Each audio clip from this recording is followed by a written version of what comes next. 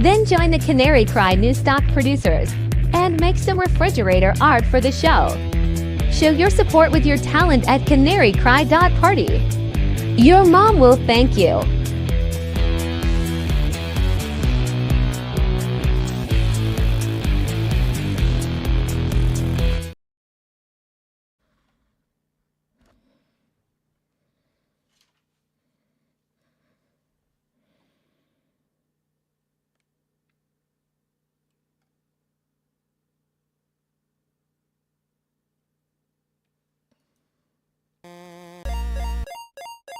Yo, you curious about blockchain technology? Your boys Basil and Gonz at CCNT have gone full crypto bro.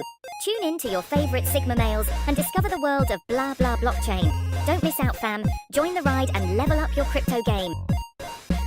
Investing in cryptocurrency involves significant risk and can result in substantial or complete loss of funds. The information provided by CCNT, Basil and Gonz is for educational purposes only and should not be considered financial advice. Always conduct your own research and consult with a professional financial advisor before making any investment decisions.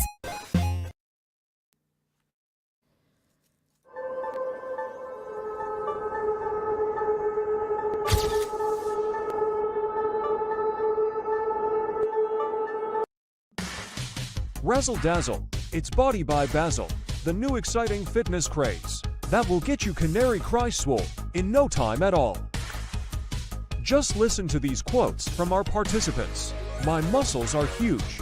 It's all or Nephilim. You'll be an apocalypse warlord in no time. Don't wait. Order today and save 33% for just 4 easy payments of only $33.33. You too can have the body of a googly eye, VR headset wearing Nephilim warlord.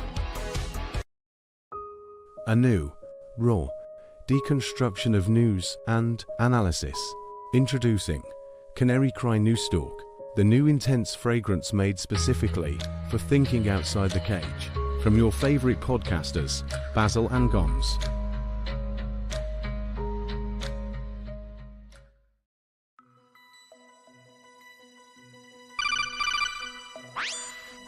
Gonz, can you hear me?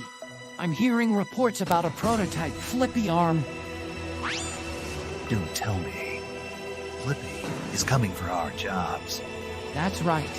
You know what this means. Yeah, it's wake-up time.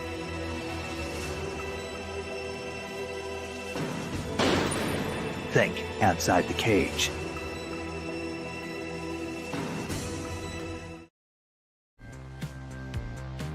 Oh, hi everybody. What's going on? We're having some technical goblins and some things going on. This is not the show. This is the pre-show. There will be a countdown, I'm sure, pretty soon. What's going on? We got this going. We're doing it. It's fine. Everything's fine. It's episode 100. Everything's fine and it's perfect. We even have a fun... What did I say? 100. 100. This is episode 100. The year is 2016. We got a show. We got a great show for you today. It's going to be good. We even have a very special opener to the show, which I realize we did not talk about beforehand, but I am hoping that our very special video opener will be coming before the show starts. So stick around for that. But what's up to everybody in the chat? Who do we got here? Who do we got here? Who do we got here? Who do we got here? Let me look. Let me look. Let me look. Don't go anywhere. Designer Soul on YouTube says it's wake up time. Denise says hello y'all. Desert Rose says hi everyone. Sir Jamie over on the Rumble, what's going on? Estimating One Discovering 3 says raise your hand if you're being shadow banned. Yeah baby, right here, let's go. Elio's in the chat, what's up? Oh, and Sir Morif, we've got so many Knights and Dames of the Canary Cry round table here. This is good. This is perfect. We got Sir Guthbrander over on the YouTube. Guitar Man 86. What's going on? That's Sir Ike. Psalm 40. Ernesto. Everybody's here. This is great. Wiltabox in the Rumble. Susie Q in the Rumble. What's going on? All right.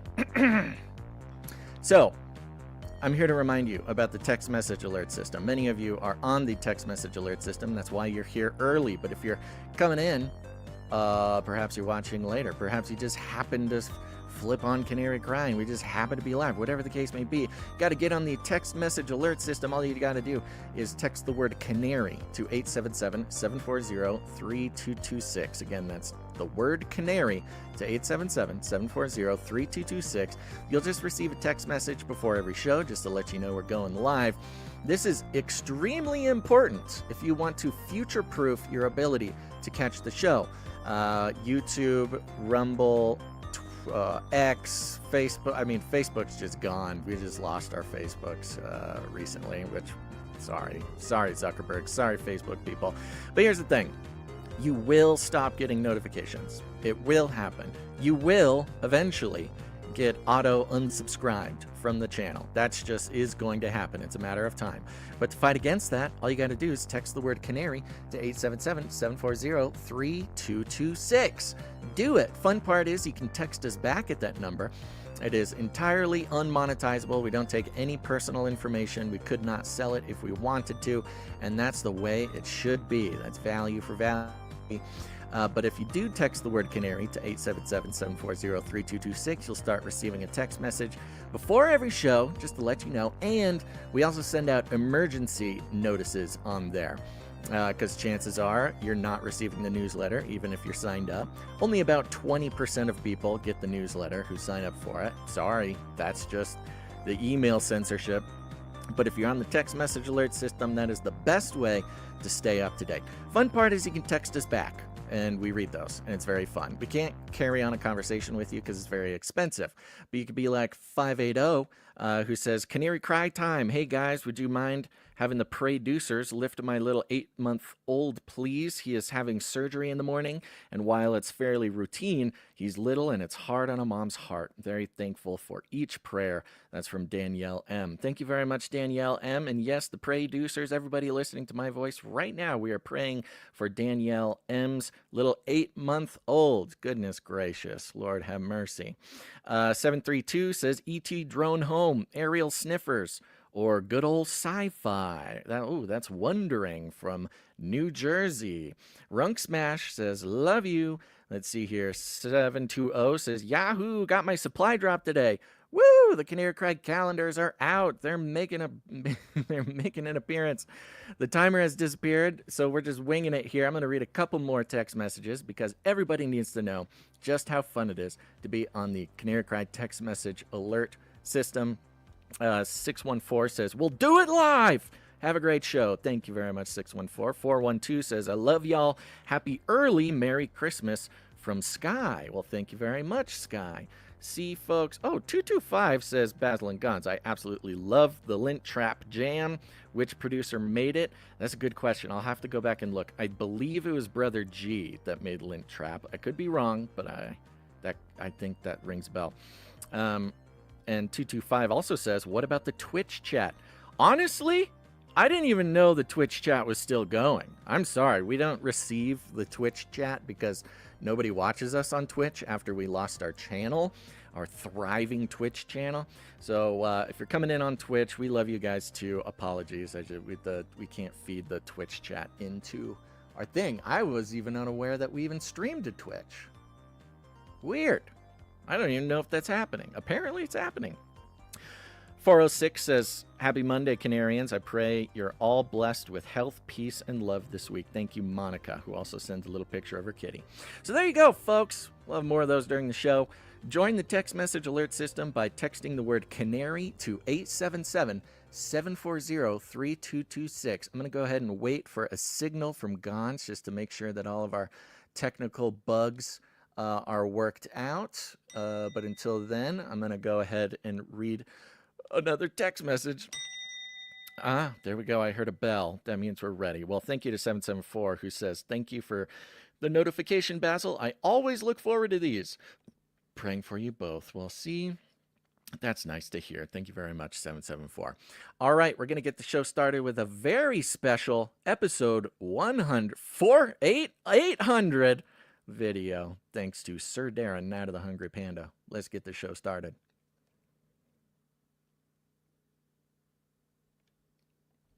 You can't throw that curveball at me, dude.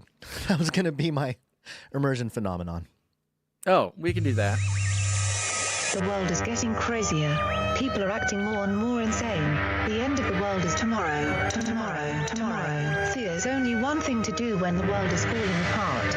Listen to Basil and Gonz as they discuss this week's news and events through the lens of Bible prophecy. You are listening to Canary Cry News Talk. You're listening to Canary Cry News Talk. Today is December 16th, 2024. We are live to tape on episode 800. And today, Throne or Drone? Signing on from Off the Grid, Razzle Dazzle. I'm your best buddy Basil, and you are not crazy. And my name is Gonz, director of the Age of Deceit films, your favorite Asian provocateur for Christ, live to tape from the land of New Scum to bring you the best news, which is the gospel message of Jesus Christ, while reporting the egregious, but the well-rounded, biblically grounded take on world events. And yes, now we can begin with the immersion phenomenon, which is episode 800. Whoa. Woo! All right, here we go.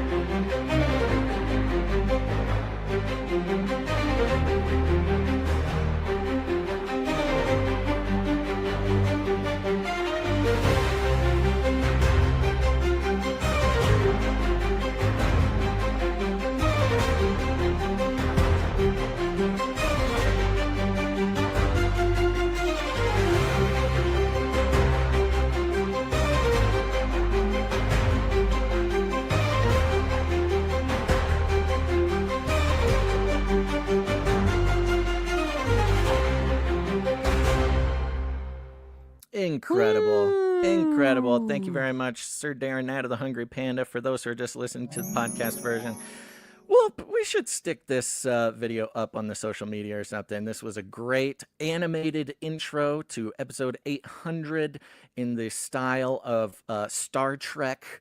Gonz, you appear as Spock Gonz, Gok, something like that. And of course, there's me there with the VR headset, with the googly eyes, taking my Captain rightful Kirk. place as Captain Kirk here. Excellently done. Very exciting. Thank you, everybody in the chat who liked that as well.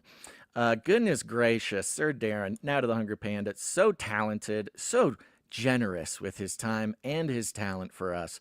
What would we do without him, Gonz? Yep, appreciate it. Value for Happy- value. Yeah, Prime happy example. Episode 800 to you, Gonzo. Happy Yeah. 800 episode to everybody else. Thank you for being here. Gee, 800 times we've done this, huh? That's wild. I mean, we've done it more than 800 times, but Yeah. for this particular thing. We have, I think, between Canary Cry Radio and all the flybys and Burning Man episodes, stuff like that, we're officially over 1,000 episodes. Oh, which, yeah. I think we hit that a while ago. Which would be much more impressive if this was maybe like 2016 or something. Yeah. You know, there's look, it's still a very special group of podcasters who have made it to 1,000 episodes or more. Of course, I mean, I'm not even counting Ravel or the Joyspiracy Theory or Face Like the Sun, which had Face 1,000 videos on its own. Right, So that's yeah, right. yeah. Okay, so thank you all for being here. Many people have been with us since the very beginning, and we couldn't have done it without you. Yep. Well, Gonz, I think I want to start out, of course, some very sad news this morning.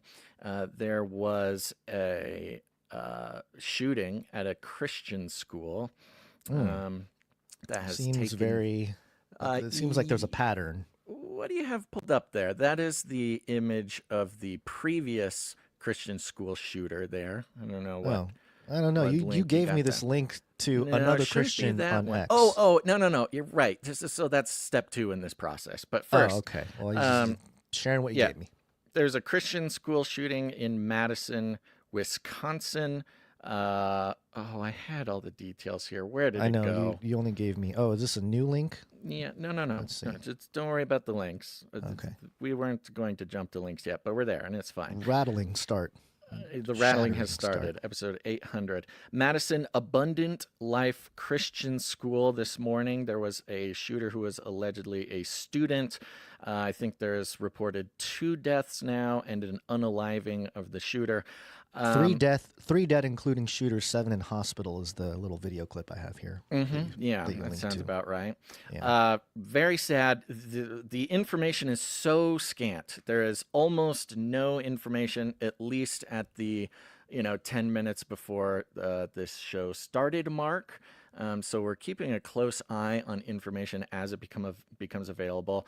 It is an unfortunate situation, but is so relevant to A, this show, and B, navigating the what it is chaos. to, It's to be in chaos. the world today, right? Yeah, Because of course, and this is kind of there's a couple strange details in regards to people getting the news about this that I know our people, of course, are going to be very level-headed, and they are very media literate, and they are immune from the psyop aspects of the dissemination of information ultimately being filtered through robotic algorithms and still, unfortunately, information overlords. But right off the bat, the thing that caught my attention, now you can go to that link there, when this first started trending this morning, there was hashtag school shooting that was trending. And for those who don't know, if you're on X, you get a little list Excuse of me. the. My gosh. You get a little. It's okay, guys. You get a little I know. list. I didn't expect to have It's such a fine. deep show, but sorry, go It's ahead. fine. Shh, shh, shh, shh, shh. So you get a little list of the trending phrases, the actual set of words that are attached to what is being reported or trending, rather, not reported, being posted about. And so you'll get things like hashtag school shooting. That is that is the proper use of a hashtag, which I got to give them credit for. But the other strange thing was another phrase was trending, and this phrase was another Christian. Just those 2 words, another Christian. And immediately when I see that, I go, okay, what's another Christian done? Another Christian, okay, what's the deal? Well, it turns out the phrase another Christian was just being used in posts to say another Christian school shooting. Another shooting, another Christian school shot up. Yeah, by why blah, not blah, put blah. school or another Christian Right, school it's just shooting very or something, strange. yeah. And of course, this is like an automated process most of the time. Not that it can't be fudged with. But, you see the phrase another Christian trending, you automatically think like, oh, another Christian has done something. Another Christian has done something bad. Another, it doesn't immediately scream Christian school shooting. It's just very bizarre. And so that kicked off the alarm bells, the red flags immediately as to the wielding, the tides of narrative crafting, worldview crafting, information flow, things like that. It was very odd. Now, if you go to the various trending phrases about this story, immediately, everybody was saying, oh, this is a non-binary trans shooter. A couple of them were like, hey, this is probably another non-binary trans shooter. But immediately I wouldn't even call it an assumption. I mean, maybe it is an assumption. It felt like some sort of bot farm, campaign to come out and immediately put out the information that is not available as of right now. I'll keep updating as we go. But there is no available information whatsoever on the shooter, except for that the shooter may have been a student. Now, there was one other piece of information that's going around. Well, so first of all, as of now, there is no indication whatsoever. Is it possible? Yes, it's possible. Would it fit into a narrative? Yes, it would fit into a narrative if this was the case. Have we seen it before? Yes, we have seen it before, as some of the Twitter posts Gons have scrolled by where people are referencing the Nashville Christian school shooter. But as of now, there is no information regarding that. However, now remember, I'm saying all this in the context of navigating and analyzing the actual story, the wielding of this PSYOP. I'm not saying that this didn't happen. I'm not going on like a Alex Jones type of thing, but we know even real events are wielded as a weapon, or at least the narrative, the storytelling, the worldview being presented is wielded as a weapon for specific purposes. If you go to that second link there, Gons, it's a ex-post from the Libs of TikTok account, who, of course, is very famous and has been doing a number of, I would say, quality actions online, most of which I think people are happy with. But this Libs of TikTok account posted an 8-second video. And if you want to play that 8-second video, Gons, we can pick apart another piece of the narrative here. They never fired their weapons. That is correct. Correct. Let's follow that one question. I don't know if it's a male or female, but the police department did not fire their weapons. Thank you. 8 seconds. 8-second clip from the chief of police here, out of a Fox News report where they played a longer interview for this fella. And the quote being, "I don't know if it's a male or a female." Well, is that what triggered this whole conversation of must be trans or must be yes. non-binary? This is the Really? Evidence that's getting passed around that, it's a non-binary or trans person. God, and people need to settle down. People need to settle down. much. They need to It's settle too much. down. The PSYOP is too strong. It's too strong. And Man. who knows? Maybe it will end Maybe it up is. being, it could be. But as of now, this is being taken way too seriously by way too many people. And it's unfortunate, not because it's maybe the most dire of, pieces of information, whether it's mis, dis, or mal, we don't know yet. But it reveals something about the online community. Now, X, as we know, is almost exactly half on the right, almost exactly half on the left. So I think it's a pretty good, sample for what's going on in the world. And it just kind of jumped right into this narrative, and whether it's true or not, we'll find out. But it's way too convenient, way too predictable of a platform to sort of wield. Honestly, it's not even mis, dis, or malinformation. It's non-existent information at this point.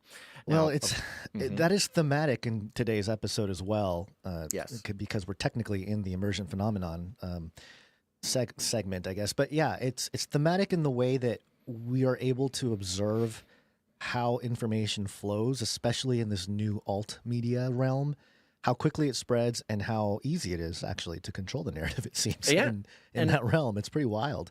And the pleasure that I see people taking in letting themselves get swept down the river. Confirmation bias, man. Yes, it confirmation bias works is for the strong. right as it does for the left. It's very important to recognize that because people can get carried away. Yes, this will come up a couple times in the show today. And look, I get it. Some people are less interested in the sort of, meta programming and being able to break outside of the matrix. If you think the matrix, quote unquote, is just happening on the left and not the right, you are totally missing it. And I'm sorry. I know that it might make this show less what you're looking for as far as current events and analysis and breakdown and all that. Yeah, and your biases, that kind of stuff. Yeah. But honestly, this is why I think our people are the most, not just the most informed, but thanks to the value for value model, also the most aware of how they can be played. I've said it for years and years is, you got to watch out who's pulling your strings. And it is a much more elegant process nowadays, especially for people on the right, to have their strings pulled just as much as those on the left. And elegant and sophisticated, kind of blind, a lot of people are blind to it. It's very sad. And the not the mainstream, but like the mainstream alt, the big alt media superstars, they fall right into it. They're sort of agents of this thing, as you pointed out in regards to the nature of the information landscape today. Like, everybody is sort of a unit of data broadcasting. Whether you like it or not, you are a tool. You're participating in the game if you publish anything online, whether it's an opinion or an event that you are there for, that you have footage and you publish that. Everybody is, as Elon said, you are the media now. Everybody, but he's the part that people aren't paying attention to is, yes, everyone is the media in a sense. It's that whole Andy Warhol. Everyone's going to have their 15 minutes of fame, but it's also, what was I going to say? There was a train of thought that I lost there. Yeah, well, that's okay. Hold on. Oh, yes. We are represent. Everyone's sort of like an agent of some kind of intelligence or something. We're representing something or someone on the internet. Everyone's an asset. Everyone's an asset delivering a message and trying to garner attention from the public. So it is a game. We're all in it. It's kind of crazy how far we've come in this, and we're not even an inch into the whole thing. It's going to get much crazier. Yeah, and nefariously, much like my rants about advertising, the true nature of advertising, where it's happening subconsciously. You might think that you're immune to it. You might think, because people posting that, oh, this person may be a non-binary something or other, they're not thinking to themselves, oh, I have been influenced by someone that I trust online, or just a sheer massive confirmation bias that I'm receiving. And so I, as an individual, am choosing upon my own accord to post the same thing, and I am not being controlled by anyone. And unfortunately, it simply is not the case. I mean, the only reason that this system works this way is because we are under the impression that our strings are not getting pulled, and that's what allows it to continue. And that's what makes it such an elegant and perfected system of worldview and narrative manipulation. So, anyways, all that to say, we're all here to be aware of it. Part of being aware of it is accepting that it's happening, accepting our own role in it. We try very hard on this show to try and avoid being used as an asset, an intelligence asset in that way. As much as people like to think that we're CIA shills, unless, I don't know, Sir Darren Knight of the Hungry Panda or Sir Jamie or something. Yeah, we said it. The actual CIA. We've said it, that we are suspicious of all producers. Every producer. Everybody's a Russian asset. Scrutiny of the Canary Cry Administrative Council. Putin's puppet. We're all keeping an eye on you. Putin's puppet. We're collecting IP addresses. Continue. Go ahead. Anyways, so we hope that I'm sure a lot of people will feel seen. I'm sure a lot of our people, all of this same stuff occurred to them in the moment because they're very smart and they're very well educated and they're paying attention. So being aware of it is the first step. So that's what we're trying to do here. But I will be keeping an eye throughout the show to see what kind of updates, information is being seeded through the mainstream media, and we can continue to analyze as we go that direction. And just to mention, just because you brought up the Christian school shooting thing, it continues to create that tension between Christians, or theists, if you will, in this country and some other party. And that's one of the, you can say communism. I mean, a lot of people right now in this country think that it is still a communist versus sort of, or socialist versus a more conservative type of regime, which is true on the surface. But, I'm showing the tarot cards, the Economist cover, the Trump Economist cover that came out in 2016 that had the 8 tarot cards sort of reimagined for Trump. And I've pointed out the tower card so many times, but I'll do it again, which is a big tower where the Martin Luther's thesis is nailed to the door there, and on the left is a crowd holding up a communist, what is that, the sickle and hammer symbol, and on the right, the crowd is holding up a crucifix, and the divide and conquer tactics there seem to be at play. And I think they're trying to draw Christians, like we've said for years now, especially with the Christian nationalism psyop from the mainstream media, to really activate Christians, to activate conservatives, to become more political, get more involved, because, hey, we're all the media now. The other thing I was going to mention with we're all media now, we are creating because we are the media now, as Elon said, we are also the surveillance state now. We are the surveillance. Like, we're watching one another. We're surveilling one another. We are the living panopticon. So just keep that in mind when you film something, or, we're participating in that panopticon, especially if you share it online. You're saying, hey, this happened, world, see what happened, and documenting it and putting it down. So, and we're feeding the AI, human AI consciousness machine or whatever is going to be plugged into people's brains in like 5 years or less, or is already in certain brains. That's right. So there you go. If we have any Wisconsin and even Madison, Wisconsin Canarians who are in the area, if you have any information you want to send to us, of course, you can leave a voicemail at canarycrynewstalk.com. Look for the green tab on the right-hand side of the bottom. Click on that. You can leave us a message, or you can email us at canarycryradio@gmail.com. And, of course, part of the thing with stories like this and these immediate news stories that are being reported and put out there, there's such a lack of information, and yet somehow they're able to publish 100 paragraphs under the headline about it. There's already police interviews and stuff. Well, there's rehashing of even the very concept of school shootings going on, which is another sort of, another tool, maybe? Like a thread. Yeah. So you're right. When these things happen and there's no information, they have the opportunity to publish like a manifesto about the current ideology coming from that particular news outlet, where when there's no actual information about the event, but it gives them a chance to go back and rehash all of their beliefs and all of their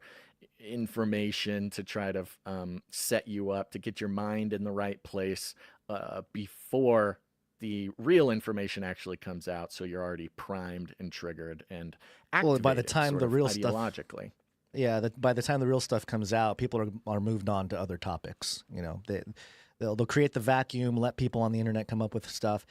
If they said the shooter is dead, then it's different than if they're at large or if they're under custody or something like that. The search is different, especially if they're deceased. So, we'll just have to keep in mind. Hey, what are the odds that this shooter ate a Big Mac before they showed up to do this? Yeah, McDonald's definitely going to show up in the in the story angle somewhere. Yeah. They're paid. They made some contract with the establishment to be involved in every violent act of news. Or there's just some sort of like spiritual mechanic at work, that the esoteric sigils that are McDonald's and how it represents like the undercurrent of everything American, the American spirit, just happens to pop up. Ronald McDonald's decades of spells is finally paying off. Finally, he's happy now. He's got a big old scruffy red beard, but he's stoked.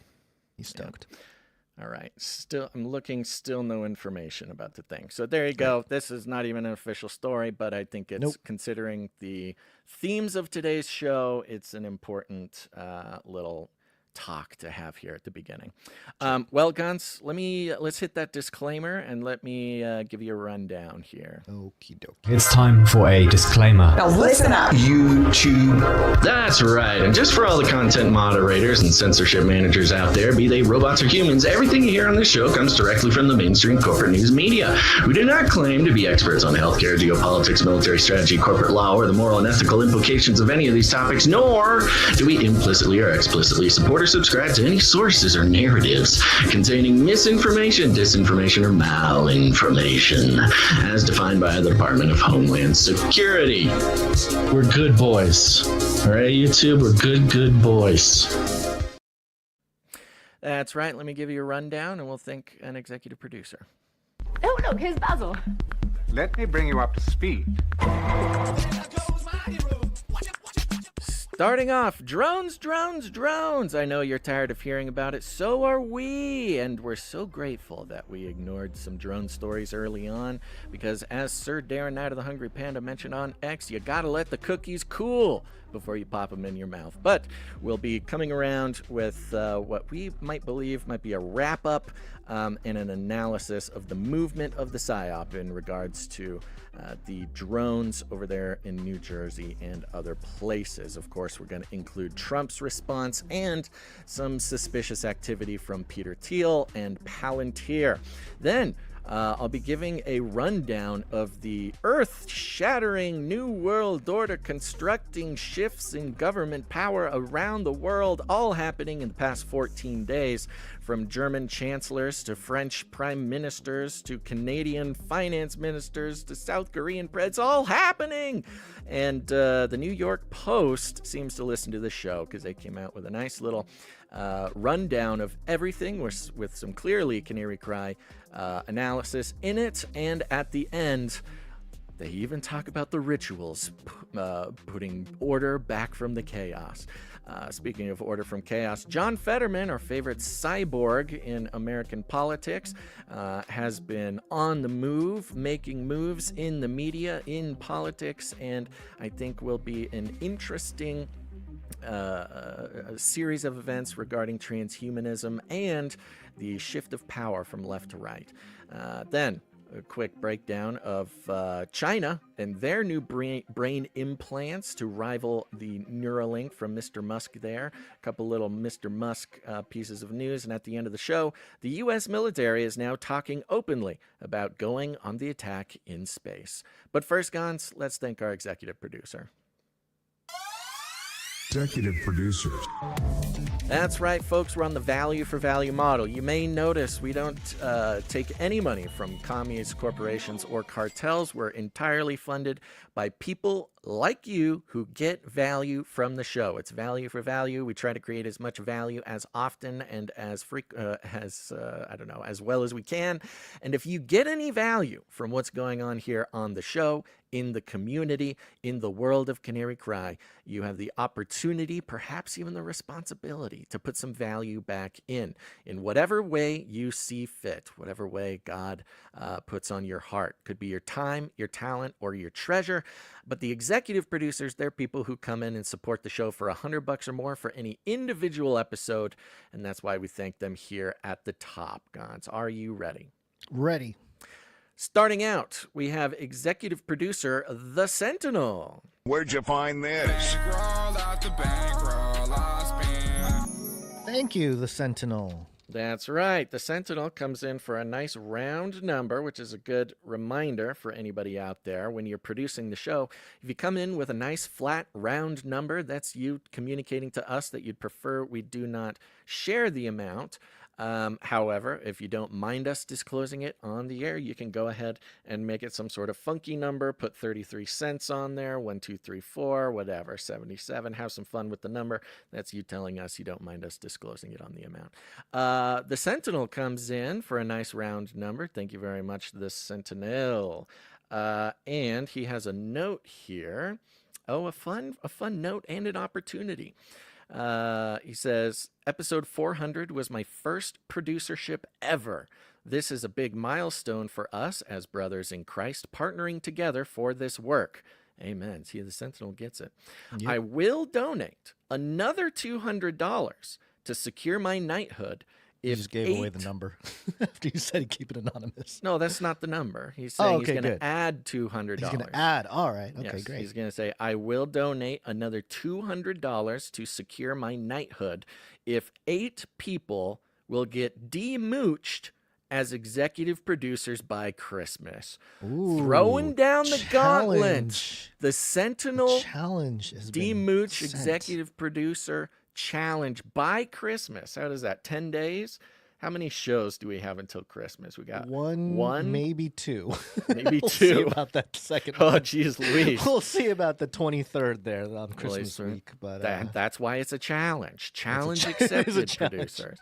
So if you are someone who has never produced the show before, and if you feel the time has come, the Christmas season is welling up inside you. The Lord is touching your heart. He's blessing your finances. You are overflowing with the blessings of the Lord. Consider executive producing the show. That's $100 or more.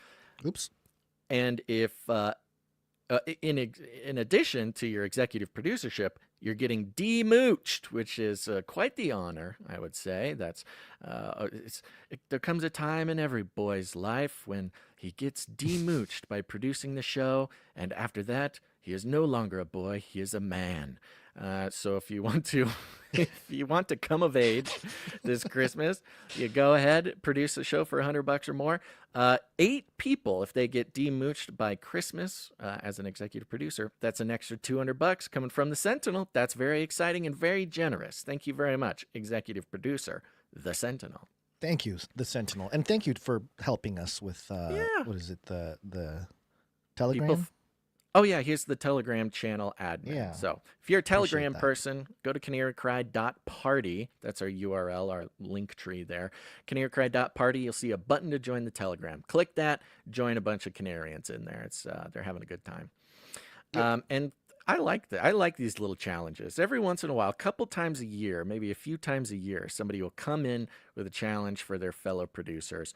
And much of the time, those challenges are met. Producers rise up to meet the challenge. It's good for the show. It's good for the producers of the show. It's good for whatever God is doing with us here on Earth. So thank you very much, executive producer of the Sentinel.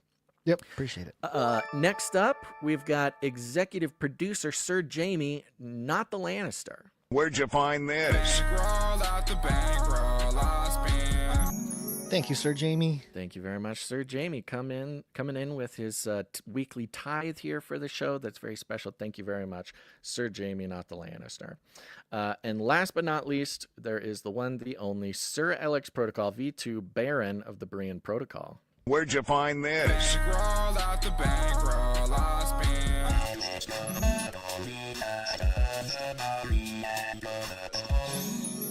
He's on Thank a 354 episodes in a row on a 7-episode executive producer streak.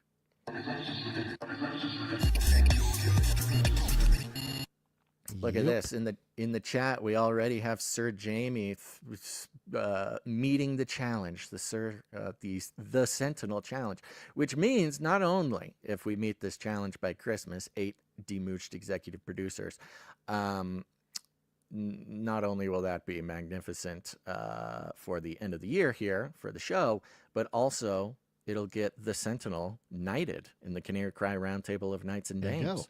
Yeah. Every single time the Sentinel shows up in producership, I could have sworn that he was knighted already. And I go through all of our records, I go through our email, I go through everything. I'm like, what was his knight name? But I could never find it. He's just been such a fixture on the show for so long that I just assumed. But it's about time we get united, the Sentinel. Yep, it's about time. All right, that's it. Let's go ahead and get this show started, Guns, with our lead stories. Okie dokie. Oh, by the way, yep. If somebody wants to get demooched and executive produce the show, all you got to do is go to canarycry.support. Canarycry.support. Let us begin. What? Sorry. Leo says, I don't get the demooch thingy. Yeah, I guess we're not giving context for that. Demooch, we have a jingle for it and everything. It's very fun. Well, we call out the mooches. Well, here's the thing. We don't call out the mooches. We used to call out the mooches. We used to, yeah. We don't do this anymore. It hurt people's feelings, so we don't call out the mooches anymore. However, it has stuck around. It's a remnant of that time that the first time somebody produces the show, or in this case, executive produces the show, that means they're no longer a mooch. They are putting value back in, and so they get demooched, and everybody throws a party and lifts them up on their shoulders and like throws them around, and it's a good time. So there you go. We don't call out who's getting demooched or not. So if you're getting demooched, you have to tell us. Well, I think does she understand who are the moochers? Should we explain that? The moochers, people who are getting value from the show but not putting value back in. There you go. There you go. Just for clarity's sake, for everyone Yeah. who's wondering, or anyone who's wondering. Yeah, there you go. But yes, we stopped calling people out because it made them very sad. But hey, I don't know. If things get to a certain place, we might have to start calling them out again. We already think all of our producers are Russian agents. It's been a pretty slow December here. Yeah. All right, let's get back to the show. Thank you very much for the question, Elio. Yep. Okay, here we go. Let's talk about drones. Oh, wait a second. Saved lives. Wait. What? I misunderstood what Sir Jamie was saying. What? Sir Jamie is saying he will match the I know, that's what $200. No, Yes. I know. I said it wrong. He's Oh, okay. matching the Sentinels to not Right. to say that Sir Jamie is coming in to executive produce to count against it. So there we go. If we get 800, if we get 8 executive producers, then there will be an extra $200 donation from the Sentinel and an extra $200 donation from Sir Jamie, not the Lannister. I understand. What an exciting time to be alive, folks. Come on, get your demooching. I wouldn't mind having 800 executive producers a month. We probably could finally, start breaking. We can even get like if we real had equipment if that happened. 800, thank you to Clank, by the way, Clank and Iphias, for now notating all the time codes for our technical problems.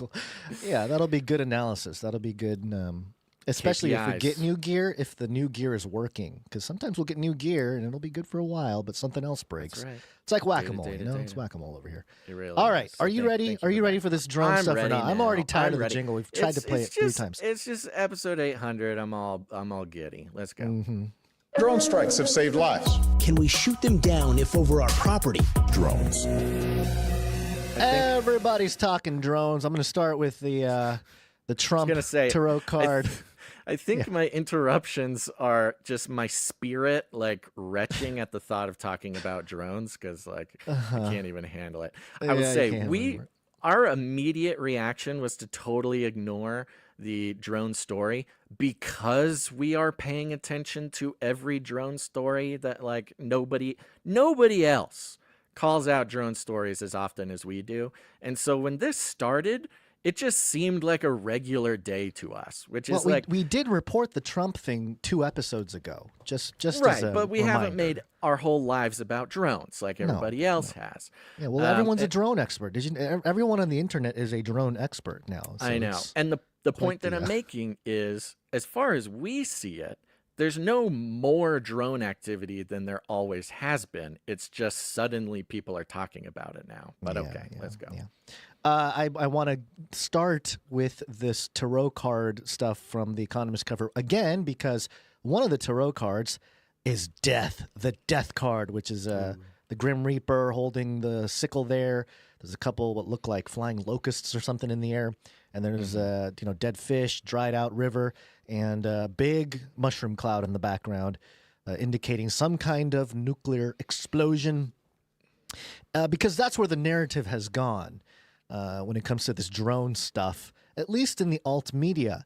It's been really fascinating to watch the drone conversation go from UFOs, advanced technology, aliens, to mothership. It was an Iranian mothership. Iranian mothership, and then now it's there's nukes. There's nukes missing from Ukraine, and someone's looking for them. Oh yeah, and that's become the narrative. It was fascinating. It was really very fascinating to watch. Well, I loved how it started out with aliens, and I mean the certainty with which people are talking, even like the mainstream. I keep saying mainstream. The like alt superstars. Altstream, yeah. The certainty by which they have attached to every single one of these versions of the psyop. It was everybody's like aliens, aliens, aliens. Then it moved on to that representative guy, a politician, coming out and say, I have high-level military, blah, blah, blah, that nobody else has. And there's a Iranian mothership off the East Coast launching these drones. Again, you gotta love the NLP of still referencing mothership, like aliens, right? Like it's like still some kind of alien, some kind of advanced or alien technology or something. Yeah, and it's I'm plugged into some areas of Web3, and there were some Web3 Twitter space, or I guess X spaces over the weekend. Hours talking about aliens and UFOs, and it got into the ancient history. People hopped on stage. They're talking Nephilim. They're talking Genesis 6. It was wild. It was like, okay, I guess we're just talking about this now as if it's just normal and everyone's curious about it. So there's two, I have mixed emotions about that, because on one hand, it's like, Basil, that's our bread and butter. Like, we've been talking about Genesis 6 and that paradigm since the beginning. It's been our whole thing, and how it shapes not just end times prophecy, but so many other cultural and political issues when it comes to transhumanism or technocracy or some kind of enhancement agenda or genetic manipulation, all kinds of stuff, diseases, blah, blah, blah, all the things. So it addresses all that. But also, we have been around long enough to notice when everybody starts talking about the same thing, it's usually a distraction mechanism. And aliens is a really, really good distraction mechanism for a lot of things. I tend to agree with the late Dr. Michael Heiser's thesis on Roswell, that it was actually some very highly classified stuff going on with perhaps some advanced technology or whatever, but some genetic stuff, like really nefarious stuff. And it's you can have everybody talk about UFOs and aliens. It's a great cover-up. It's a great way to get the discussion elsewhere, the public to discuss this other thing, while the government or the secret government or whoever are doing horrendous experiments. So in that vein, anytime everybody starts talking aliens, I do kind of wonder, why are we all just talking aliens all of a sudden about the drones? Like, drones doesn't mean aliens at all, but that's kind of where people's minds go. That was the third step in watching the online community march lockstep. Was it's an Iranian mothership. It's an Iranian mothership. Da da da. And then immediately, overnight, everyone is like, nope, it's Blue Beam. It's Blue Beam. Oh yeah, Blue Beam was big. Yeah, this is all Blue Beam. Get ready, it's Blue Beam. Blue Beam. Blue Beam. And, of course, it was the same people who spoke with such certainty about the Iranian mothership or whatever. Suddenly it's all Blue Beam. And then from Blue Beam, it went to nukes. It went to nukes, right.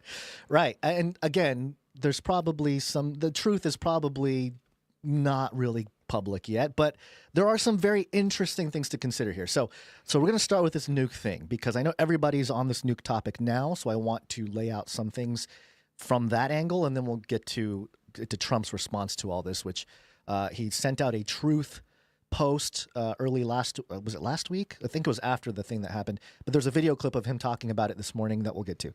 So I want to start with Newsweek here, because Newsweek had this headline 2 weeks ago, December 1st. Okay, this is why I'm kind of thinking just pay attention to the narrative crafting here.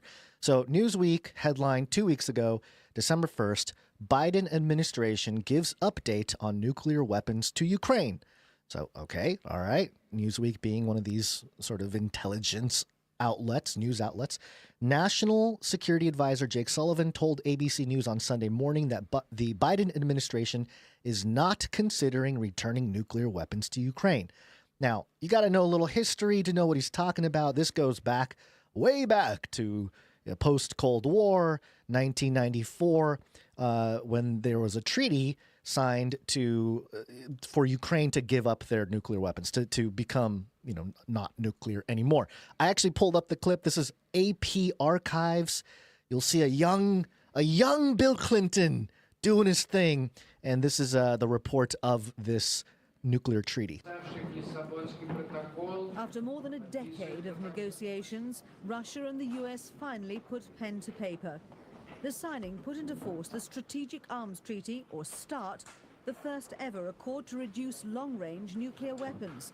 START 1 calls for the US and former Soviet Union to eliminate 9,000 long-range nuclear warheads, or 1/3 of their arsenals, over the next 7 years. At the same time, the Ukraine formally renounced nuclear arms by joining the Nuclear Non-Proliferation Treaty. Ukraine inherited almost 2,000 warheads when the Soviet Union collapsed in 1991. President Clinton heralded both signings as the arrival of a new and safe era. Skeptics once claimed that the nuclear threat would actually grow after the Soviet Union dissolved. But because of the wisdom and statesmanship of the leaders who joined me here, the skeptics have been proven wrong. Ukraine will join Belarus and Kazakhstan in becoming nuclear-free by the end. All right, sorry about the audio. It wasn't great. Was that loud enough for you to hear, Basil? It was a little low, but yeah, I couldn't push it any more than that. Was all the way up. But just to get an idea that there was this period of time about 30 years ago.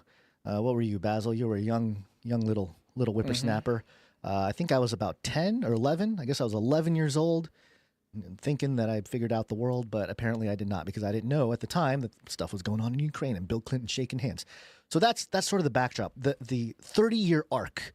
That was December 5th of 1994. So literally 30 years ago, this is what happened. And now this narrative is brought back up in this drone story. I'm going to go to mediate.com being mirrored on msn.com. And the headline here. Just in case somebody didn't hear it, what's the summation of the clip of the story? It was just Ukraine, Belarus, and Uzbekistan, I think, were the three nations declaring to become non-nuclear or I guess disarm, basically. Okay. Disarm nuclear weapons, which, if you're familiar with Alice Bailey's externalization of the hierarchy, she talks about disarming the nations. And specifically, she was talking about a nuclear threat at the time of writing, when she was channeling Dejois Cool, an ascended master that was giving her information. So part of the New World Order system was to denuclearize all nations, right? So that was along those lines. And that discussion continues today. That perpetual war has shaped a lot of our activity in the Middle East the last few decades and stuff, that narrative anyway, that the nuclear weapons threat of other nations, even though we kind of think that there's more stuff going on there. But the Joe Rogan angle, of course, the leading podcaster, the I don't know, is he some kind of, he must be some kind of pillar of alt media, right? He's like the touching point of the new media and all that stuff. Joe Rogan says he's now genuinely concerned about New Jersey drones after watching a TikTok about missing nukes and interstate waste. And it says here, podcaster Joe Rogan said on social media Sunday he was genuinely concerned about the drones that have appeared above the skies over New Jersey and neighboring states in recent weeks. Rogan shared a video on his X page of one self-described drone manufacturing company CEO discussing the hysteria and commented, quote, "This is the first video about these drones that has got me genuinely concerned." All right, so what is this clip? It is actually a clip of a gentleman named Ferguson. What was his first name here? I thought I had this highlighted. Maybe I do not. Is it not in this article? Interesting. It used to be. Well, anyway, let's see. John Ferguson. And I have some clips of John Ferguson here, and he's talking about. There were. Hold on. He's talking about in this first clip here. He is I believe the CEO. He runs a company that makes drones, and his company is contracted with the government. So he would have some insight. A government contractor making drones. He would have some insight into drones. He shares something very interesting, and it ties back to this Ukraine deal, this nuclear deal from 1994, because even at the time, the rumor was there were some nukes that went missing. I think there were even movies made about it. I think there were like some big action movies that were made based on this idea that there's some nukes missing or whatever. So here you go. Here's John Ferguson talking about his thoughts on the drone situation that got Joe Rogan scared. There were over 80, I believe. There were over 80 nuclear warheads that were in Ukraine that came up missing. Okay, we don't know where they are. Maybe somebody does, but nobody really knows where these are. And I speak with some pretty high-level government officials on this stuff, and It seems as though that is the case. So I spoke to a gentleman a few months ago who was trying to raise an alarm to the highest levels of our government, which they had their ears closed, about this one particular nuclear warhead that he physically put his hands on. He physically touched this warhead that was left over from Ukraine. And he knew that that thing was headed towards the United States. Okay? That is a very serious deal. And everyone knows that the United States government, this administration, is pushing to get into a war with Russia. We all know that. We all feel it. We all see it. Okay? Well, back up a few years. Do y'all remember when those drones were mysteriously flying across the Interstate 70 corridor from Colorado up into Nebraska, down here into Kansas, and out into Missouri? Well, it was believed that those drones were looking for radioactive material because there had been some material that came up missing here in the United States, and they felt like it was high probability that the nuclear or the radioactive material would be taken along the Interstate 70 corridor heading east or west or south. So from what we understand, they were out there trying to find this radioactive material.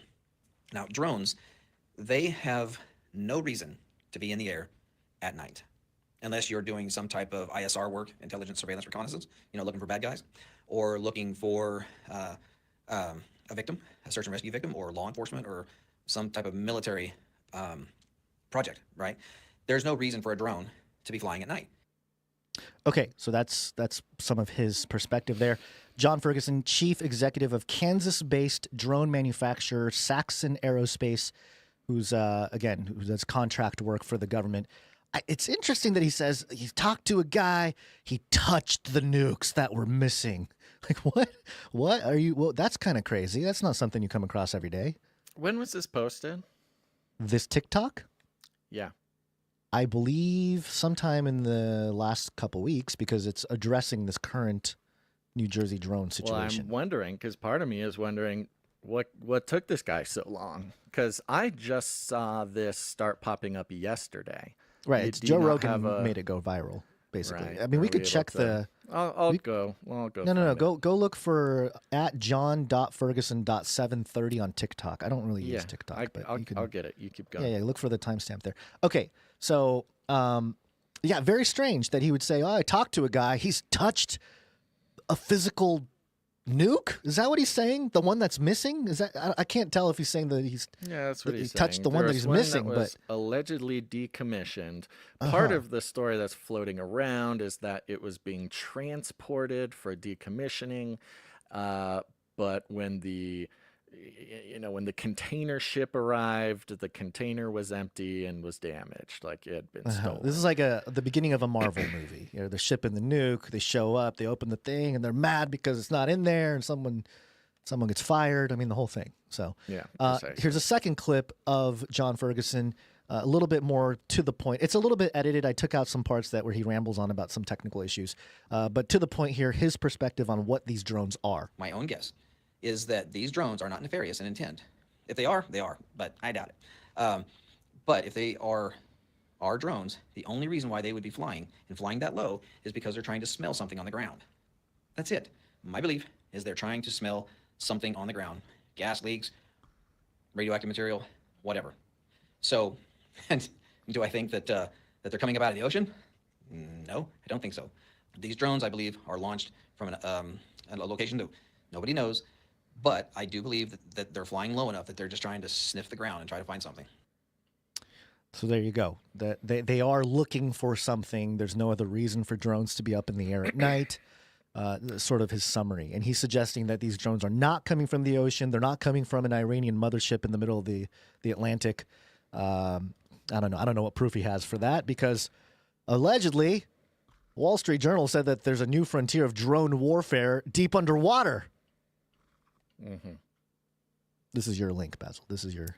Oh, yeah. I wasn't going to do the story. I was just saying, there was a lot of talk during this whole drone thing that these were coming from the ocean. I think most people were meaning to say, they're flying in from over the ocean, which was part of the mothership sort of thing. Theory or whatever. Or I guess it wasn't even theory. It was like whistleblowing or whatever from that guy.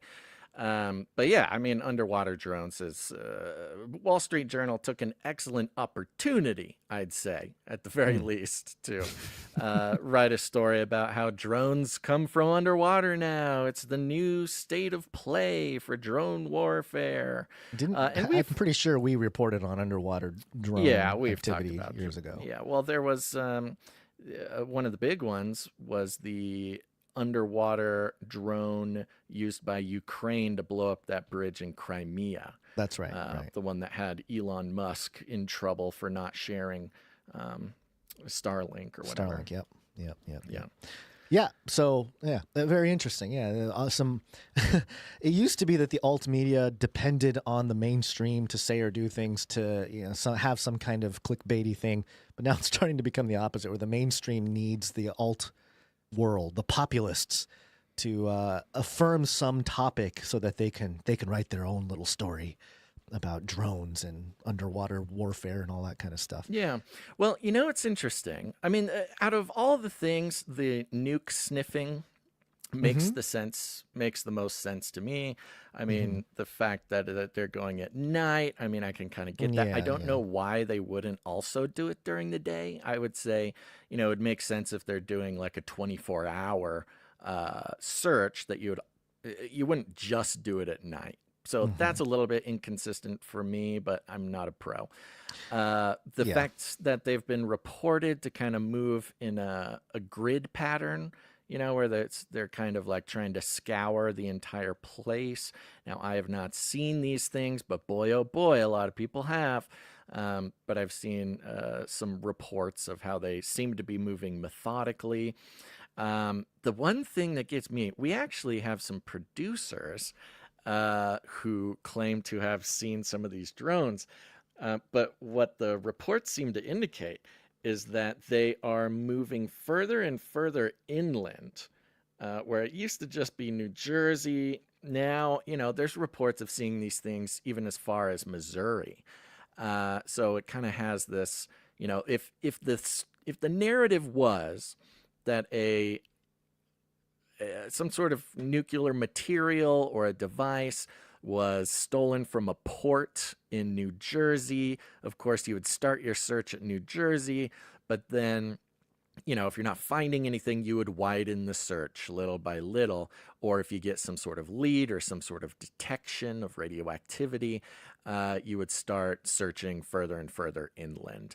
I think it does have an aspect of like, it's kind of like every state's a sanctuary state kind of feel, like we saw with immigration, where suddenly illegal immigrants weren't just a problem of the border states.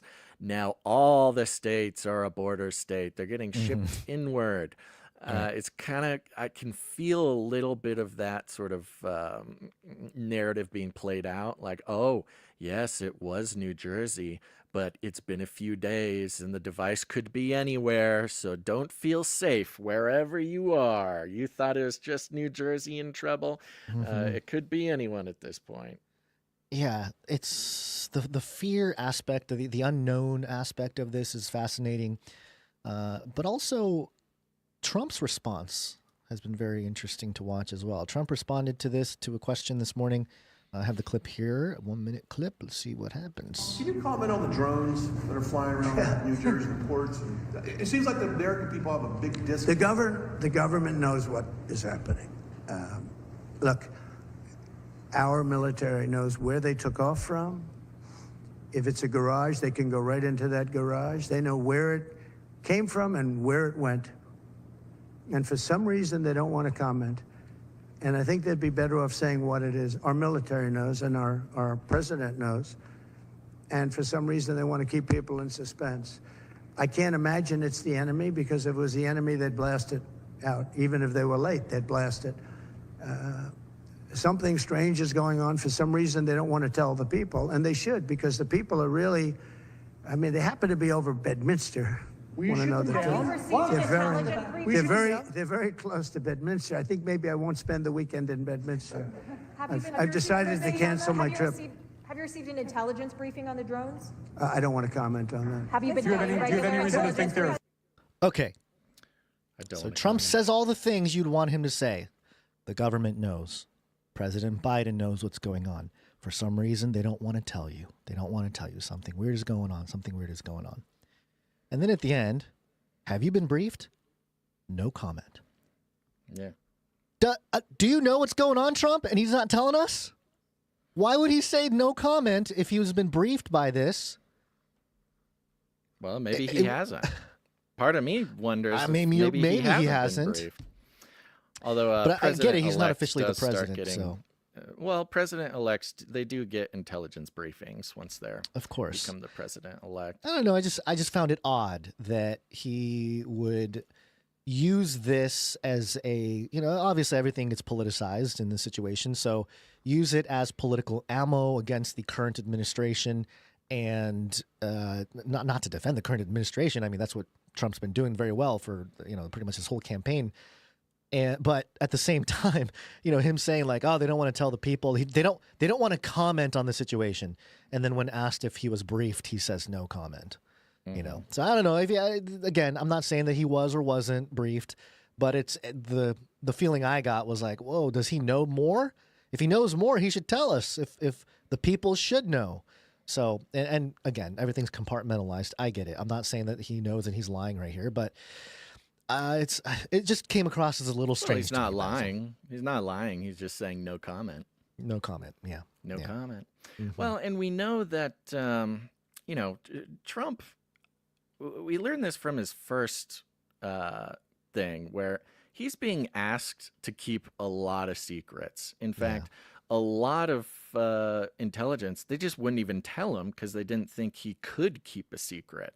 Mm-hmm. So, there's a chance he's getting some sort of intelligence briefing. But, I mean, considering Christopher Wray stepped down and the shakeup going on in intelligence, I have a feeling they're either going to be keeping more from him than ever before, or there's some attempt to kind of straighten out relations between his presidency and the intelligence agencies. I am having the darndest time finding this John Ferguson's original post on TikTok. Part of that is because I don't have a TikTok account, and they don't let you search on TikTok unless you have an account, and you're not gonna get me. I know. This time. We're like boomers when it comes to TikTok. Like, we will not download it on our phones. And I've been successful in not downloading TikTok on my phone. So I'm proud to say that I've never touched TikTok. But the particular video that Joe Rogan shared was shared on the 15th or the 14th, I believe. Saturday. I've not been able to find like a significantly older source for it. So it's hard to say. Again, I'm just kind of wondering, like, what took him so long? Why take, if he's so, informed or something. Right. I mean, I guess maybe he's just not very connected or just not very concerned with what's going on the internet. I have no idea. The earliest one I could find is December 13th. Let's see. I'm going to see if this link, I found a link here. Oh, it's going to an X account. It's hard. It's reposted just everywhere. It's impossible to you just got to scroll and look for the oldest ones. This one account has 27 million views of this clip because I think that's the one that Joe Rogan shared. That's crazy that mainstream. Hold on, let me see this. What's the source here I'm looking at? Trying to see. Oh, is this Australia? Why is it going back? Yeah, news.com.au. That's Australia, right? News.com.au. I forget if they're right-leaning or left-leaning. But they had an article, Rogue Nuke, Terrifying Theory About Mystery Drones, and their link to the source of the video that gone viral is X. It's the repost. It's like, come on, at least get to the original source. Yeah, News.com.au. I went through a few different ones, and none of the articles that I'm seeing, nobody is reporting on what date that the video was posted, and all of them are linking to the Joe Rogan repost. Nobody's going and just finding the original post of this guy on TikTok. And that was the final flip. We were talking about the landscape of change where they all work, the hive mind is all together, this alt crowd, they all think one thing, and then as soon as something shifts, they all think another thing overnight. I mean, people that I would consider, friends or colleagues in the space. Overnight, yep, they're looking for nukes. They're looking for loose nukes. They all bought it. Everyone buys it. Everyone thinks that's what's going on here. And maybe it is. But it's just interesting how narratives can shift so quickly. The power of the influencers in alt media shouldn't be left undermined here, because it's very powerful. Mm-hmm. Yeah. Here's an interesting detail. So the watermark on the video is John.Ferguson730. Yes. I just did a search on TikTok for the name or for his handle or whatever, and John.Ferguson730 does not exist.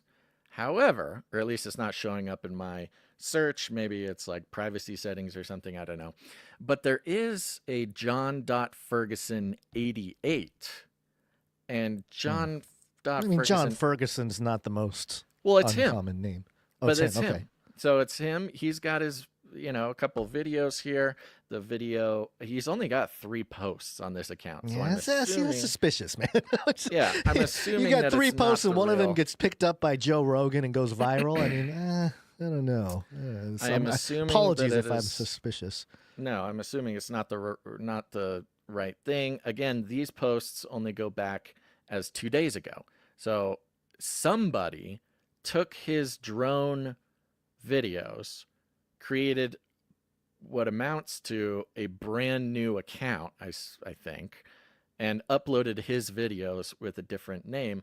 But the watermark on his name, it's just not showing up. It's just not there. It's very strange. It looks like, interesting. Yeah. I'm That's sketchy, not familiar man. with my way around TikTok, but I know there's a browser you can kind of surf around on your browser. It's just like any other thing. You use the search bar, you go to users, and it shows you the users. So, he may have like some privacy settings or something set up, so his actual account can't be found, which I guess makes sense to me, but it's very strange. We cannot find a post or a version of this video that came out less than or more than 2 days ago.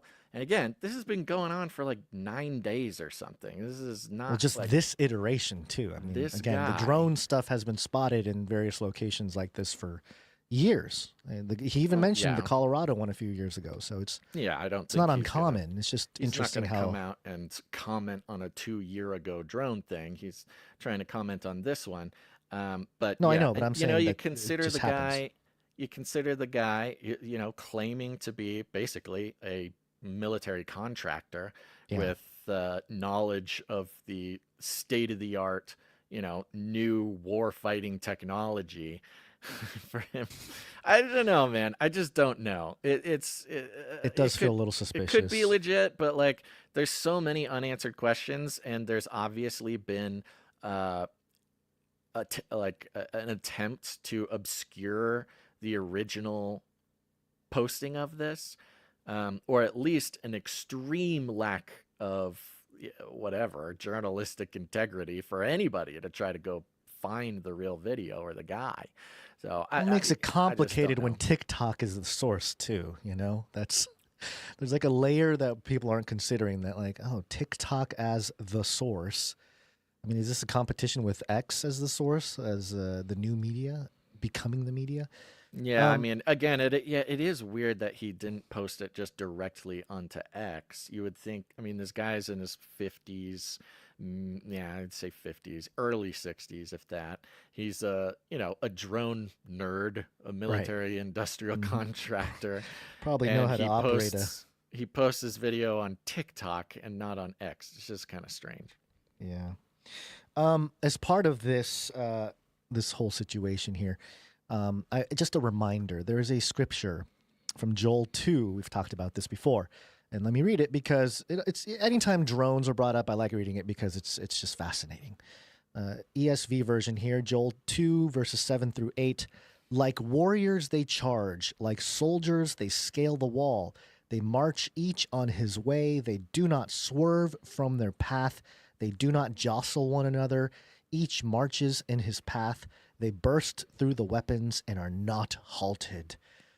They move like machines through the air. And speaking of machines through the air, we've been talking about the techno-populist uprising gentlemen like Peter Thiel financing this movement. And there's somebody that shared this that reminded me. This is an old Palantir commercial. Now, Palantir is one of Peter Thiel's companies. It's like a data dashboard company or something. They do some intelligence, some information company, intelligence work. Yeah. And for the listening audience, there's just a lot of stuff going on. There's a lot of drones. There's like ships. There's all kinds of stuff. But here's the video ad, 30 second. That's actually 33-second ad from Palantir.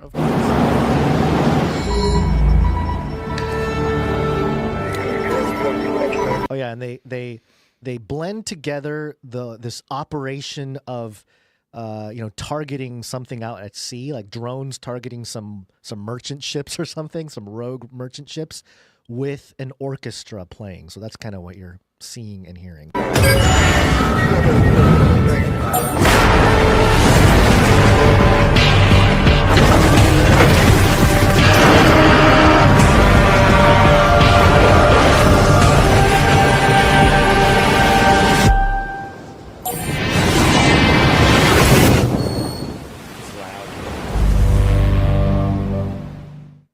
And the last hopefully part, that didn't blow out the ears of everybody. That was extremely loud on my side. Sorry.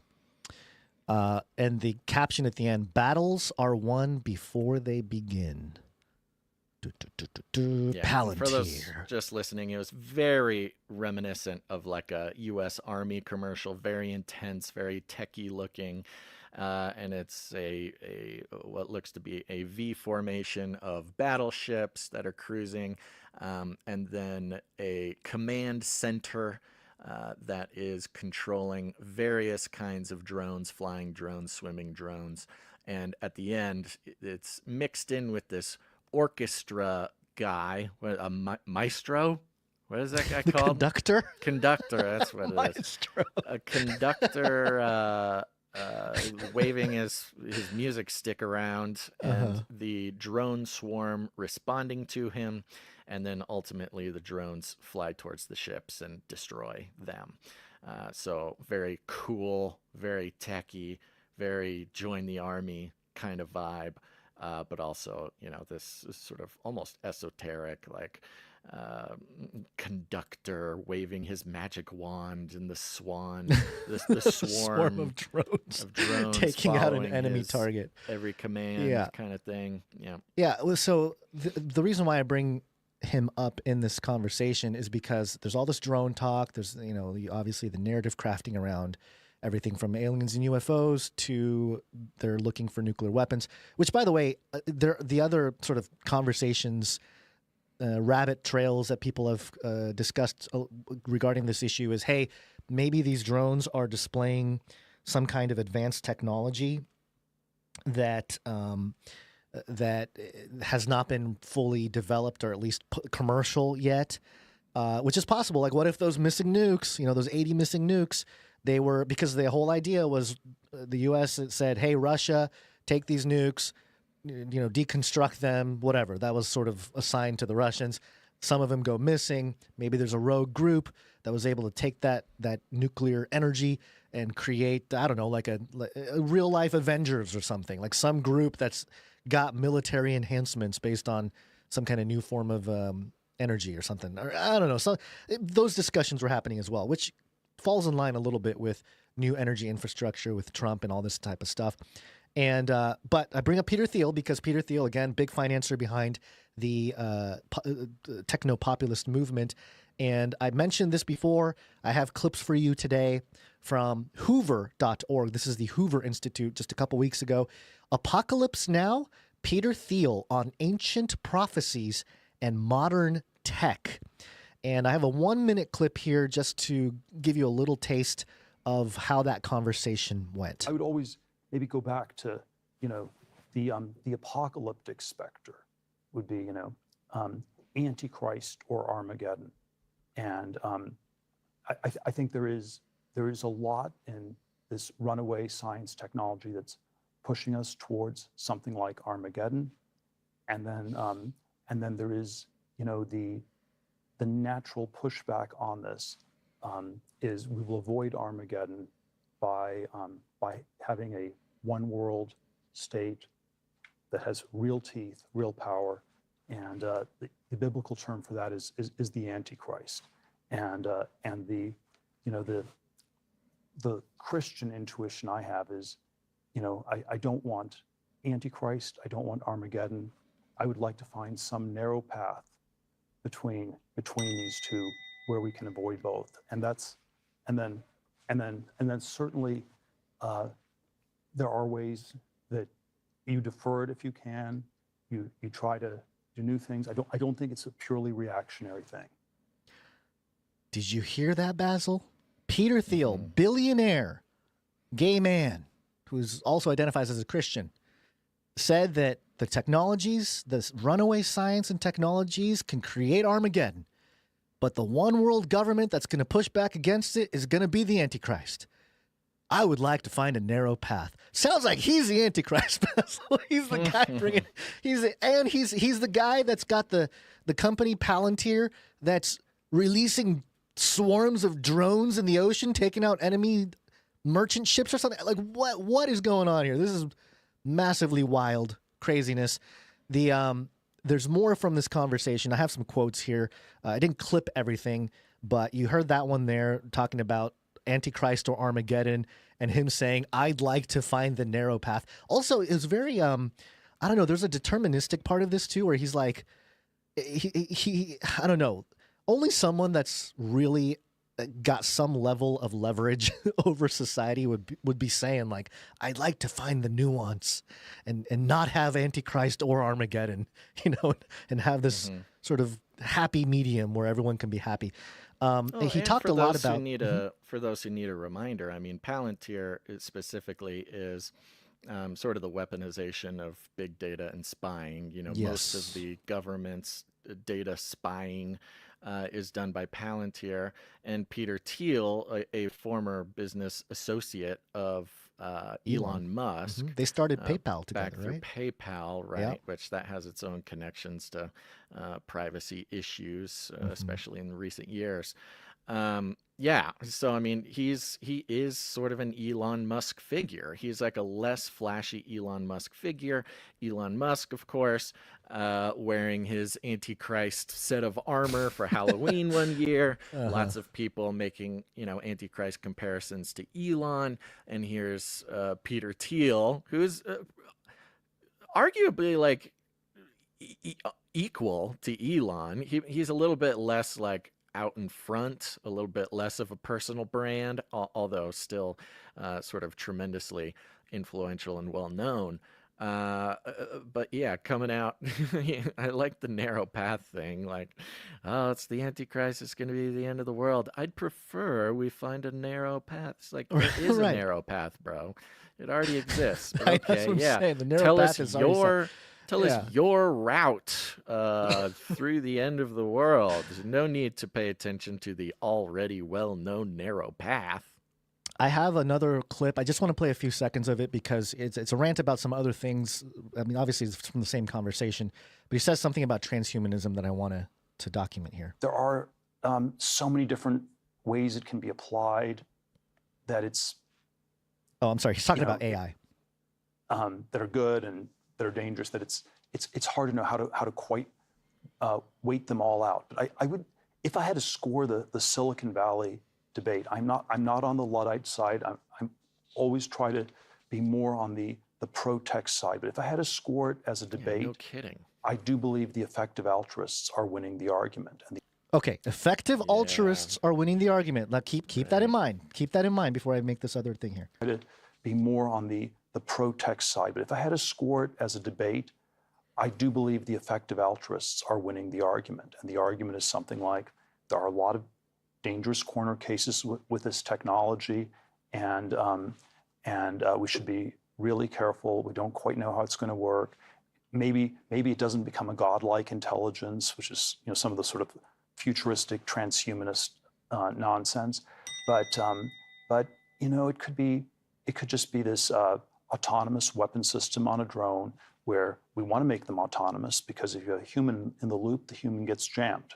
So there's a logic to a lot of these things where, and then there are aspects of that become more first strike type weapons, and there's some kind of crazy, arms race between the U.S. and communist China. And then how does this affect that arms race and change it? So there are sort of a lot of questions like that. All right, he goes on and on about this whole AI issue. And he says that the biggest thing, that people aren't apocalyptic enough about a totalitarian government, which he calls Antichrist. So, okay, but you heard that part about the effective altruists, right? You heard him say, yep, the effective altruists are winning the conversation, saying that, hey, there's some dangers there, but we might be able to have some kind of way to manage it. And so here's a few more quotes from this conversation. I didn't clip them all, but I have the quotes here. Quote, "In the time before Christ, there were many forerunners to Christ. In the time after Christ, there'll be many forerunners of the Antichrist. So in some sense, it's a type." So he's talking about Antichrist being a type, not just an individual. Quote, "So it can be an ideology or a system. And then, of course, you can also think of it, as Newman did, where it's sort of the final dictator of a one-world state. Quote, one obvious candidate for the Antichrist is the United States." And then they get into this conversation about the catechon, which is the restrainer from 2 Thessalonians. And he says, quote, "I think the U.S. is a natural candidate for both the catechon and the Antichrist." The catechon being, they're referencing it as the restrainer being the one that's preventing the Antichrist from coming, at least in certain understandings of the text. So the United States acting as a way to push back against this totalitarian one-world system is sort of the idea here. So I think the U.S. is a natural candidate for both the catechon and the Antichrist. And certainly the Cold War history, 1949 to 1989, I think Christian democracy was catechontic, or catechontic, I don't know how to say that. Catechontic. I think anti-communism was the supranational ideology that stood against the one-world state of communism. The Antichrist probably presents as a great humanitarian. It's redistributive. It's an extremely great philanthropist as an effective altruist. All of those kinds of things. So he just said that the Antichrist is probably going to be a good humanitarian, probably going to bring redistribution of wealth. He's going to be a great philanthropist, and he's going to be a great effective altruist. Yeah, all you got to do is read the Bible to know that, Peter. I know, it's crazy. You to tell us this. It's right there in the text. I mean, it's wild to me that the guy that has the company doing all the data collection and analysis, that's equipping autonomous drones that takes out stuff in the ocean, is also a gay man who's also financing people like J.D. Vance. J.D. Vance exists because of Peter Thiel. He basically put him on a pedestal. The same guy who said he's Christian has what seems to be a pretty good handle on certain aspects of biblical eschatology, but also making this sort of weird, I don't know. I can't get my hands around it. It's like he's saying all the right things. Oh, this transhuman nonsense. But he is the technocracy as well. Like, he's leading the charge with its technocracy. So I don't know. It's a very fascinating development with this. And for him to be talking Bible eschatology is also, I don't know, just adds some air of mystery to the whole thing, I suppose. Yeah, I mean, it seems like it could be a very interesting diversion. It's like the story of, the guy who was lost, who joined his own search party to look for him, or like, Bugs Bunny putting on a policeman outfit and say the criminal went that way or something. Right. Yeah. It's entirely possible. And I think with, regardless of what... I think Peter Thiel is the Antichrist, but it's got a weird vibe to it. Well, if it is a system of effective altruists, wouldn't he count as one of those effective altruists that's trying to do good and bring humanitarian peace and all that kind of stuff? So anyway. And for those who need reminding, effective altruism is like a... Silicon Valley billionaire kind of ideology where they put their money, their philanthropic money. It's like a pledge that they will... It's like a mathematical process to figure out how much good you can do with the money that you have. Like, it's not just, feeding the poor, pay $1 million to feed the poor. It's like, pay $1 million to buy the farmland that the technocrats grow, the mutant bacteria that then can, it's like this whole crazy thing. Sam Altman, an effective altruist, Sam Altman himself, in one of his post jailing, he's in jail in prison right now. No, you're talking about Sam Bankman-Fried. Sam Altman is OpenAI. Sam Altman is one of them. Both, I think they're Sam both part of it, though. Yes, Sam Bankman-Fried is who I'm talking about, and he was coming out and saying, we just pretend to be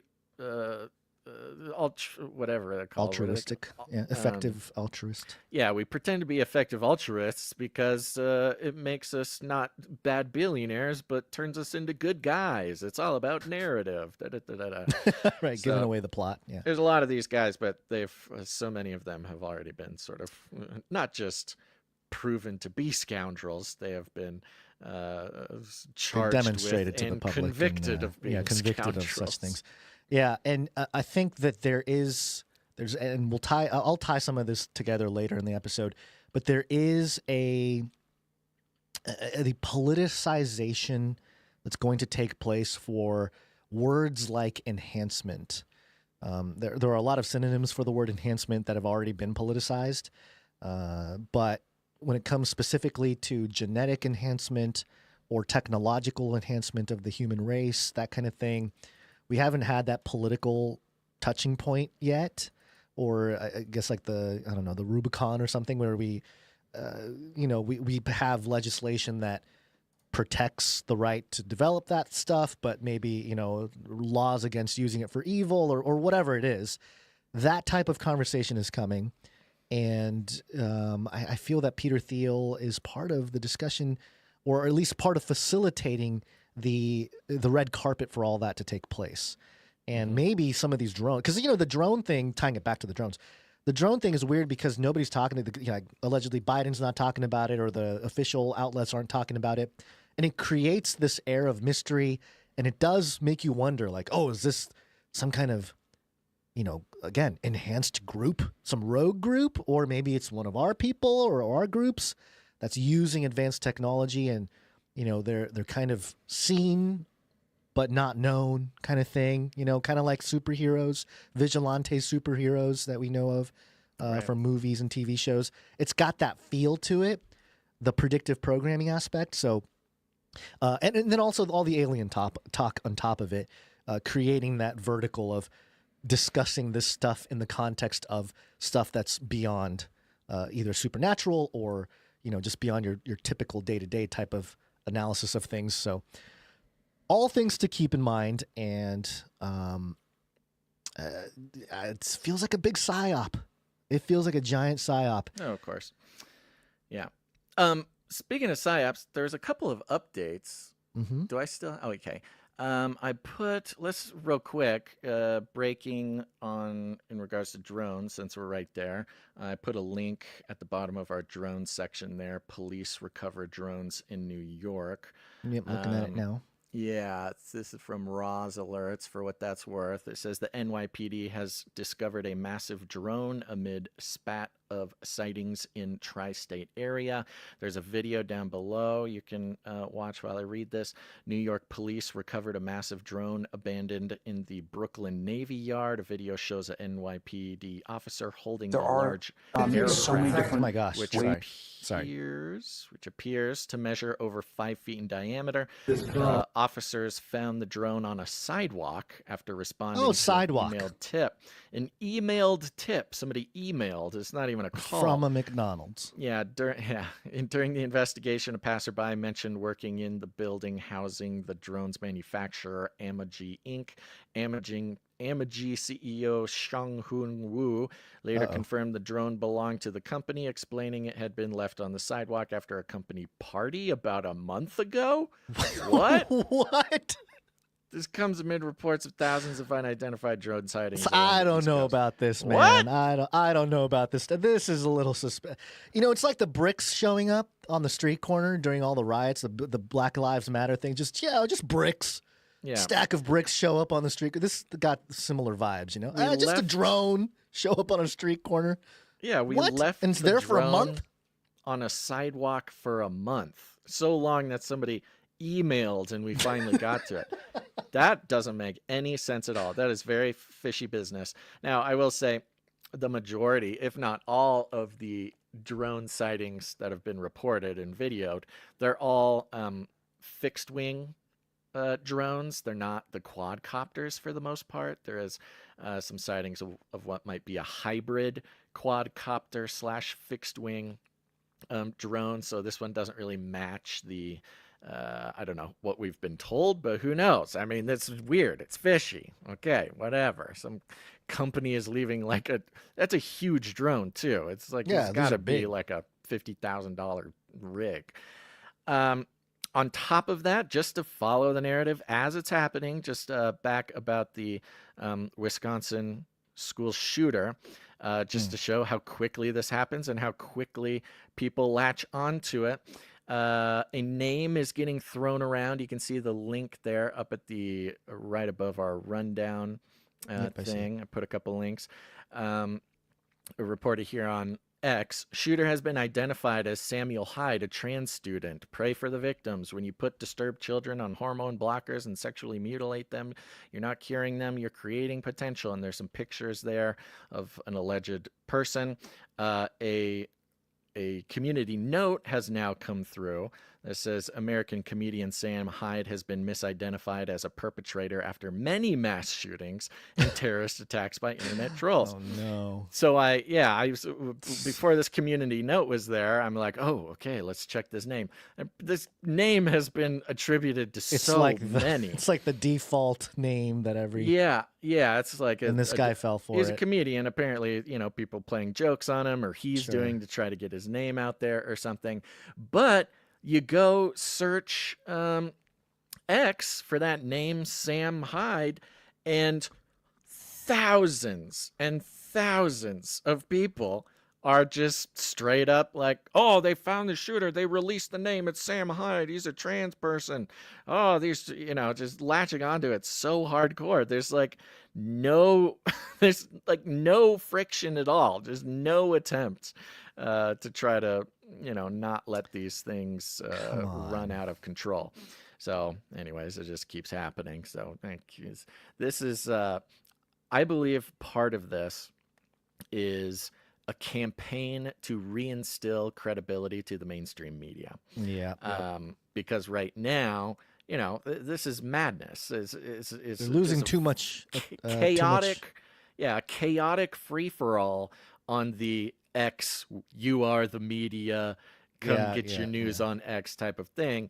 This is the perfect way to drive people absolutely insane and return credibility to the mainstream media. So obviously this is not going to happen just because of this one story.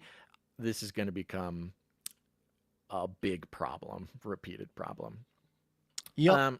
Okay. And the New World Order persists. Yeah.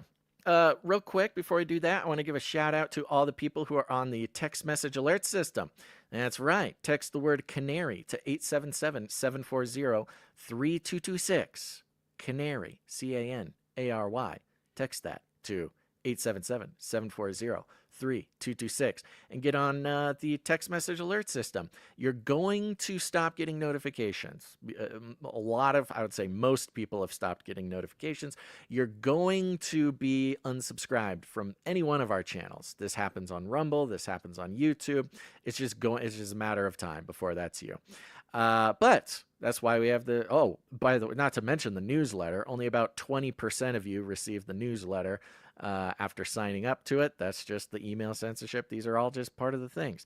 But right now, so far, you can sign up for the text message alert system, where we just send out a text message before every show, or if there's like an emergency message or something, you know, we get kicked off or something. It's the people on the text message list that'll be kept up to date. The fun part is, well, I'll say we don't monetize it. We don't take any personal information. It's basically more or less useless data if somebody was trying to make money off this thing. But the fun part is you can text us back at that number. It's fun. We can't carry on a conversation with you because it's very expensive. But you can send a message, and sometimes we read these messages on the air because it's fun. Like Poco Joe just returned our text message today, said, I joined a bit late tonight, but sent in an executive producership for episode 800. Woo! Okay, Poco Joe, what's up? Love you guys. Would love an extra calendar if there is one. Okay, we'll talk about calendars. 470 says, Merry Christmas, Basil and Gons. I wish I could keep up my pledge to you guys, but it's just not time yet. I get it. FYI, if I ever win the lottery, you guys win too. See, that's what I'm talking about. See, that's increasing our chances, Gons, of winning the lottery, is if all the producers pledge to share it with us. 787 says, God be with yous guys from Puerto Rico. What's up, Puerto Rico? Good to see you. Thanks for being here. 225 says, Basil and Gons, I absolutely love the lint trap jam. Which producer made it? Oh, this is the person on the Twitch. We have one single person on Twitch. Yeah, I'm the only one in the Twitch chat, apparently, going to head over to Rumble. But yes, you guys are still streaming on Twitch. That's good to know. I didn't know we were, but apparently we are. How, though? I don't understand how, because I don't... Probably through the restream. I'm looking at Restream. There's no... This fella says, Oh, yeah, 678, says, There's what's two. up, brothers? God bless. Take it home today. Thank you very much. As far as that last fellowship, cast my family and I would like to help. Fellowship. As far as that last fellowship, cast my family and I would like to help. Support. Oh, fun. I believe his name was Aaron, boots on the ground in Waynesville, North Carolina. Oh, he must be talking about... oh, yeah, from the conversation we had Yeah, with, yeah. on Oh, Millennial yeah. Mustard Seed. Yeah, yeah. Yes. Hopefully people like that. I enjoyed it very much. But for those who don't know, if you go to the podcast feed, I don't think it made it on YouTube or anything yet, right? So if you go to the it's just on the podcast feed, yeah. whatever your favorite podcast player is, go check out the stream. Go to Canary Cry News Talk or Canary Cry Radio. We did an episode, I guess we're calling it a fellowship cast, with the Rod from Millennial Mustard Seed, Michael Basham, this fella Aaron, who is out there, boots on the ground with the Hurricane Helene recovery forces. Very cool guy doing really cool work. We had a really, really special conversation.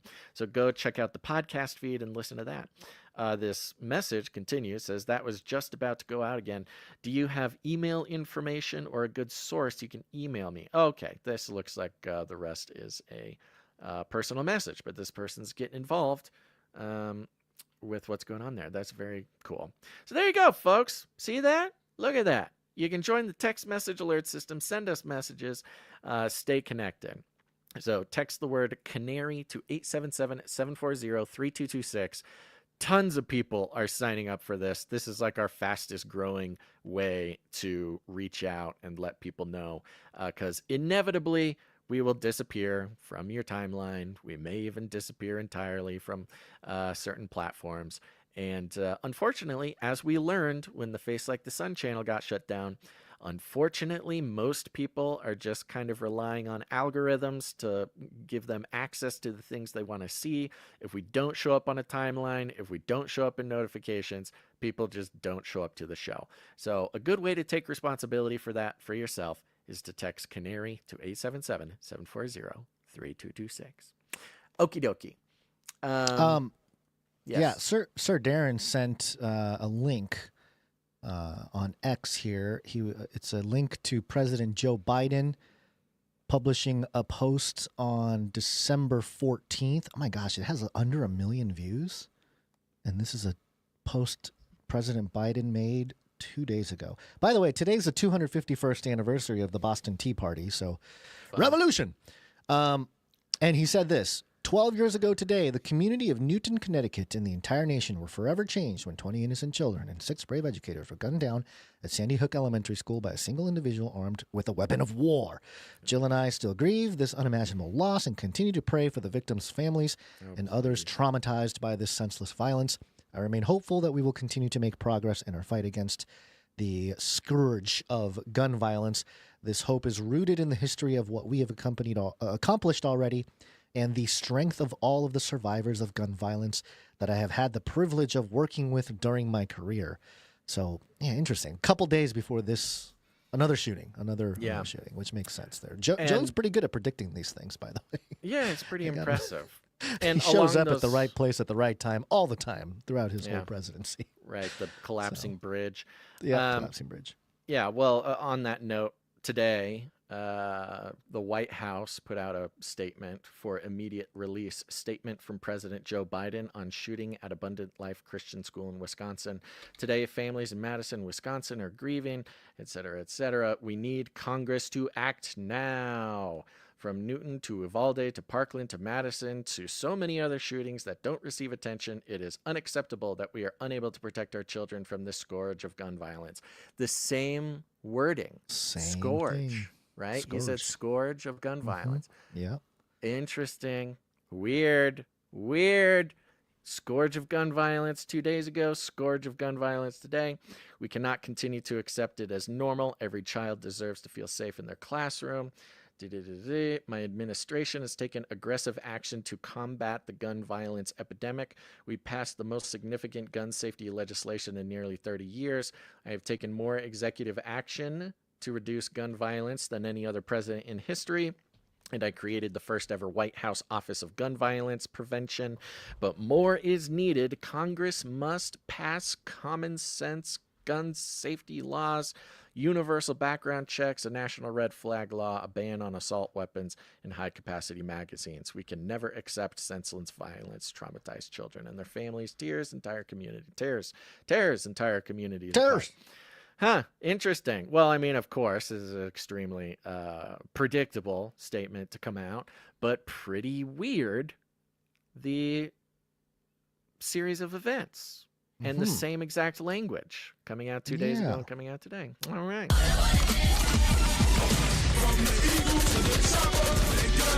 You think the deer are wearing Kevlar vests? Fire 2 blasts. Thanks, Joe Biden. Yep, thanks, Joe Biden. Man, with all the stuff they're trying to pull before Trump gets in 24 days from now or whatever, man, I wonder if congressional action on gun violence is one of the things that they can pull off before that. Interesting. All right. Well, it's a new world order, Gons, and we're in a new age. New world order and a new age. Where's my new world order? I just had it and it disappeared. New world order. New world order. New world order. New world order. Come on. Where's my jingle? Oh, no, it disappeared. Well, that's fun. You'd think we can do this normal. Well, I have this. We will launch a new age. Because this is about the new age. Perfect. There's Build Back Better. Actually, you know what? I wanted to... Sorry, Basil. I have it here. A new world order. A new world order. New world order. And before you jump in, I just want to state that, remember when Klaus said... We need a great reset. I think we're getting it, Basil. Seems to be that way. Folks, if you've been paying attention the past couple of weeks, lots of things going on, lots of very exciting things, lots of very effective distractions, almost like a next level. Like they've cranked up the distraction machine. The poly chaos. Yes, obviously evident by the drone situation and other things recently, Syria, et cetera, et cetera. But one thing, a pattern has emerged over the past 2 weeks, and that is regime change. It just keeps happening, folks. You'll remember Of course, South Korea being the sort of oldest one at this point. The South Korean president at the beginning of this month, martial law, the rebellion, the marches in the streets, the everything. Well, he ended up being impeached, and he's avoiding being brought in for his punishment, but they sure are going for it. Of course, we had Assad in Syria being overthrown. The stories today about Assad are him going, I didn't leave, okay? I didn't leave. I was there. I was there until the day after my country fell. I did not run away. Moscow made me. Moscow packed me up and put me in a helicopter, and they stole me, okay? I didn't leave. Putin took me. Yeah, so that's a funny development in that story. But some other big things happening today. The German chancellor lost his no confidence vote. He was a member of the Social Democratic Party. Let's see here. I have completely lost control of my tabs. Germany's Olaf Scholz loses confidence vote, triggers election early next year. So German Chancellor Olaf Scholz lost a confidence vote Monday, setting the stage for parliamentary elections next year. He has lost his everything.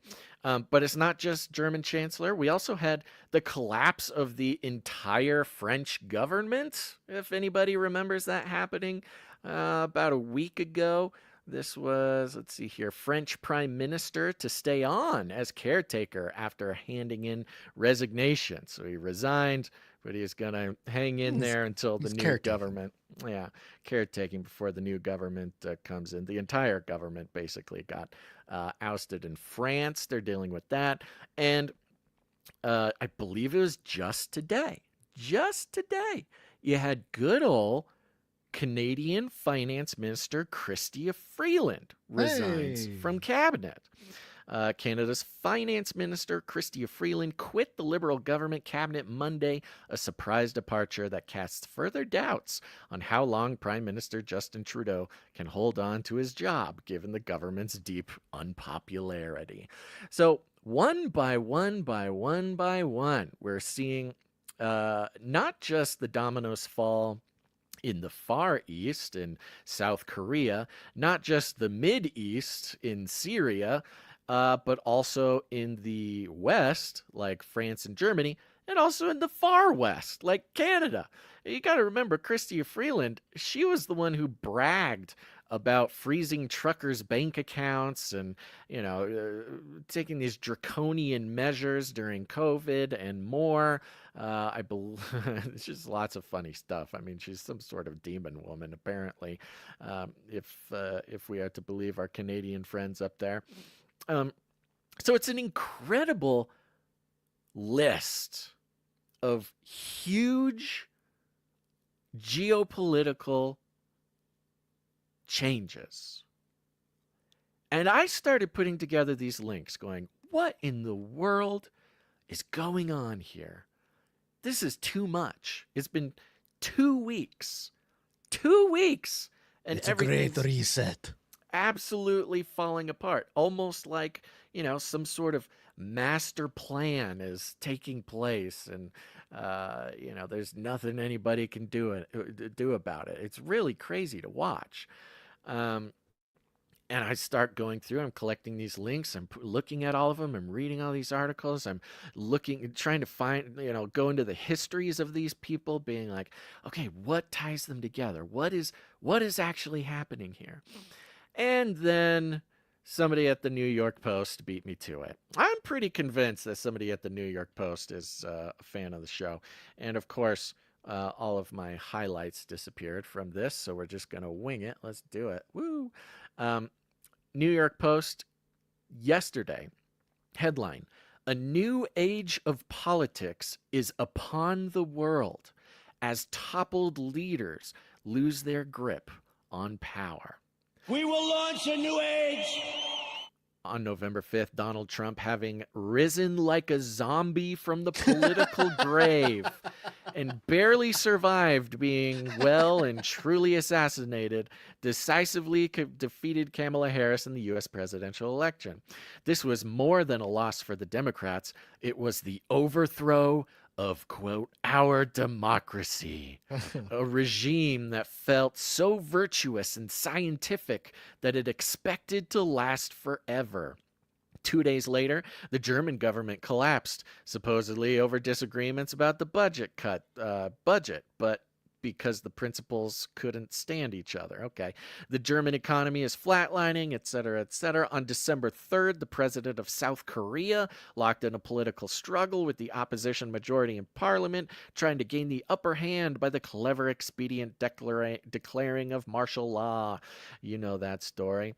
It didn't work. Within 24 hours, martial law was undeclared by the legislature, and the sitting president abruptly found he had a lot of explaining to do. 2 days later, the French government collapsed because, you probably guessed it, it failed to come up with a budget that didn't incite a car-burning riots in the street of Paris.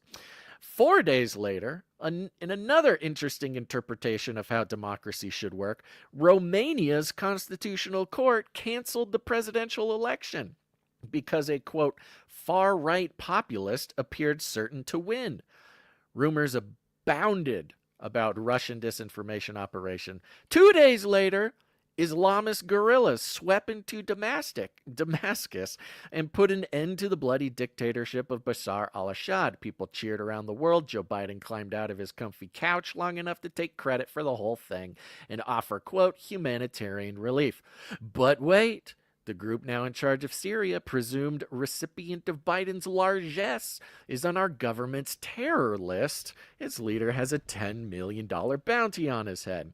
Does any thread or theme connect these disparate events other than proximity in time? The first obvious impression is of tremendous instability. I think this is an accurate take, not just on the surface, but in the depths. Uh-oh. Here he goes. We're digging deep. The world has crossed an invisible boundary into a new age. We will launch a new age. Everything familiar now appears strange. Everything solid is crumbling to pieces. Oh my gosh, this person needs help. This person is my kind of guy, man. And it's interesting because this particular article, he starts talking in the first person. Yeah, so I'm going well, to it's skip an around opinion just a little piece, bit. Yeah, so, yeah, but you know, this sounds like something that I would write and send into the New York Post. 10 years ago, I wrote, "The clock of history is stuck at 1 minute to midnight. The roar of many sirens we hear today is a warning that midnight has come and gone. It's 1 minute past, and history, with all of its troubles and triumphs, has us in its grip." Dun, dun, dun. So history has us in its grip, but the power done. structures have lost the grip on power. Is that We've crossed the border. It's a lot of analogies. We Crossed are the currently Rubicon in the new past age. midnight. Yeah. I mean, much less you count all the craziness that's happened over the past 4 years. Just the last 2 weeks have seen basically, essentially, regime change in some of the most powerful countries in the world, not even counting the U.S., but, France, Germany, it's crazy. Just a little taste here. It goes to global conflict. Old relations of power and money, only yesterday self-evident in their legitimacy, suddenly seem false and unnatural, if not absurd. Now, this absurd line, I think, is pretty important because that's been a big part of what we've pointed out, which is the absurdity is sort of the chaos magic of a lot of it. He's not going quite that far, but the feeling is there. Venerable institutions that functioned well under the old dispensation are maladapted to the new and deliver mostly decadence and failure. Ancient ideals, democracy above all, have become garbled in their meaning and are in dire need of translation into the altered conditions. The causes of this transformation are opaque and complex, but one thing is certain: the turbulent events I have listed, like many before and others still to come, are driven by a global conflict between those who wish to cling at any cost to the old ways and those eager to move on. Nowhere has this twilight struggle been more vicious than here in the United States, where the two sides are evenly matched. In the last 4 years, reactionary elites led by the Biden administration have conducted an unprecedented campaign to freeze the status quo by destroying that combed-over agent of change, Trump. Now listen to this. Wow. Their methods included censorship of the digital platforms, corruption of artificial intelligence, judicial persecution, quote, debanking, removing disliked entrepreneurs from the financial system just because they could, and unleashing the IRS and the regulatory apparatus against critics. Don't you know it? Nothing like this has been seen since the presidency of John Adams and the Alien and Sedition Acts. Yet, for all the advantages, the Democrats got clobbered by Trump on November 5th. Now, the advantage passes to the other side. The election was only the first act of this drama. Trump has appointed the persecuted to lead the institutions that persecuted them. People like Robert F. Kennedy Jr., Tulsi Gabbard, and Jay Bhattacharya. These individuals have every incentive to make public all the unethical and illicit machinations concealed by the organizations they will run. Welcome. Starting to sound like that. Welcome to the Washington elites' 2025 version of the horror movie Saw. The screaming will be loud and sincere. Whoa, Gons. It's a new age. The movie Saw? The movie Saw, which is such a visceral comparison to make. So the politicians are going to be like trapped in a room, like handcuffed to something, and then Trump's going to pop on a TV and tell them, basically, 24 hours to figure it out. I'm going to cut your legs. No, not I'm going to cut your legs. You have to cut your own legs. You're right, for those, okay, sorry. Yeah, for those who don't know about Saw, I mean, I'm sure everybody does, but just to give it a quick summary, in case anybody needs it, Saw is a series of horror films, a franchise that started back when, like, I think I was in middle school, maybe. It's a very old franchise, but there's like 10 of them now. They just keep coming out. There's 10 of them?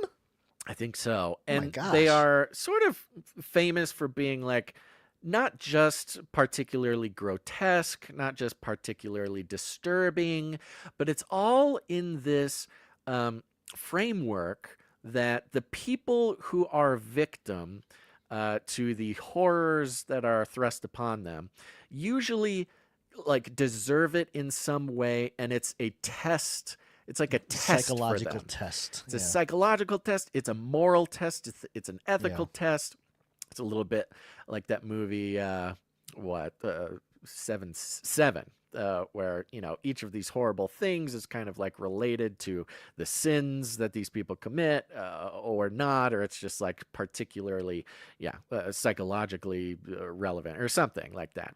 So he's describing that the world that we're in 2025, is the elites being victims, like in a Saw movie, where they're sort of chained, like you said, chained to a sink, and they have to cut off their own leg if they want to go, or something wild like that.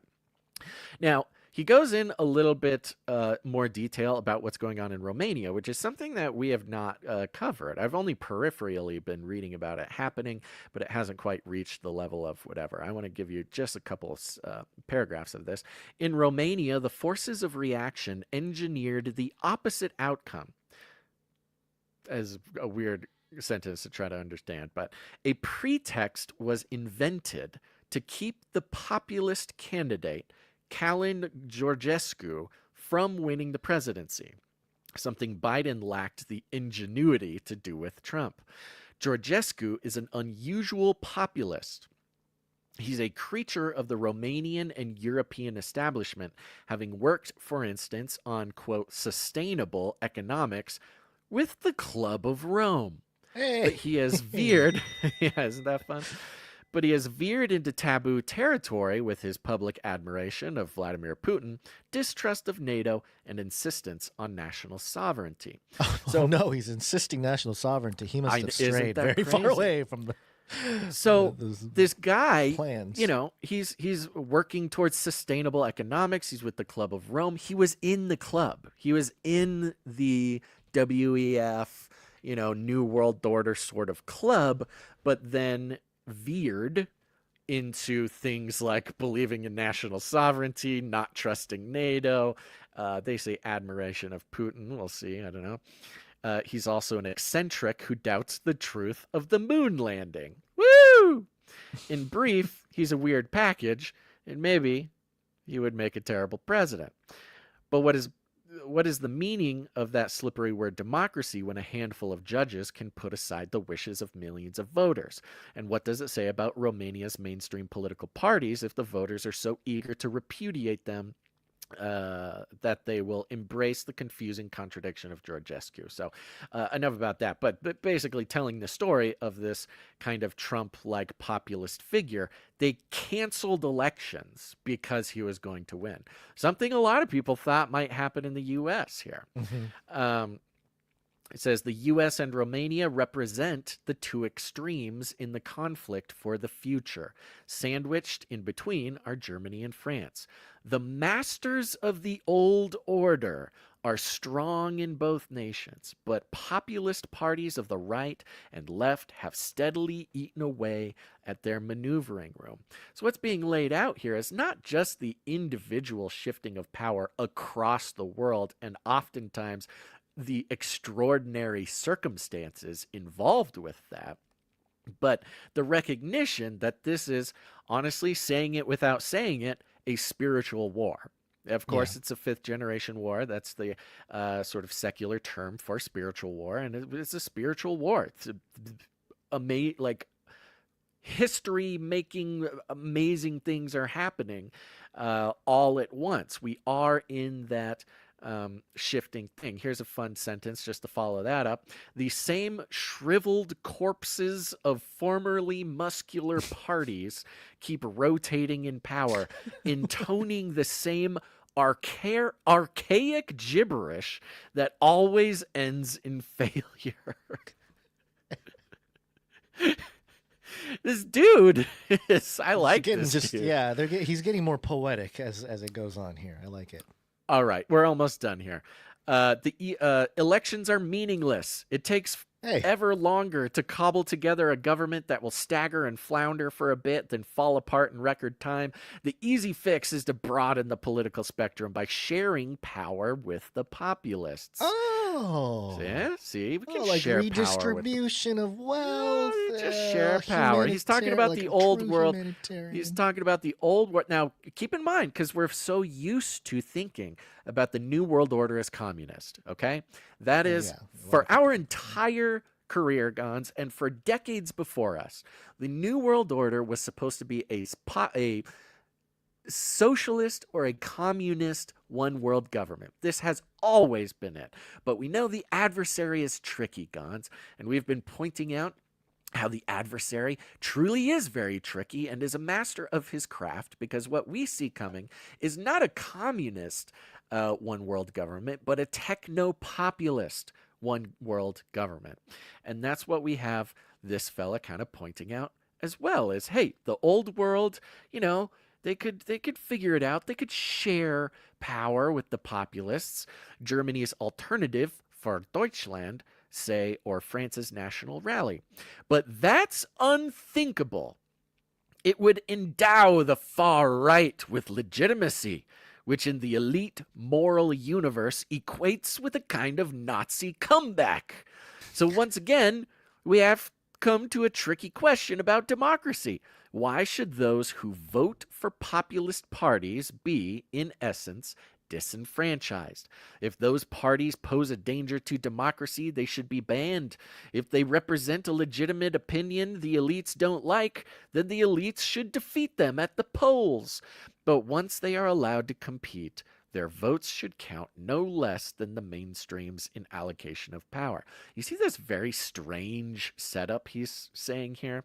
He's saying, if the populists really are a danger, ban them. But if you're not going to ban them, let them take control. Stop, the elites should stop basically whining about it. The current game of keep away, I would think, will be difficult to sustain much longer. So in so many words and in so many, the dude really broke out the thesaurus for this one. He's recognizing what we see and what we've been tracking, and not just the things that are happening, but the timeline and the coincidences all around it and the truth behind it, that it is not a communist threat that we are dealing with, or that the elites are dealing with. The threat going on to the old world order is populism. Now, to a normie, they might hear populism and say, oh, that's just, racists. That's just, that just means that people, it's just people. There's no institution behind it. There's no nothing. I mean, it's not real power. It's just regular people. The elites will never let it happen, and they pretend to be populist, but we know they really don't, etc., etc. But as we've identified here in the U.S., Gons, techno-populism taking power and not fighting against the populist agenda, not fighting against the will of the people, but in sort of a Aikido, very elegant, using the weight of the populist movement against itself, having the our elites pose and maybe even inspire more populism and equip the populist with the tools they need to enact their populist movement, like X, like MAGA, like these types of things, and use it for the New World Order. The assumption was the New World Order would be a tyrannical, communist, socialist, lockdown takeover, but at least this particular mainstream writer is catching up to what us fringe weirdos on the internet have figured out long ago, that it's not going to look the obvious way. It's going to be much more deceptive. And if it wasn't for biblical prophecy and the spiritual side of this, you basically would not be able to come to this conclusion, because it really is what we know about the book of Revelation, biblical prophecy, Daniel, Isaiah. These things have led those paying attention to realize that it is techno-populism, New World Order, not communist. And so without that spiritual aspect, you could not, I believe, you could not come to the conclusion, and that's what's given not just us on this show, but our listeners and our colleagues the head start that everybody else is catching up to now. And we complain about it all the time, that all the big alt media superstars and the mainstream, they're all catching up to what we've been saying forever, blah, blah, blah.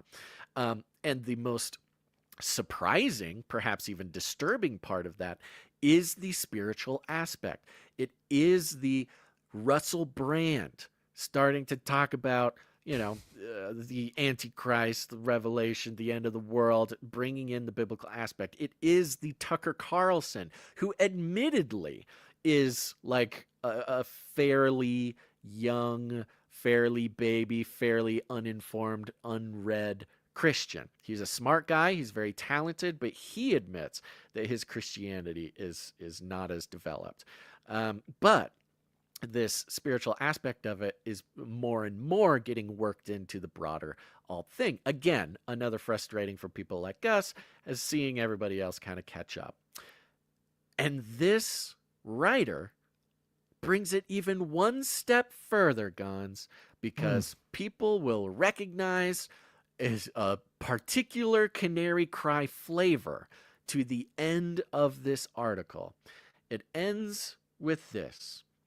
Meanwhile, one last event offers reason for hope.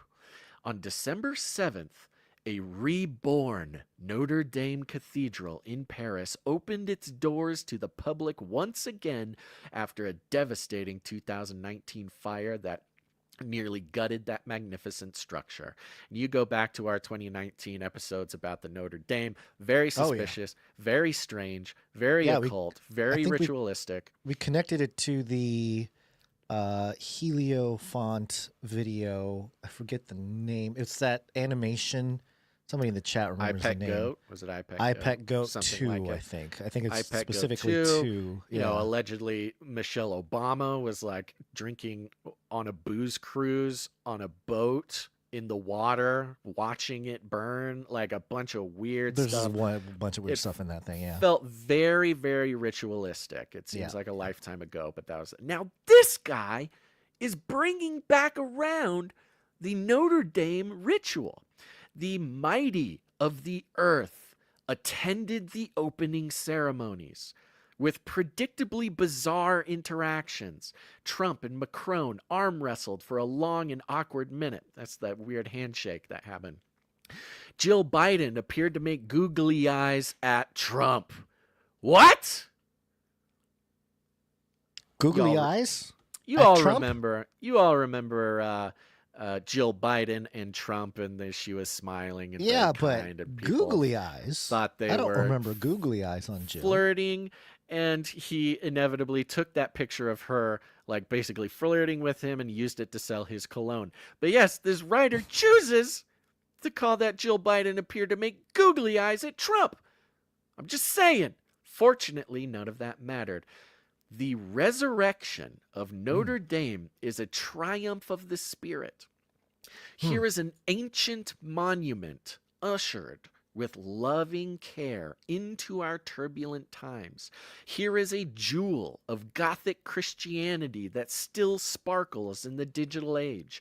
Beyond the powerful politicians and the soaring music, Catholic aspirations and French pride, we behold a glorious piece of the old ancestral culture shining like a beacon to the new. History, we should always remember, gives more than it takes away. Now, put aside all the weird ritualistic, occult significance of the actual event of Notre Dame getting taken down, and there's some interesting details we'll get into in a second. This fella, this whole article basically reads like a Basil rant about what's going on here. And we've been commenting on, or I've been commenting on for longer than I like to admit, on the unusual resurrection of the importance or the respect or the affinity for Christian principles, and not, on the most part, evangelical Protestant principles or theology, but the massive Orthodox Christian and Catholic identity, affinity. There's what's the word I'm looking for?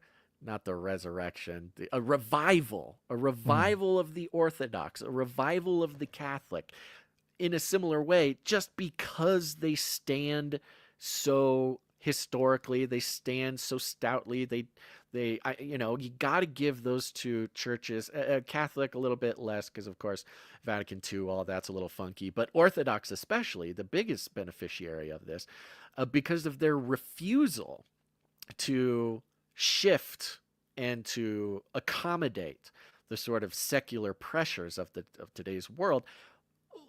Hordes of especially young men, but many others, are rushing to the Orthodox Church to sort of take shelter in the traditionalism.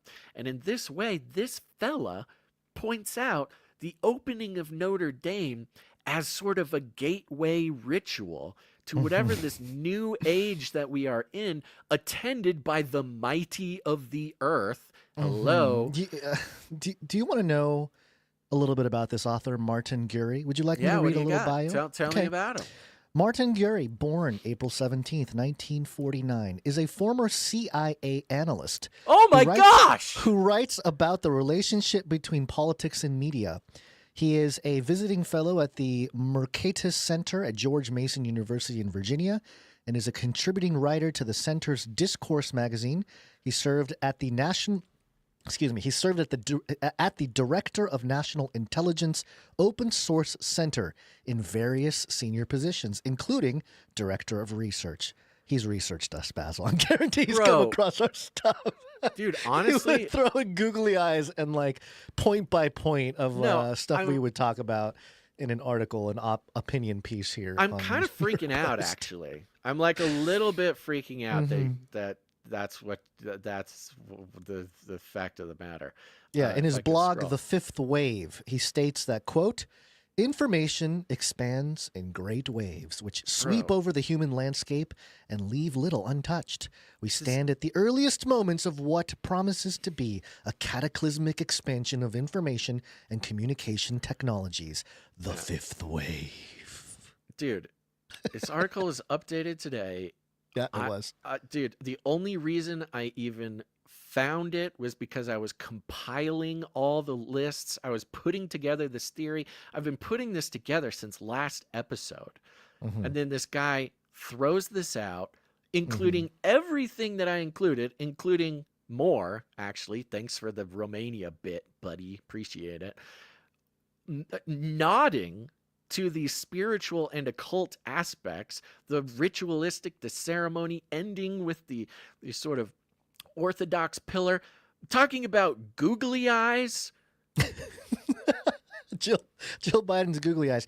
NX Smith in the chat here. This is Martin Gurry. He's great. Everyone should read The Revolt of the Public by him. It's prophetic. He predicted the rise of Trump years in advance. Yeah, former CIA guy predicting rise of Trump does not surprise me one bit. Dude, to be honest with you, I think so the rise weird. of Trump was planned for so long, and I even think some of the prophecies of Trump may have been some kind of technological thing to plant some ideas. I into feel like people's they're heads. messing with me here. I feel like It he's could be. I messing mean, with you me a are little googly bit. eyes in a VR headset. I mean, I was literally putting all this together. Or maybe I just need to go work for the CIA. It's about time. I've been called a CIA shill for so long. Yeah, might as well. Yeah. Live up to. I feel like I have the title. more in common. Like I would connect better with ex-CIA guys than current CIA guys. Sure. Well, the ex-CIA guys are the ones that are stoking the populist uprising. It seems like they're the ones that have been trying to take down the bad guys for a while now. This has been sort of the meta narrative for a while now, that there's a intelligence civil war, and there's different ideologies.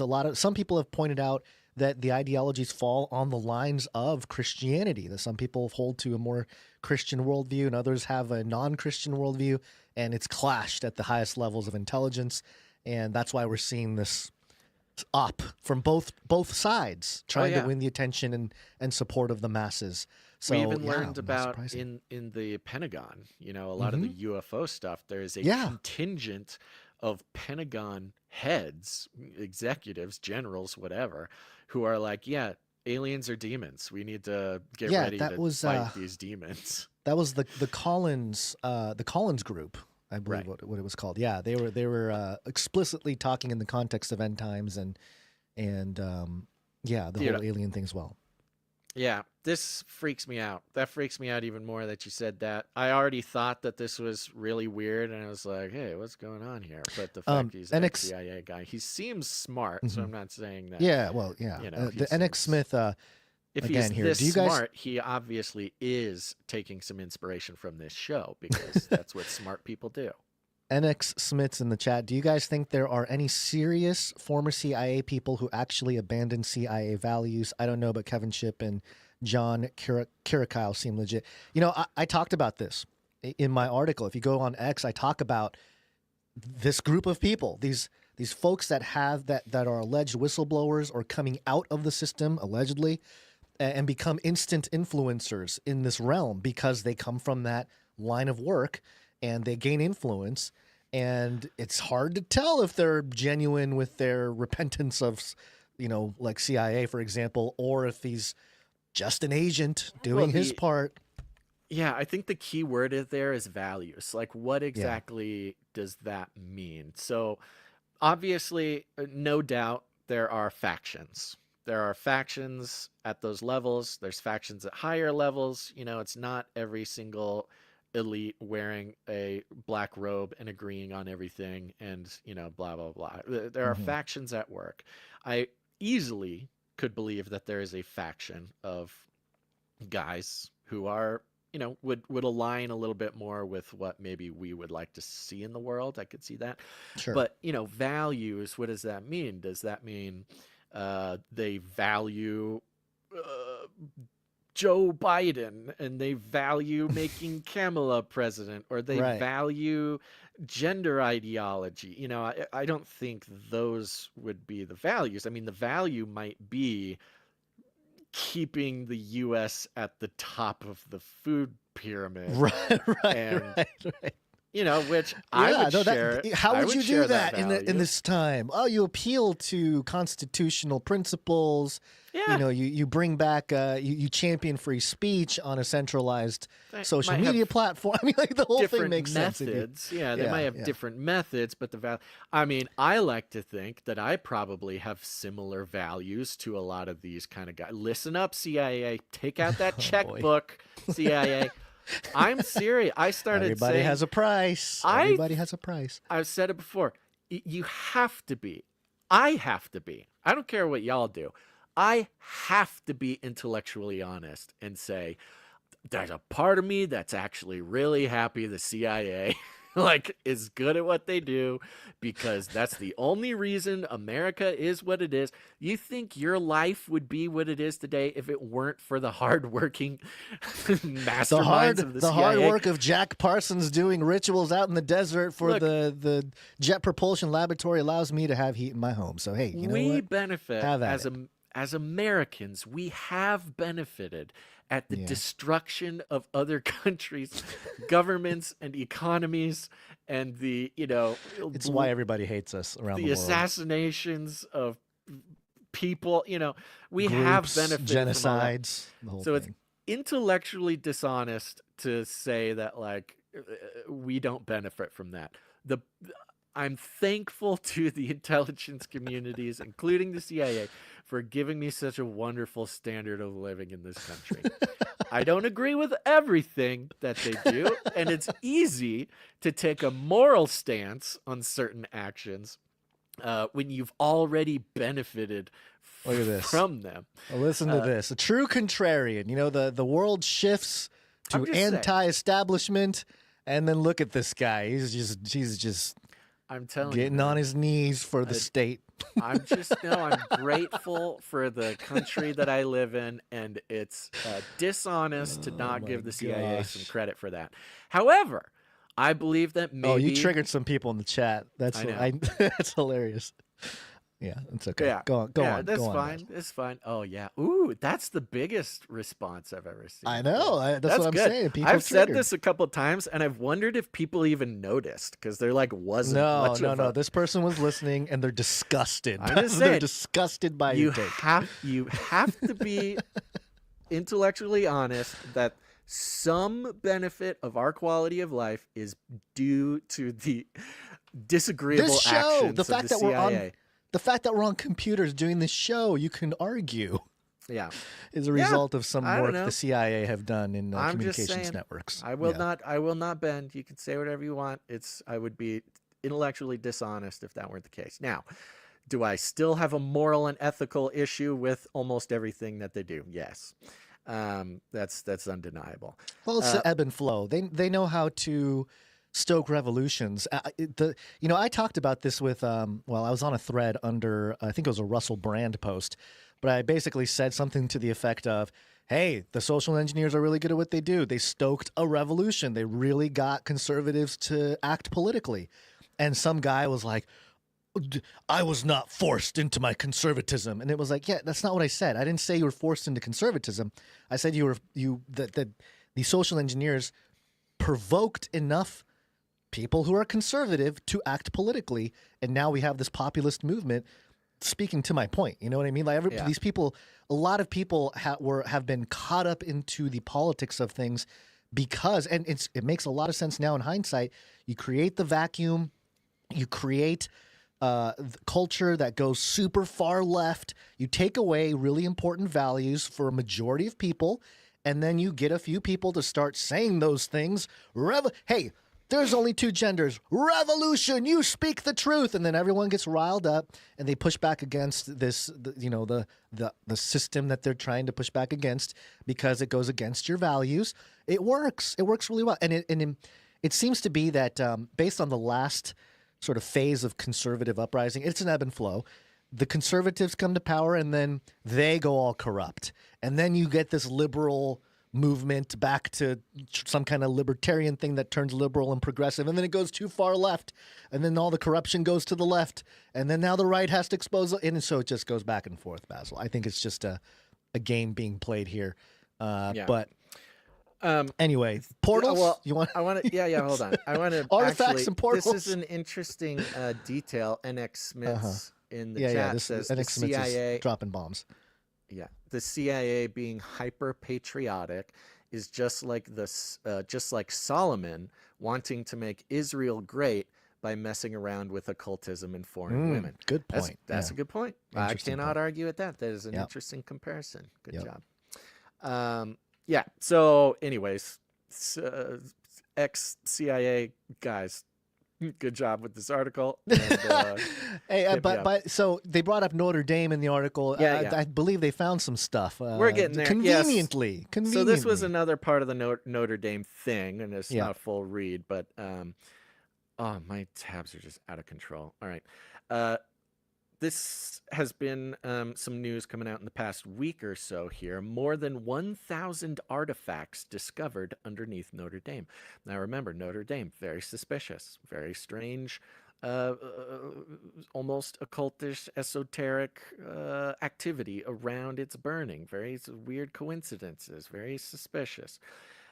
Connected to the French Prime Minister, no confidence thing too. Yep. This is all happening in the same nation there in France. Notre Dame Cathedral in Paris, France, reopened last weekend, 5 years after a severe fire damaged the centuries-old landmark. Along with brand new restorations, old treasures were unearthed as part of the repair process. A team from the National Institute for Preventative Archaeological Research was able to dig under the church's stone floor, and they found over 1,000 fragments from numerous works of art. I'm just wondering, the National Institute for Preventative Archaeological Research, they're trying to prevent archaeological research. They went digging? It's like like if that's not a front for something, I don't know what is. It just doesn't make sense. It's like saying, you're preventing whale slaughters or something. National Institute for Preventative Archaeological Research, or maybe the archaeological research is preventing something else. Perhaps preventing the unleashing of demons. Exactly, the apocalypse, or the unleashing. What are you preventing? The end of the world. Some sort of plague that comes out of the ground. So they found 1,000 fragments from numerous works of art, according to a report from National Geographic. Christoph Bessner of INRAP told the outlet that his team was impressed with the findings. Quote, the remains turned out to be much richer than expected, he said. Bling, bling. His team found the things, yes. By the way, they were only able to dig into the ground of Notre Dame because of the fire. They couldn't have done it before. Convenient. An exact cause for the fire that engulfed the roof of Notre Dame on April 15th, 2019 is still unknown. Oh, weird. Just a random fire. It burned until the next morning, but firefighters were able to save the historic structure, including its bell towers and rose windows, according to the Friend of Notre Dame de Paris organization. Quote, nobody was injured, and the Catholic relics housed in the cathedral and priceless works of art were rescued and brought to safety. INRAP said its archaeologists immediately intervened after the fire to excavate collapsed. Immediately. They're ready. Wow. This is like SEAL Team 6. Fire, get in there. in part using remote-controlled equipment. Before scaffolding was put up, they excavated the transept crossing of the Notre Dame. That's where they discovered a medieval rood, a Saxon word for cross, screen, so a rood screen, destroyed during the reign of Louis XIV in an exceptional state of preservation. So they're finding stuff under the ground. Quote, as soon as Besner's team removed the floor tiles, it's like Indiana Jones. It's straight from Indiana Jones. Straight from Indiana Jones. And a thin layer of dirt and rubble, the top of a lead coffin appeared. Oh, goodness. Nearby, limestone sculptures began to emerge. Life-sized heads and torsos neatly lined up right under the floor. The entrance to the choir, said the National Geographic. These are all part of the 13-foot high screen with life-size sculptures, was created around 1230 and stood for 5 centuries. Is that Khonshu from Marvel? If it wasn't for this highly suspicious fire, they would never have been able to excavate a lead coffin and statues and stuff that are just there under the ground.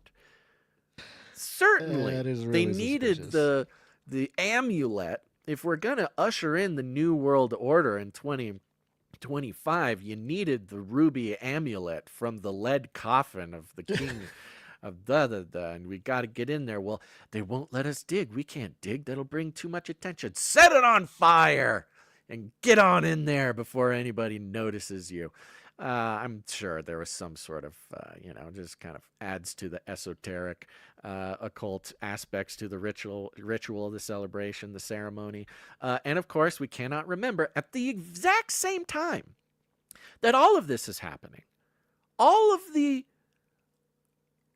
shifts of power, all of these ceremonies of Notre Dame and the powers of the world getting together and googling at each other. Of course, we know Pope Francis to open 5 sacred portals on Christmas Eve reptilian for a ritual that's never been done before. When we first reported on this, they were saying that this happens every 25 years. Yeah, what's up with that? I knew it was a different part, like it was a new part of, like a new location for this particular ritual. But to my understanding, it's the same ritual as before. It's just a new location. So I don't know if Pope that's Francis brand will new. commence a centuries-long Catholic tradition on Christmas Eve and introduce a first-time historical addition to the holy ritual. Starting on December 24th, the pontiff will open a series of 5 holy doors throughout the Vatican, including St. Peter's Basilica, plus Rome's 3 other basilicas, to commence next year's Catholic Church Jubilee. Next year is the Jubilee, by the way, a joyful commemoration of the faith that normally occurs every 25 years. The door at St. Peter's was sealed shut by a wall of bricks since the Jubilee year of divine mercy. In 2016, okay, apparently they did one 8 years ago. They did not 25 years ago. And on December 2nd, those were ripped down to ready the door for opening. Why did they seal the door in 2016? They sealed the door the year that Trump won the election. The demons were trying to come out. It was too early. It wasn't time. It was wait till his second. That's why Hillary lost. I blame Hillary lost because they sealed the door. The demon could not come out and help her Hillary's win the election. her real gripe was with the Catholic Church for closing that portal on those were election ripped year. down to ready the door for opening as part of the rite of recognition. After that Christmas Eve ritual, Pope Francis will open a symbolic door inside the Roman prison Rebibbia on December 26th, 2 days later. Why? It will be the first time a pope has opened a holy door at a prison. Okay, so that's the new one. So all of this happening at the same time. I mean, come on, folks. We all know something big's happening. We all feel it. We all know the world will never be the same. We all see everything going around. Doesn't matter what it is. We feel it. We know it. Something's happening. Lord have mercy on us. And goodness gracious, keep reading your Bibles, folks. Keep reading your Bibles. and stay praying, because I can't believe it. I mean, this is it. I don't know what exactly it is, but this is it. The next 24 days are going to be absolutely insane. Less than 24. We're a week away from the 24th. I was talking about till Trump's inauguration. Oh, till inauguration. I found this article on thelist.com. The real reason the royal family is buried in lead-lined coffins. Oh. Apparently the royal family because they're vampires? They're vampires. Well, listen to this. Simply put, like they say all this stuff about Queen Elizabeth and da-da-da. They put her in matching lead-lined English oak coffins. But why is the family so keen on that specific type of coffin? Well, simply put, the lead helps keep moisture out, which allows for a longer preservation of the body. No.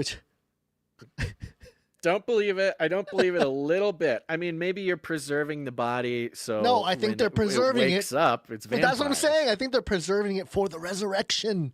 They want because a lot of wasn't ancient Egypt. A lot of their not just their mummification, but some of that was in ritual to preserve the body for they say afterlife, but also I think there were some not narratives, but some mythologies that said, hey, these bodies are going to come back to life. We've got to make sure, because that's why they didn't burn the bodies, a lot of times. So sure, yeah, there's there's occultism, all over the place. It's everywhere, man. Everywhere. I don't even know. I know that this ex-CIA guy who wrote for the New York Post knows what's happening.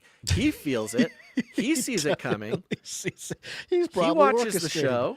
He listens to the show. At the very least, yeah. Maybe it's, he should get some of his CIA buddies to start producing the show or something. Like, I don't know. Can you help us out in some sort of practical way, please? Please. Maybe it would have to come out of their personal pocket because we do have a saying here. Value for value.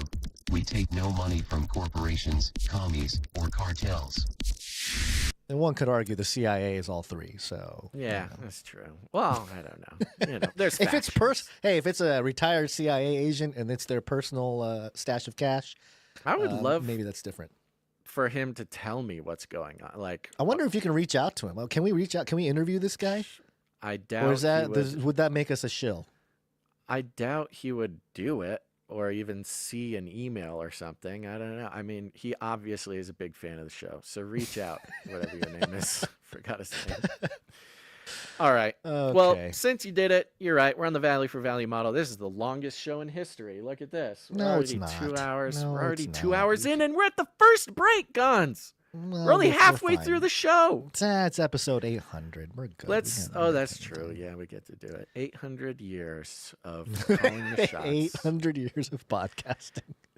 Paying off right now. Just 800 years. All right. Let's thank some people who came in and supported the show with their treasure. Let's do it. Okay. Who's up? Let's go ahead and do it. I'm just checking the email, see if anybody else came in. There is a new executive producer, right? That's what I'm about to read you. That's right. We had a new executive producer come in for a executive producer for episode 800. This is executive producer Poco Joe. Where'd you find this? Thank you, Poco Joe. Yeah, it came in for $100 and $108. And a note here that says, love you guys, extra $8 for 800, sending in my dame name via email. Keep on keeping on. Poco Joe. She's upgraded to damehood. Daming. We did not plan to do a roundtable on this episode. Maybe we can squeeze one in. We'll try to do it. Yeah, depending on, we'll try to is there a lot of people coming in with treasure? No, actually. It's a pretty small list. It's December. Thank you very much, Poco Joe, executive producer Poco Joe. Hey, a new Let's see if we, dame. let's see if we can. It'd be fun. I mean, it'd be nice to actually dame her on 800. Would be special. I think. I would be. I'm ready. If you, all right, well, let's keep it. Let's keep it. Let's just do it right now. Just hit it right now. All right, hold on one second. We got this here. Let's. I cannot show my katanas, so I need to go underground here and pull it out from my little stash over here. You got yours over there. That's right. Sure. Here you go. Okay. Okie dokie, here we go. Episode 800. We want to call up executive producer, Poco Joe. Please step forward to the Canary Cry Roundtable of Knights and Dames, where we have a seat for you. Thanks to your generous support in the amount of $1,000 or more, we are proud to pronounce you. Oh my gosh, I forgot to look up her name. No. Pause it. Oh no. How could we overlook such an important thing? That was the biggest botch of night in history. We're so excited. We're just so excited. Okay, I got it now. Let me see here. Almost ready. Do I need to stall? Can I stall? Yeah, stall. You got it. Stall for 5 seconds. Here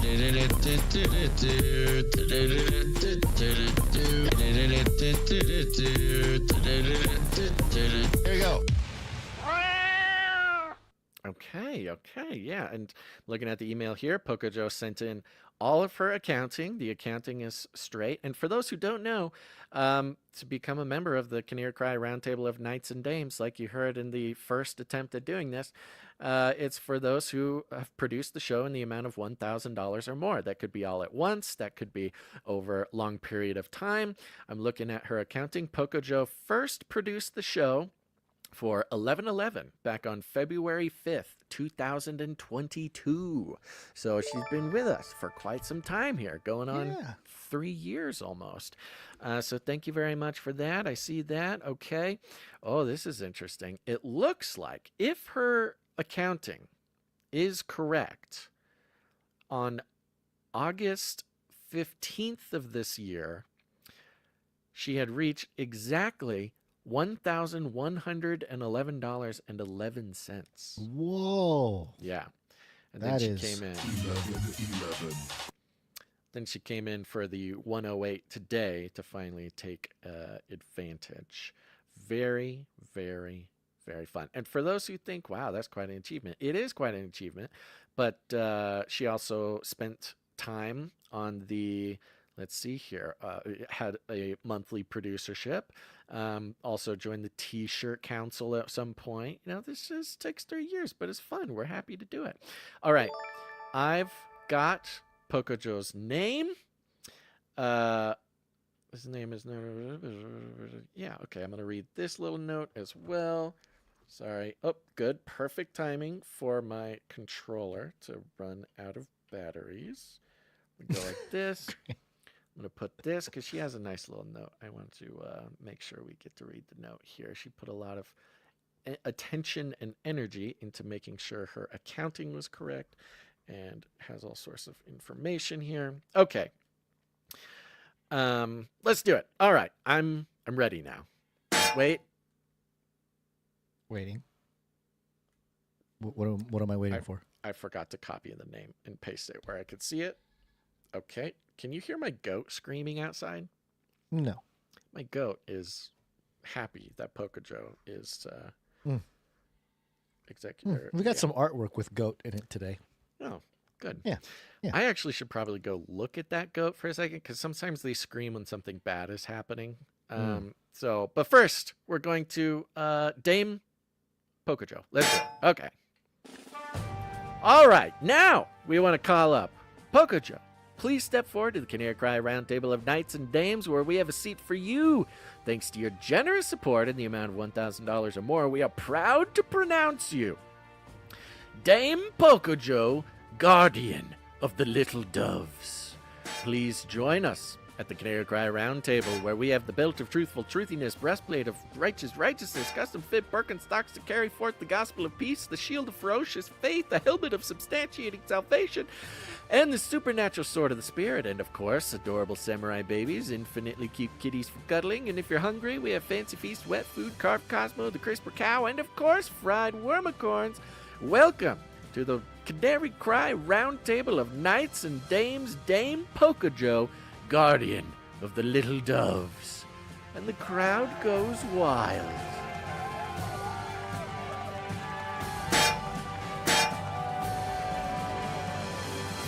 Woo! Huzzah! Thank you very much. It's been a little while since we had a knighting or a daming, and so that's very special. Thank you very much. Pocojo shall be henceforth known as Dame Pocojo, guardian of the little doves. She says, this name is not only meaningful because of my love for the dove family, but also as a teacher. Yes, I am going back to using my gifts in the public school setting, just about as daring as Basil going to Burning Man. Yes, I like that. you are brave, and you are going where you're needed, Pocojo. Sorry, Dame Pocojo. Thank you very much for your long time of supporting the show and for being here live all the time and for just being a great member of the Canary Cry community and family. Thank you so much, and congratulations. Yeah. Okay. And we've got more producers. Okay. There we go. I got to scroll. Scroll, and I'm also receiving other emails. But here we go. So we have on the list, these are people who came in under the executive producer amount, starting with Sir Child of God, Knight and Servant of the Lion of Judah. Hey, Sir Child of God. Thank you. Yeah, that's very fun. Been a while. Thank you very much, Sir Child of God. Congratulations on reaching 800 episodes on such an awesome podcast. Here is some money to future-proof your ministry. Keep up the Lord's work. God bless you, brothers in Christ. Also sent another note here. It says, good afternoon, my brothers. I'm writing to congratulate you on reaching episode 800. I've donated $80 to Canary Cry Tube and helping to future-proof your guys' work this time. In this time of so much deceit and misinformation, it is comforting to still see the light of truth shining in this dark digital world. Keep up this awesome ministry, my brothers in Christ, Child of God, Knight, the Servant of Lion of Judah. Thank you very much. Thank you.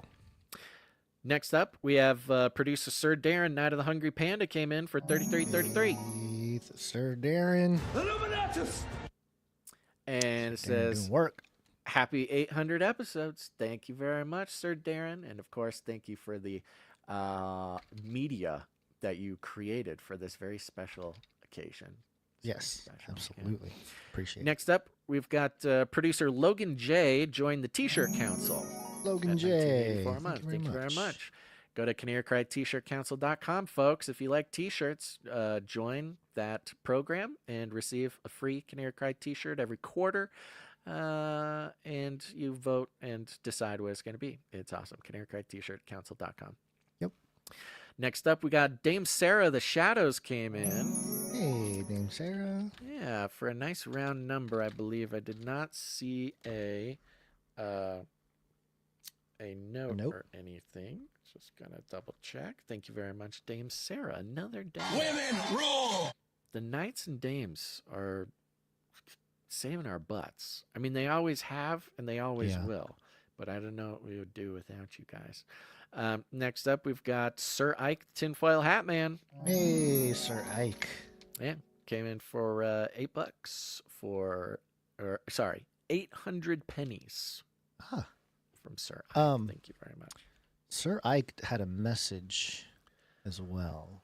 Okay, would it be best to do it here, or is it regarding something else? I don't know. I didn't check it. If it's an announcment, good on me. Ow, I just hit my face. If it's an announcement, we should maybe save it for after this, because sometimes people skip this. Sure. But I actually have no idea. Maybe, I don't know. All right, we'll play it in a second. Next up, we got Sir Jacob Highline Haas and the Night of the Issachar Pursuit coming in for $7.77 plus fees, I think. And you had a note here. Hey, Canary Boys, just a note on the Greenland base article from your local lineman. Polychlorinated biphenyls, PCBs, is a type of mineral oil used in electric transformers. Discontinued from use in 1979. Love y'all. Well, thank you very much. Interesting. Yeah, I don't know why I thought I could take a stab at understanding what that was. But I'm always happy to be educated by our Knights and Dames. Thank you, Sir Jacob. Yep, thank you. Of course, Leo came in for a pocket full of sevens. She's on a 49-episode streak. Leo, thank you. 49. Let's see. Yeah, she's on a streak. Yeah. Sir Moore of Night of the Burning Chariots came in. He's on a 7-episode streak. Some more. Thank you very much. Now I'm going to jump over to the email because I saw some things coming in live here. Okay. Yeah, we got all of that. Yeah. Nope. Nope. Everything's fine. Let's thank our streakers for a moment because we haven't done that in a couple episodes. These are people who came in for under $7.77. So there's no note entitled to them, but they are all keeping these very long streaks going. And so we want to make sure that they know that we are keeping track of their streak, starting with Mrs. Tinfoil Hat Man on 17 episodes straight. Thank you, Mrs. Tinfoil Hat Man. We got Veronica D on a 446 episode streak. Thank you, Veronica D. We got Sir Scott Knight of Truth, 492 episodes. Thank you, Sir Scott. And, of course, Sir Casey the Shield Knight. Of course, Sir Casey the Shield Knight. Sir Casey the Shield Knight.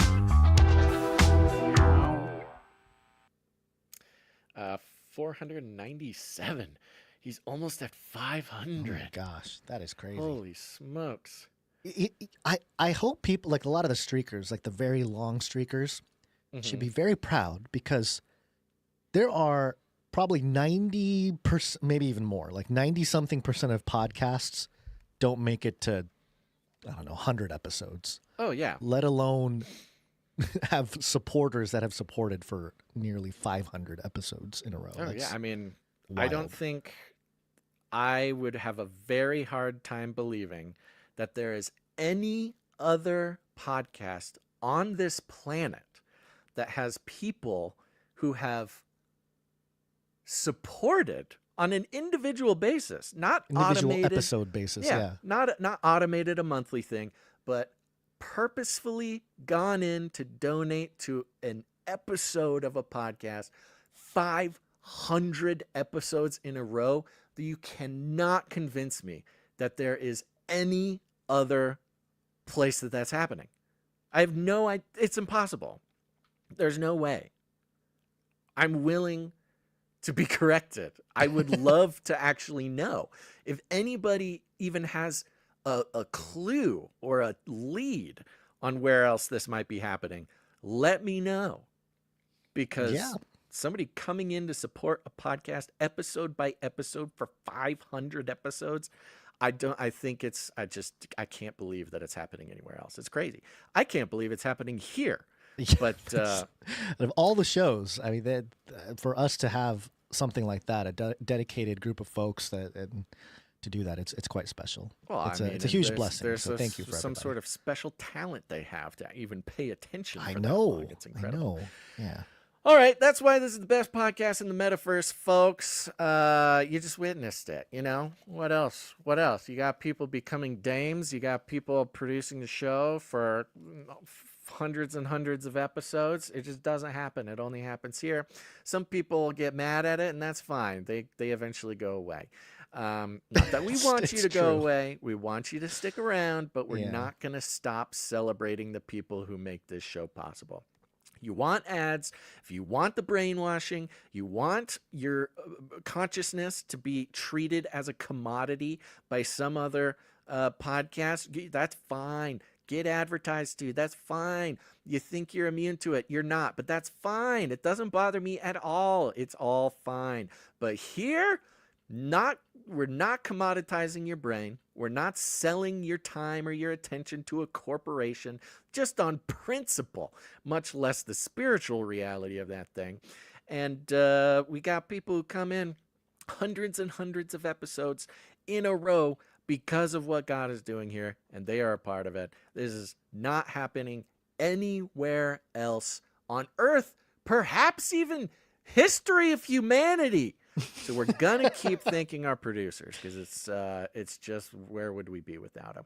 Yeah, absolutely. Other than that, what do we want to do now? We are doing art now. We want to do art later.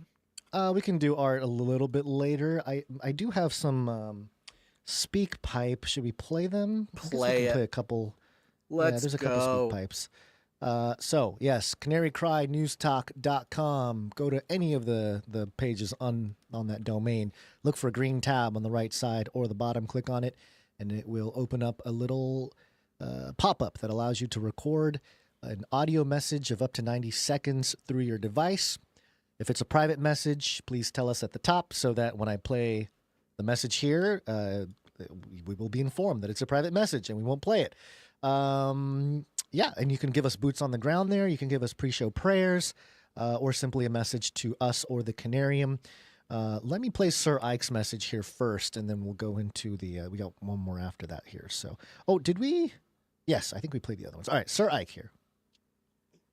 Hey, Canary family, this is Sir Ike here. I want to let everybody know that the supply drops are in the mail and ready to go. You should be seeing them in a few days. Everybody International, you guys are getting ready to be sent to the UPS drop-off location really soon.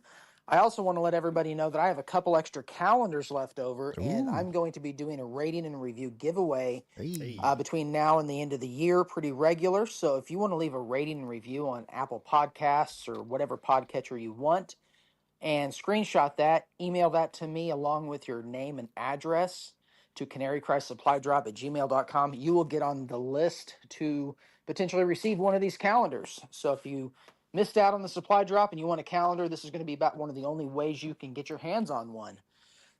Think outside the cage, everybody.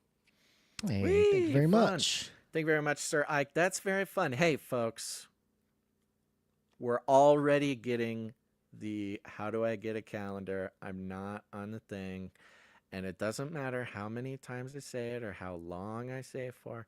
It's just the nature of this format that sometimes you're going to miss some announcements. And that's why you got to pay attention to announcements, okay?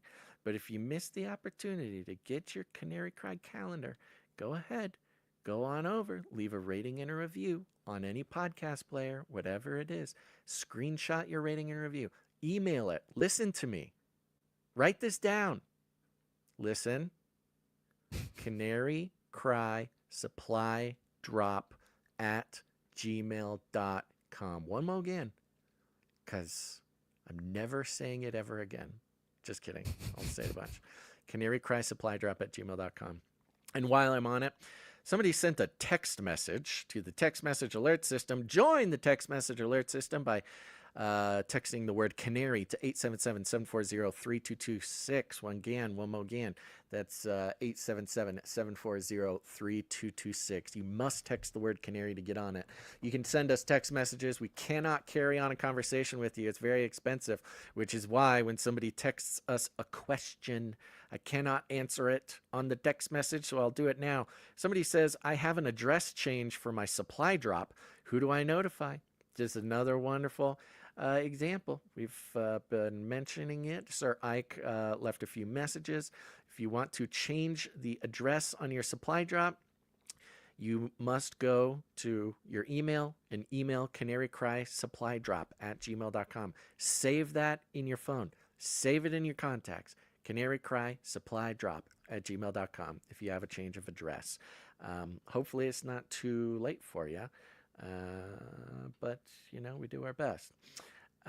Somebody just texted us. 417 says, is Martin Guri your real name? Yeah. Oh, were you born in 1947 is the real question. I'm 80 years old in 1947. That's so long ago.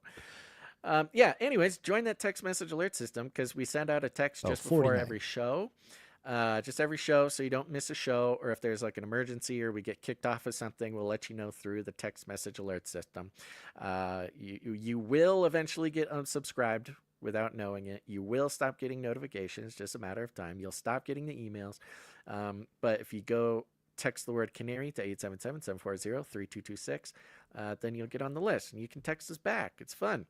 For instance, this person says, I'd love to get my hands on one of those calendars. Oh. If you have any left, well, go leave a rating and review, screenshot it, email that with your address to canarycrysupply@gmail.com. This happens every year, Gons. This happens every year. It's okay. It's expected. This is why in the past we have done the if you executive produce in December, previously we've sent out calendars to those who executive produce in December. And maybe we should do that again. If we pair that with the Sentinel challenge and the Sir Jamie challenge. I don't know, though. You're going to have to talk to Sir Ike, because I know. there's only a couple left. No, I'm going to talk to Sir Ike. We don't know if it exists. We don't know how many of these exist. Yeah. So we will find out from Sir Ike. Limited supply. You know, it's a limited supply. Hard cap. We try to, I mean, the point is you got to join the supply drop if you want it. So, you know, that's kind of the thing. But we'll see what's going on. But at the very least, he's going to be doing a couple giveaways, ratings, and reviews. That's very helpful to us. The more ratings and reviews, the better. We're almost at we're at 997 reviews on Canary Cry Radio, the Canary Cry Radio feed. So we're almost at 1,000 there. I think we're approaching 1,000 as well in Canary Cry News Talk feed. I think we're 830 on News Talk. Something like that. Yeah, our analytics dashboard got shut down. Shut down. Yeah. Yeah, they they saw that we were using it and they said shut it down. Martin said shut down that Chartable. There's boys getting on my nerves. There's a service called Chartable that gave us access to like our charting stuff and ratings and reviews. And you go to chartable.com, the login page still exists. So it's there. And you can put in your password and your username and you press login and it says, of course, it doesn't log you in, but where it usually would say like wrong password, try again, it just says Chartable has shut down. We're not here. What a fake out. Why are you even here? Yeah. Yeah.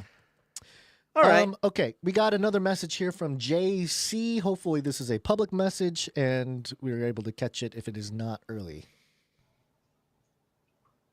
Hey, Basil and Gons. This is Jay. I used to go by the handle They Dwell, and I'm the one who sent a jingle to Gons a while back. It was a death metal version of It Will Kill. I wanted to bring up, because of the drone thing, it takes me back to a clip in the beginning of Age of Deceit 2 where Bill Clinton talks about there being some interesting things in the heavens coming and that it'll be a net positive for young people because it'll make their life a bit more interesting. I don't know where that quote came from. I'd love to know what event that was he was speaking at so we could, see the whole picture or the whole context of that speech or that Q&A, whatever it was. I think it seems to me like it's really relevant to what's going on in the drone stuff. That'd be great if you remember anything about that, if you could address that. And do you think that's relevant to what Bill Clinton was saying? God bless you guys. Yeah, I do remember that clip. I don't remember the source of that clip. I'll have to do a little digging to get back to JC here. I don't want to do necessarily an impromptu, like on the cuff type of thing, but I do remember the quote that there's going to be a lot of things that young people are going to see up in the heavens, and it's going to be a net positive. I think in the context, it was something about space exploration, if I'm not mistaken. But again, I should probably look back to my, get some notes out and stuff. Yeah, I don't know if I remember enough to comment usefully on it. Let's see. Let me see if I can I'll do one quick search to see if I can find the quote. While you do that, I can't. I want to mention, let's see here, 423 texted the number. It says, every time I hear an ad, I frown now. Thanks, Basil, for the heads up. Yeah. I was giving some tips last episode that, I'm always ragging on about people who think they're immune to advertising. Studies show they're actually the least immune and they're most affected by it. And you got to understand exactly what's going on with the advertising. It's not just because you don't buy a Swiffer wet jet. That doesn't mean that you're immune to advertising. But one of the most effective ways that you can resist your brain from advertising is to physically frown. And when you physically frown during an advertisement, you're fighting against the programming in your brain. So give it a try. Thank you, 423, for the text. Yeah, I'm not able to pull up stuff immediately. There's a couple things I pulled up here. Let me see if I can do a little homework. It might have been the Apollo 11 anniversary or something where he was talking about some young people, learning about the heavens. It could be about the drones. I mean, obviously, everything in the air with the Prince of the Power of the Air might have Blue beam. Blue beam. Oh yeah, blue beam. That's right. It's all blue beam. Mm-hmm. All right. That's it for the speak pipe there for now. So great. Thank you very much. Great. Leaving a message. Yep. And one last time here. Oh, Mitchell's asking in the chat, if you have an Android, how do I leave a rating and a review? You should be able to do it just by going to the browser version. Search Canary Cry News Talk Apple Podcasts. It'll bring you to a browser version. You can also rate us on something like Stitcher or Audible. I think Stitcher shut down. Isn't Stitcher still around? I don't know. Doesn't matter. Just wherever you can leave a rating and review. I think Stitcher shut down. Spotify. No, they're still around, I guess. Audible. Just anywhere. Go look for places to do it. You can. I mean, for somebody who really wanted a calendar, you could go to like all of the locations and just leave ratings on each and every one of them, and take screenshots. Send it. Canary Cry supplydrop@gmail.com. Okay. You want to get back to the show? Continue. Yep. Let's do it. Okay. You ready? My goat is yelling. Okay, Sometimes you when go... the goat is yelling, things are either on fire or bunnies are escaping. So I'm gonna go check my goat alarm. I'll be right back. Check your goats. I will hold it down here. Are you ready to become cyber? It's Latin for many. Tick. They'll suck your blood. Politics. Your blood. We've been tracking John Fetterman since his arrival in the public sphere, mostly because the mainstream media reported him as being the first cyborg senator, which seemed like kind of a big deal, but then some of the news outlets that carried that title took it back. They decided not to go with that. Maybe it was too soon. I don't know. Somebody got a memo. But he is a Democrat.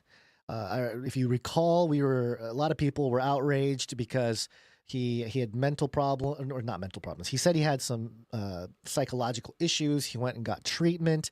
I covered that at the beginning of the year. He went to Johns Hopkins. I believe it was some kind of military hospital. And we found some documentation from that hospital that said, hey, we're doing new types of psychological treatment that include VR headsets and other virtual realities and augmented reality type of stuff. So I asked the question, what kind of treatments did he get? And what kind of programming may have been happening to his brain? And these are just questions. We don't know. Recently, he was on with Joe Rogan. I think it was a couple episodes after the Trump interview on the Joe Rogan podcast. And Basil had pointed out how it was tough to watch this interview or listen to the interview because he does have a monitor that translates all the things that are being said so that he can read it, so he can communicate. If that little machine is not working, kind of like Joe Biden the other day, we don't have the clip today, but Joe Biden a couple days ago said out loud, the prompter went down. He was like on stage talking. The prompter went down and he said something to the event, the electricity, it went out. The electricity went out. And he just stood there staring. So, a lot of these politicians, they cannot operate without, a little prompter telling them exactly what to say. But John Fetterman, the Democrat, is winning the favor of the Republicans. And I do believe that in this time of the techno-populist uprising, or really it's arrived, you can call it the techno-populist revolution, it does flatten the arc between the right and left a little bit, because a lot of people on the right are already part of the populist movement, because the populist movement, especially the technological one, championed things like free speech, championed things like anti-wokeness, and all these things that the political right and conservatives would jump on board with. Now, to get the left, it's a little bit different.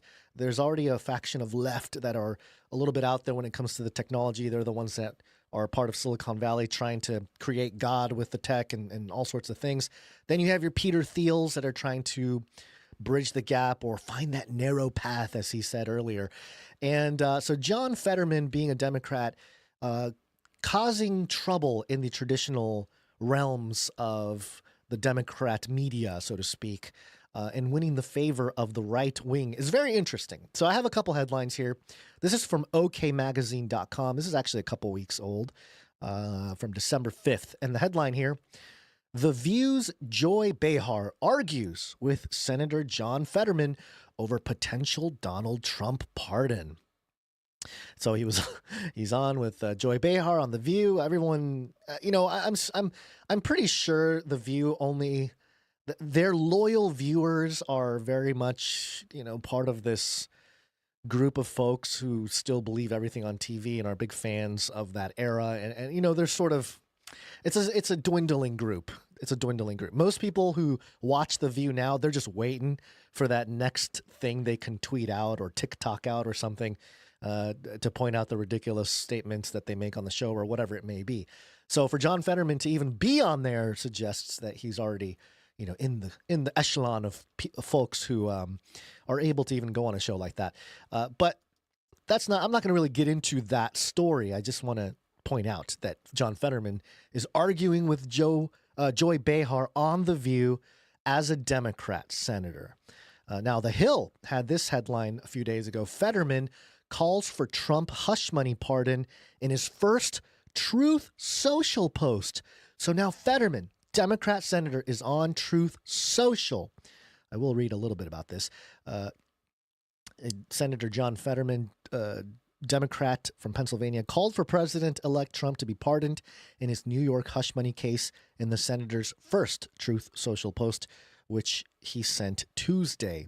Quote, the Trump hush money and Hunter Biden cases were both bull poop and pardons are appropriate.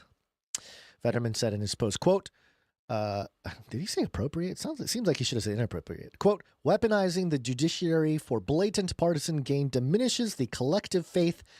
Whoa, something moved on our screen. That was weird. Weaponizing the judiciary of blatant partisan gain diminishes the collective faith in our institutions and sows further division. He goes on here. This is, they're quoting stuff from The View now. But very interesting. And if you actually, they don't have the screenshot here, but it's so weird because he actually said in the post, in the Truth Social post, he said, my first truth. And then he said Trump, hush money, Hunter Biden, all that stuff. So very interesting, to the effect that Daily Wire, that is the Ben Shapiro news outlet there, dailywire.com headline, a sewer is going to sewer. Fetterman rips social media cheering United Healthcare CEO murder. It's vile. So again, his talking points are jiving with the conservative or the Republican side of the media. Because, don't get it wrong here. Don't get it twisted. The media is still, even the alt media that have become as powerful as mainstream media, such as Daily Wire or Daily Caller with Tucker Carlson, these outlets are very clearly, right-leaning, more Republican-leaning in their views on different policies and things of that nature. So for them to be like, hey, Fetterman is ripping those people who are cheering on the United Healthcare CEO murder, it appeals to the rationalist right-winger, which is interesting. So anyway, I'm not going to get into the details here. The point is, the thing that I want to mention here and point out is that it does seem like somebody like John Fetterman is being prepared for something. He just seems like a bridge, a glue to bring the right and left together in some way, some shape or form. And he does, it's almost like they're preparing him to be a true populist politician. Not Republican, they're Republican Democrat is, that whole paradigm is sort of fading, in light of the current movement politically. People chose sides because they had to, but I am curious if Trump decided to run independent I mean, the powers that be may not allow him to become president, but I do wonder, in a different universe or something. I don't believe in parallel universes, but theoretically, if there was some parallel universe where Trump decided, hey, I'm running independent, I'm not going to submit to the Republican Party or the Democrat Party, I wonder how well he would do, just because of his personality, his popularity, everything else. Obviously, he would not have certain levels of political support, which is already, in that sort of right-left paradigm, maybe too deep into it. But I do wonder. But that change, that political change in landscape doesn't happen overnight. And it requires certain individuals to build bridges or bring people back to the middle or whatever it might be. And John Fetterman seems to be presented as, because he was kind of hated at first. Remember, he showed up his first day back at the Senate, and he was wearing a sweatshirt, like a hoodie, right? A hoodie and shorts and sandals, getting out of his car, going to work at the Senate. And people were going, man, can this guy dress a little more appropriately? He had the hate. So the right-wing Republicans, conservatives, they all looked at Fetterman and said, this is everything that's wrong with Democrats and left-wingers. And, they just have no respect for tradition. He's showing up. He does not even wearing a suit. He shows up in a hoodie, that whole thing. And then post-election, a year later now he's saying all the things that are tickling the ears of the conservatives and right wing, and they're highlighting it. They're highlighting it. So I do wonder if he is being prepared to become some sort of the first politician to perhaps invite or bring up the conversation of enhancement. That word enhancement has not been politicized yet, used effectively in terms of a political campaign or agenda. There's lots of words that you can replace with, are synonymous with the word enhancement. But a lot of them are a little bit, they are less, I don't know what the word is, less specific, I would suppose, because you can say, certain things like transformation or modernization, revitalization, advancement. These are words that can be synonymous with enhancement, but enhancement in the context of the first cyborg politician, it just seems like it jives. Like they're preparing him to become the first guy in the metaverse to, I don't know, to do politics straight from the metaverse or something to that effect. So just keeping an eye on John Fetterman here. I am a little I'm suspicious of everybody and everything, but just a little keeping tabs on the guy, because he is winning the favor of the Republicans, at least in principle, because he's saying all the right things. He's posting on Truth Social. He's winning the favor, and that's always something to keep in mind or keep watch of, as we will likely see perhaps a new type of populist politician, especially if they are quote unquote enhanced, and that becomes a central issue. Maybe they'll have enhanced Republicans and enhanced Democrats, but who knows? But I think it's obvious that he's set up. I mean, you talk about technopopulism. What's the one thing that's wrong with technopopulism right now? Is that it's conservative, that it's Republican. That's what's got us where we are, but it's problematic. But John Fetterman, who, remember, is the regular Joe. He wears the basketball He's presented pants. at the regular Joe. Wears he's got the hoodie. Wears the hoodie. He's the regular Joe. That's why he got elected. That's why people like him. They changed the dress code rules for him. Right. Yeah. And I think the obvious sort of crossover here is something like Neuralink. You got a conservative techno-populist like Musk and a Democrat everyman who can benefit from the Neuralink. I think he's the I think proto-politician for the enhancement. Well, yeah, whether it's enhancement or not, whether it's just like, oh, now he can talk normal, or now he can, he doesn't need an iPad to give him whatever. I think he and Musk holding hands, skipping down the techno-populist yellow brick road, I think that's the key to the unity that Mhm. this like Yep, that's- mythological unity. Yeah, that's kind of what I was ranting about before. Now, are your goats okay? Is your farm okay?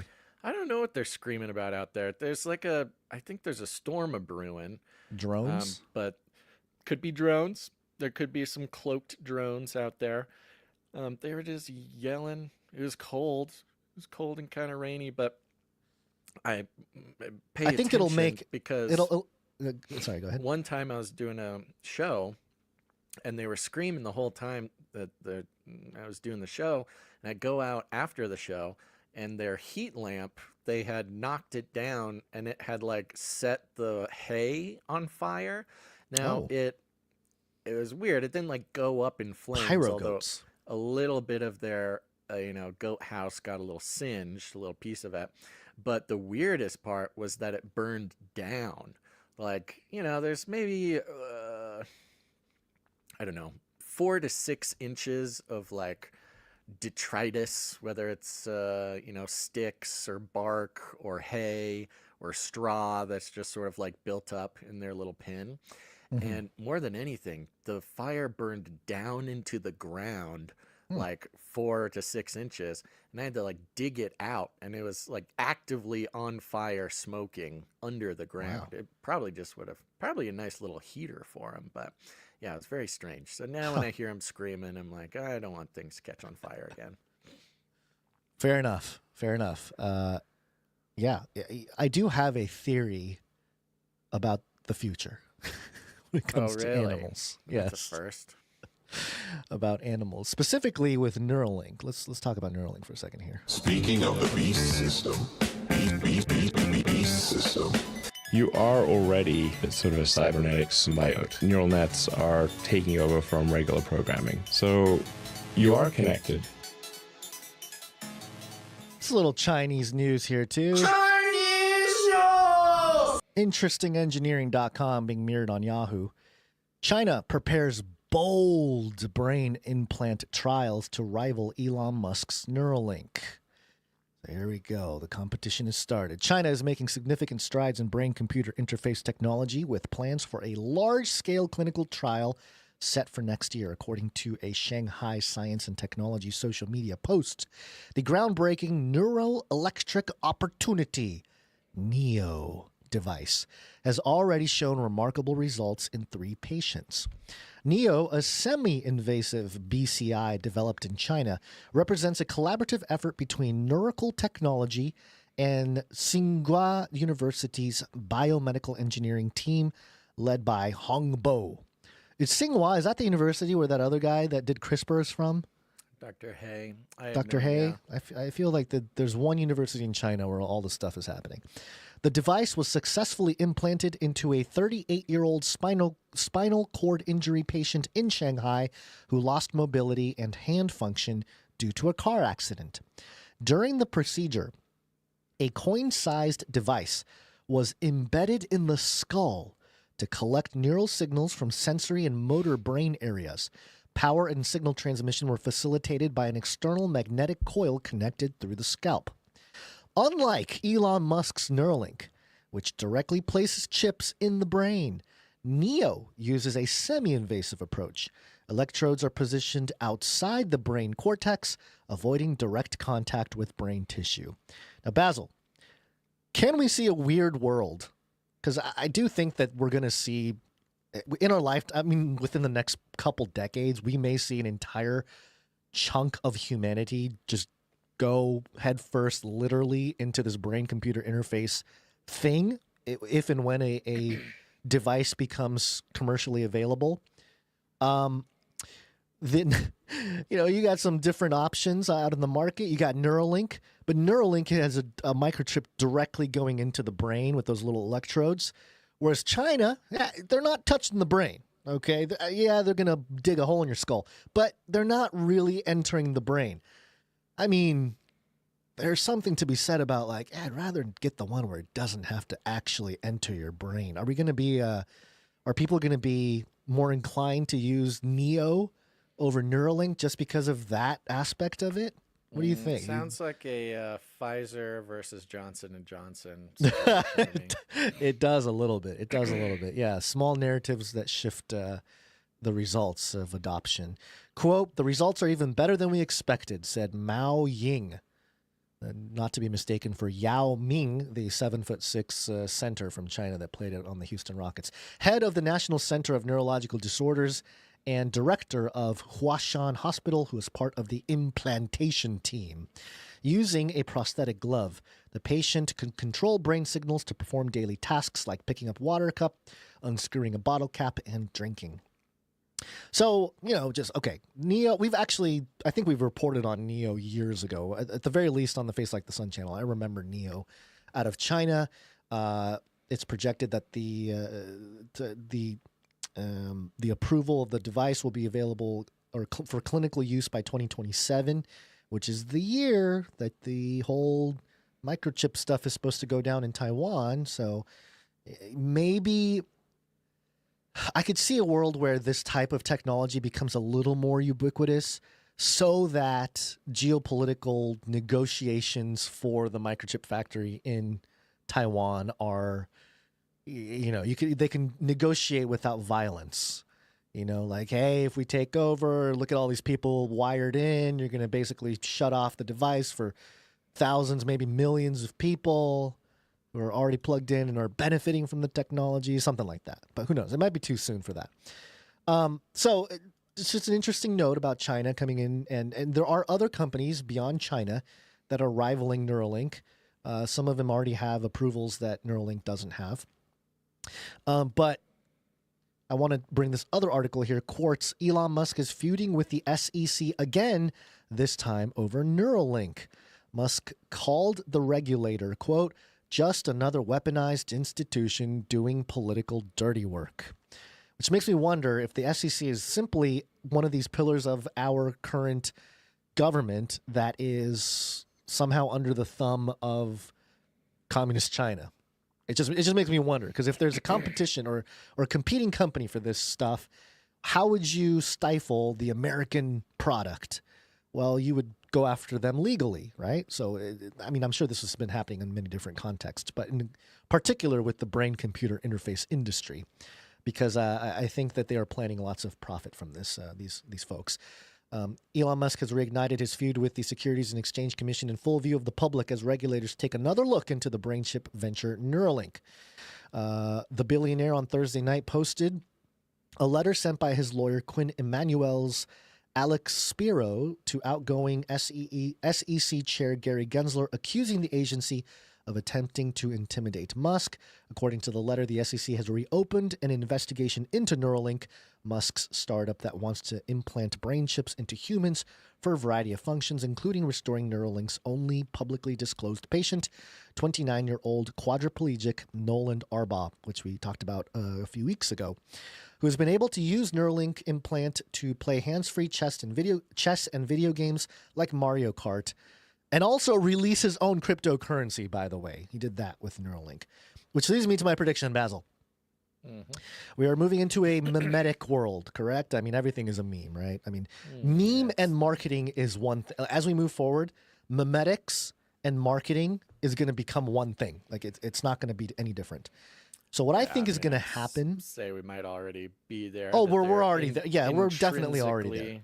They are intrinsically tied, but okay. Right. Yeah. Yes, they're intrinsically tied, but the element that I think will be different is the sort of decentralization process with coins and NFTs and stuff. Because, in my opinion, I think we will see some animals have Neuralink. Right. We've already seen that with the monkey, right? But certain animals that get Neuralink that will have social media profiles, and the claims will be that these animals are posting on social media somehow. I don't know, maybe it's art, maybe it's some kind of text, some gobbledygook at first or something. And I think the obsession with animals in meme coin culture will get to a different level where you're going to have real animals posting on X through Neuralink, and they will have a token that will provide economic prosperity for those people that are invested and support this neural linked animal. What do you think about that? I mean, road to Mark of the Beast is pretty close, but most of before the Mark of the Beast thing happens to all people, obviously they're going to test it on animals, so it'll be the Mark of the Beast, literal beasts being marked, Yeah, I think we'll see that. I think neurolinking an animal and having that animal post on Twitter is exciting enough, but I find it humorous that cryptocurrency had to get added in there. Well, because because it's intrinsically, those things will be intrinsically tied together. If you think about the tokenization of physical reality, I mean, they're going to tokenize everything.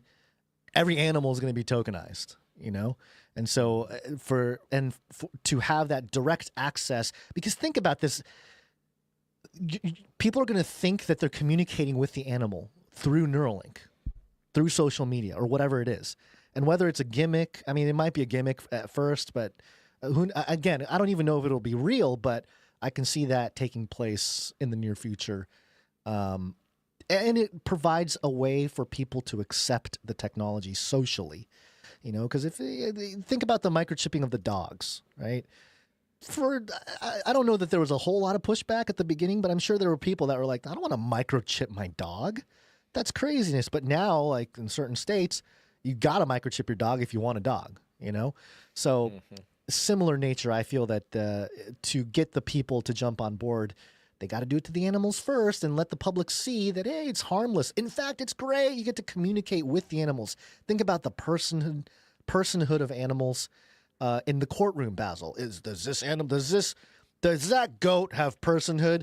Well, let's see. He's posting on social media that he's hungry and that he wants to pump his goat coin, and all the people are buying in, and he's making a lot of people rich. Yes, he has personhood. Look at all these people that he has helped become wealthy with his thoughts directly from his brain. So that kind of thing. I don't know, but there's a lot wrapped up in there. I mean, I could very easily. I would almost predict that it just would be Neuralink itself, Elon Musk, where once they get a monkey or something that's adequately chipped and safe and whatever, that there would just be an X account that's like, hey, that's what I'm saying. This is Chocolate Chip, the monkey. He is he's one of our research monkeys. He's doing great. Here you this would be the monkey saying, I am here. I am communicating to you through my chip. I hear you. I'm just saying I could see the first time that ever happens to actually be an official like Neuralink X presser or something. Elon Musk thing. Like that's a PR thing. Like, hey, thing. Yeah, an we event. have Grok. We got Grok. You love Grok. Grok is fun. AI is fun. But look, we also have Dale. Dale is one of our test monkeys. We successfully put the Neuralink in Dale.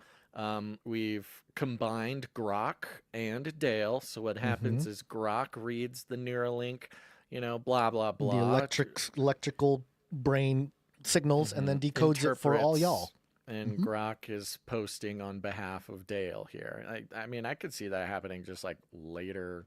I guess maybe not later this year, but I could easily see that being a thing in the next year. Yeah, there you go. That's my little red book prediction there. And the cryptocurrency part might come a little bit after that, but but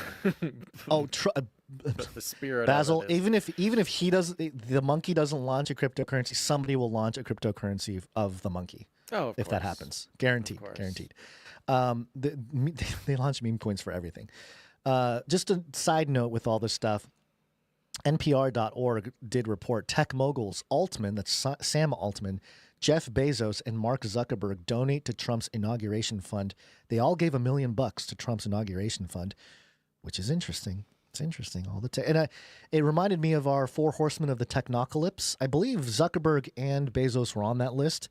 Sam Altman wasn't really in the public limelight at the time we were doing it, so I don't think he was in there. But Bill Gates was in there. Elon is definitely in there. Who else was? I think it was Richard Branson might have been in there.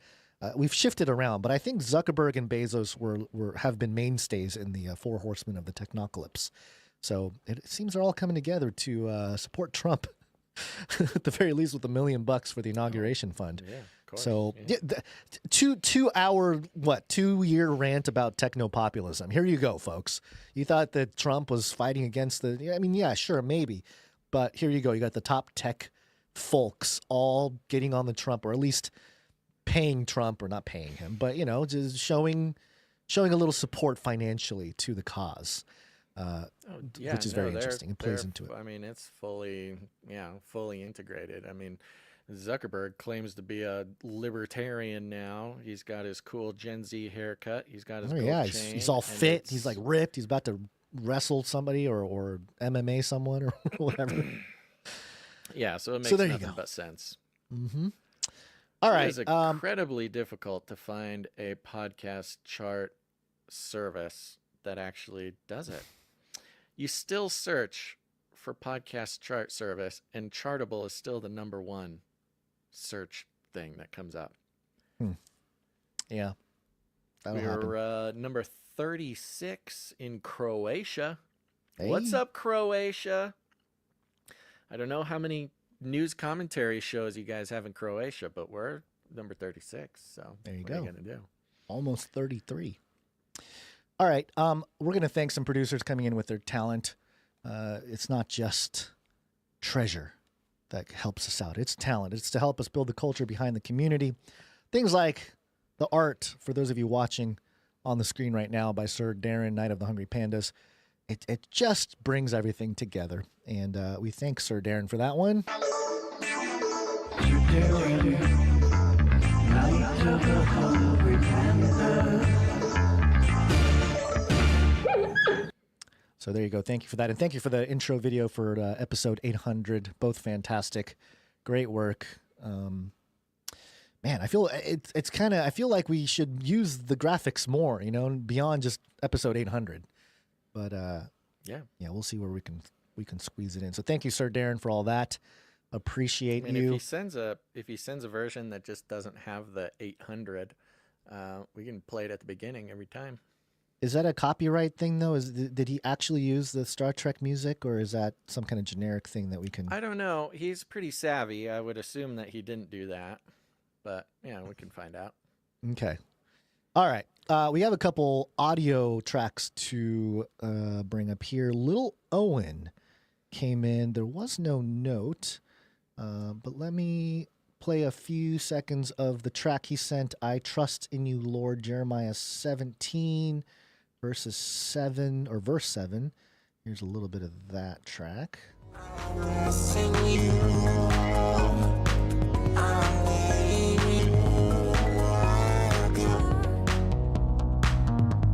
Blessed is the man who trusteth in the Lord. Ooh, he's got some filters on his voice now. He's fun. It's robot being worship. digitized.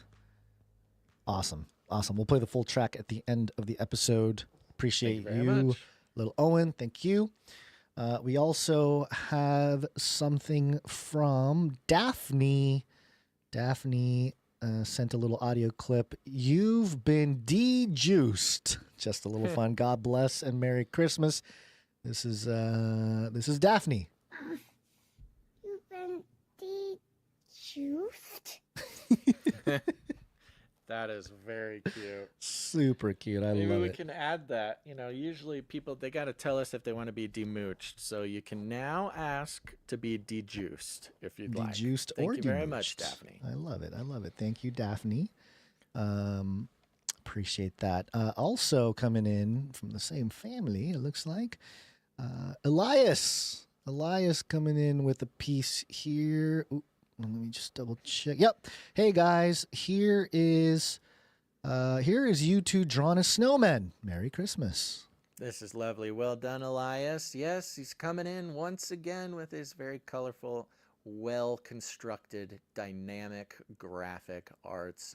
On the left-hand side, we've got Snowman Basil, got a wonderful top hat, red and green stripe with a scarf blowing in the wind, got the VR headset, got the googly eyes, got the carrot for a nose. We've got some excellent shading going on here, so that there is some real. It's got quite a frigid look to it. Shading, shadows. The ice making me cold just look at it. Thank you very much. On the right-hand side, you got Gon's version. His head is much bigger than mine. It's good to comment on those things. He's got his beard, his glasses. Love the square glasses, the square pupils. Very good. Also got his top hat and his scarf. Up in the top, in a font made out of snowballs, is CCNT.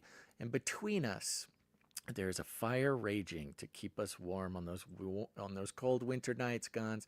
Some wonderful snowflakes, too. Big, giant, intricate snowflakes falling everywhere. Thank you very much, Elias. Excellent. Thank as you, always. Elias. I'm impressed with the shading. You see this? You notice the shading on everything? The hat, the snowballs, the each element of the snowman. It's very well done.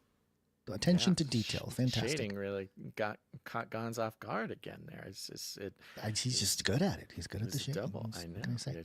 You can't not comment on the shading. It's excellent. Thank you. We're back to Daphne for a moment here. Daphne, here's a snow dragon from 5-year-old Daphne. Merry Christmas, gents. Ooh, Daphne, that is a very fun dragon. We've got an extremely colorful dragon here. Pink for the most part. I got some orange spikes on the head and down the back. We've got some turquoise belly with some brown spots. We got alternating red and green and pink and purple. Big tail there, a flame on the end of the tail because, it's a dragon. And of course, some wings, some green wings there. This is excellent. This is excellently done. I think it deserves some full development into a feature-length film. And I think, if I'm not mistaken, this is a good dragon. So thank you very much, Daphne. Yes. Almost looks like a Pokemon character, with the fire and the dragon wings and Looks stuff. like Dragonite. Yeah. Awesome. Thank you very much, Daphne. Appreciate it. Next up here, we have, let's see. Yes, this one right here. We got Heiser coming in. And the note from either mom or dad here. My 5-year-old always asks me what he should draw, so I told him to draw the logo on Daddy's shirt. This is what he did. Looks pretty good. It's pretty good. Daddy was wearing his Canary Cry News Talk t-shirt with the seal of CCNT. And this is actually, hey, how old is this kid? It says 5-year-old. Yeah. Jeez, this is pretty good for a 5-year-old. Pretty good My for goodness, 5, look at that. Fairly intricate rendition of the Canary Cry News Talk logo. The seal, of course, is a big canary, arms out wide, legs in one hand, holding the arrow and the katana and the axe in the other. Foot holding 3 serpents representing 3 manifestations of the enemy here in our physical realm. I forgot what they were. What is it? Media, government, and something else. Religion, something? No, I think it was the banks, maybe. Banks. Oh, that's right. The 3 pillars. Yeah. Banking, politics, and religion. I thought it was religion, but maybe not. Nope. Is not, but everything on the CCNT logo was very meticulously crafted to communicate the mission here. On the chest, the shield of the canary, it's got the thorn of crowns on the top. We've got the Bible, open Bible on the bottom. You got the dead robot on the right, and you've got the dead eye, all-seeing eye on the left there. This is very well done. Heiser, you said. Yes. Heiser. Keep it up, buddy.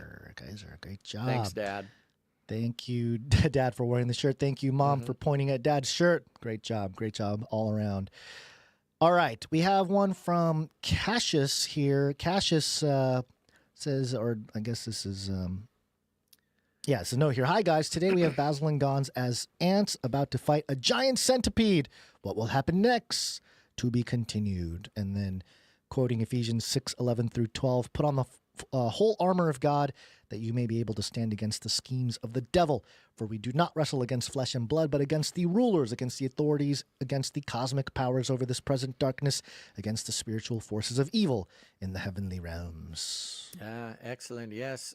Sometimes it feels like we are ants battling a giant centipede, but this is very fun. You've got a Basil and Gon's tiny ant down there in the corner. One's got virtual reality headset and some googly eyes. We've got many arms, so therefore we are able to hold many weapons.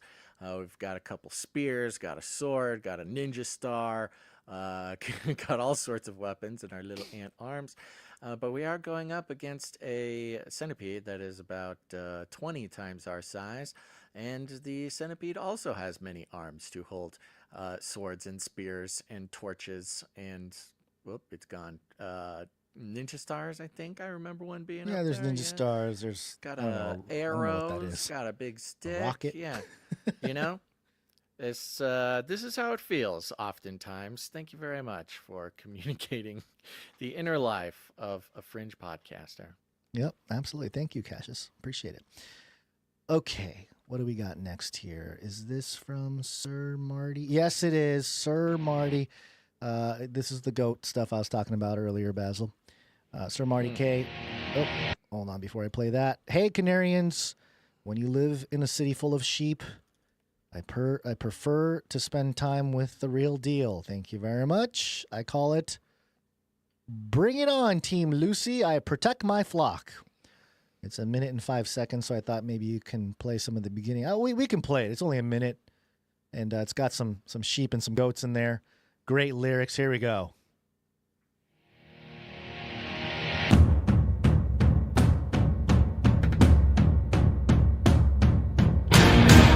Illuminati, you've come to take control. You can take my heartbeat, but you can break my soul. We all shall be free.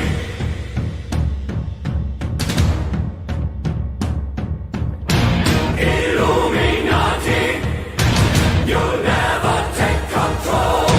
Your new world order will lead to none at all. We all stand before you as one. Heaven is for everyone to bring the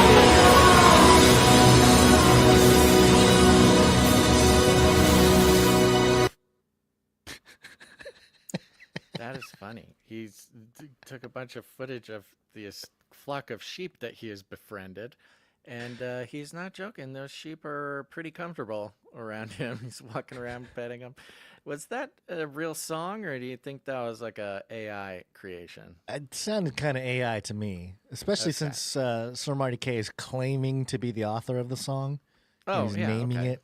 Bring it on, Team that's- Lucy. I protect my flock. So I think he was messing with some AI there. So That answers the question. That is Yep, the answer. yep, Yeah, very yep. well. That's fun. I wonder what is that? What would you call that style? it's like orchestral neoclassical. It's like neoclassical metal type thing going on. Rock, maybe neoclassical rock It reminds influences. me of the Trans-Siberian Orchestra. Yeah, sure, yeah, something like that. Yeah, Which Symphony tis the- X, tis the Michael season. Romeo. Now I'm in the depths of alternative music that nobody probably remembers. Look up Michael Romeo. He's really good at guitar. Okay, that's all the producers we have that came in with their talent. Thank you very much for helping us shape the culture behind the community.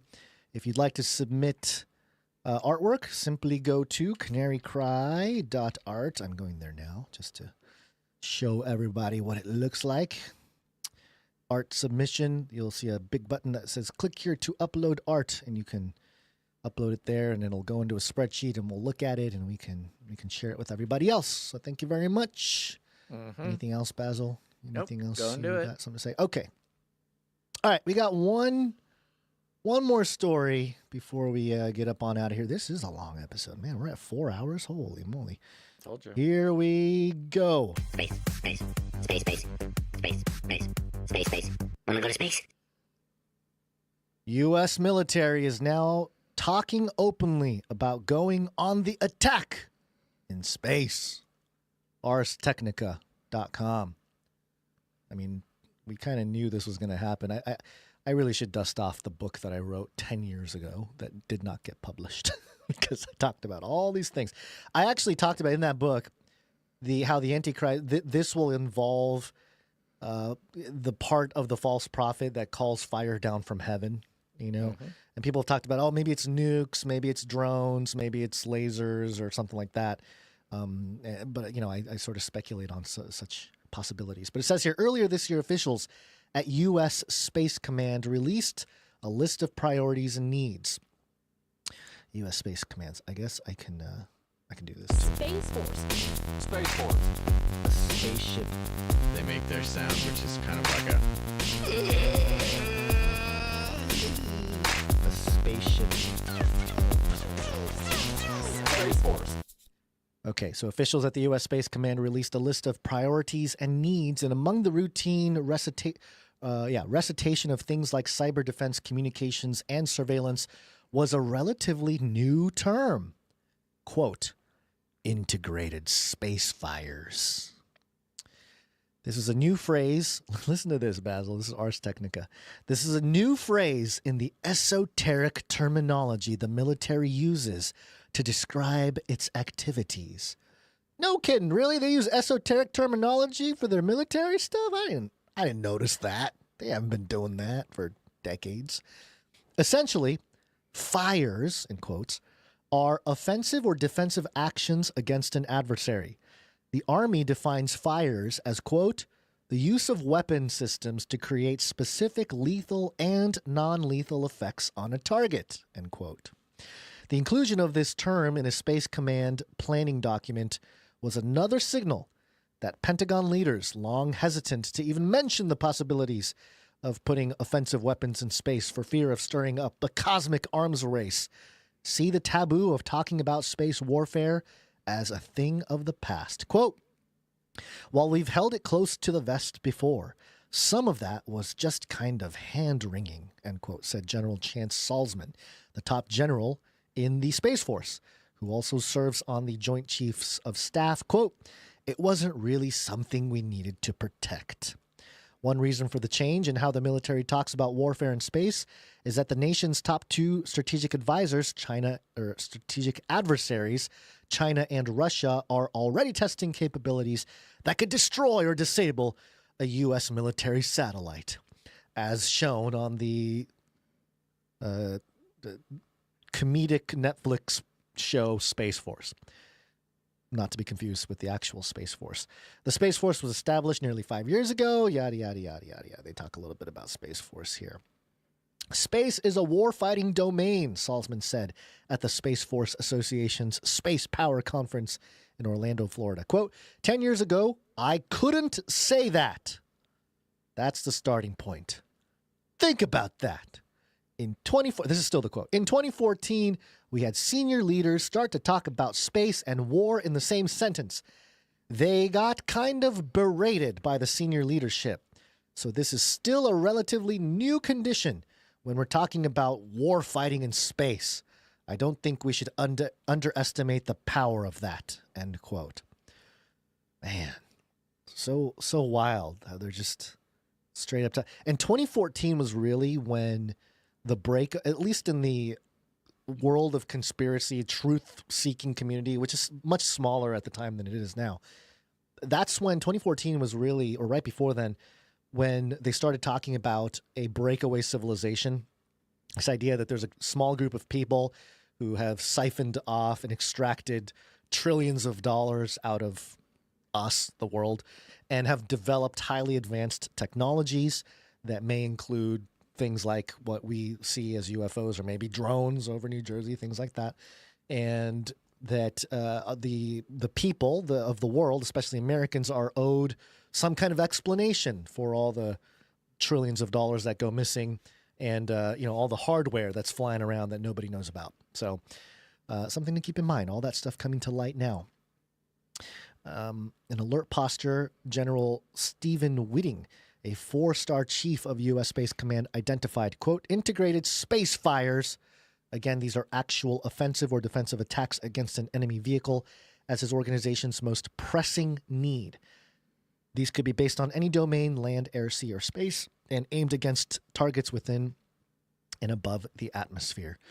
So what would these weapons look like? They might be electronic or cyber in nature, allowing U.S. forces to hack a satellite or its ground-based support network. Russia has already done this when hackers launched a cyber attack on a commercial European satellite communications network in 2022, the same day the country began its full-scale invasion of Ukraine. Then there's directed energy, which would use a laser beam to blind or dazzle satellite sensors in orbit. Directed energy weapons could be based on the ground or in space. There's another option that would involve one satellite sidling up next to an adversary's and using a claw or robotic arm to capture it and take control. Finally, there are the kinds of space weapons that can blow a satellite out of the sky. These anti-satellite weapons, ASATs, are perhaps the most low-tech solution. The United States, China, Russia, and India have openly demonstrated them, but they come with dangerous side effects. For example, a Chinese ASAT missile test in 2007 destroyed one of the country's own satellites, creating more than 3,000 trackable debris objects in low Earth orbit. The largest cloud of space debris in history. Really? I didn't know this. I didn't know that China has tons of litter up in space there. The United States performed a similar ASAT missile test against a satellite in 1985. So right around Reagan's Star Wars there. Destructive ASATs, like directed energy weapons, can be based on the ground or in space. They've already told us this. I don't know why they're saying it again. In 2021, Russia launched a ground-based direct ascent ASAT missile to take out one of its own satellites. A lot of them taking out their own stuff there. That's interesting. The year before, Space Command reported Russia tested a space-based ASAT weapon system in which a Russian military satellite released a projectile moving fast enough to destroy another satellite if it made impact. And they have this mural here. It reminds me of the Denver airport murals. It's kind of got that vibe to it. And then the captions here say, anti-satellite weapons are nothing new. In this photo from 1994, a woman passes by a huge mural in Tehran, Iran, depicting satellite television networks as Satans and enemies of Islam. Very interesting. And then, yeah, the image shows satellites and these both on the ground, like a dish on the ground, or the satellites in space, I guess, with like a big bat. I guess the bat is a demon or something. Very, very fascinating. And the appeal to the religious folks is also interesting. There's more here. They talk about the 1967 Outer Space Treaty, which is, again, we've discussed that as well. And now the U.S. Space Force desires space weapons of its own. I mean, I don't know. I don't know if I can claim called it, because technically I did not publish that book, but I did talk about it quite a bit about space weapons and how there's going to be a big push for it.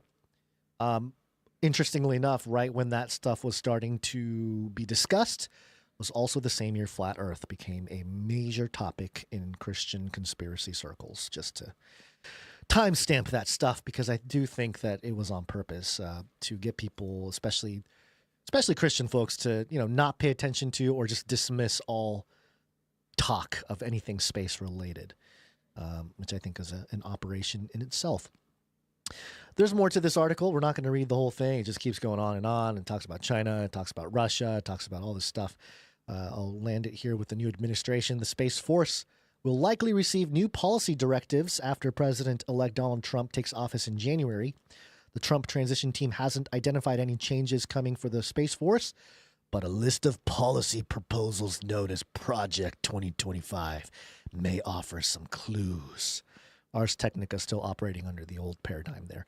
Published by the Heritage Foundation, a conservative think tank, Project 2025 calls for the Pentagon to pivot the Space Force from a mostly defensive posture towards offensive weapons systems. Christopher Miller, who served as acting Secretary of Defense in the first Trump administration, authored the military section of Project 2025.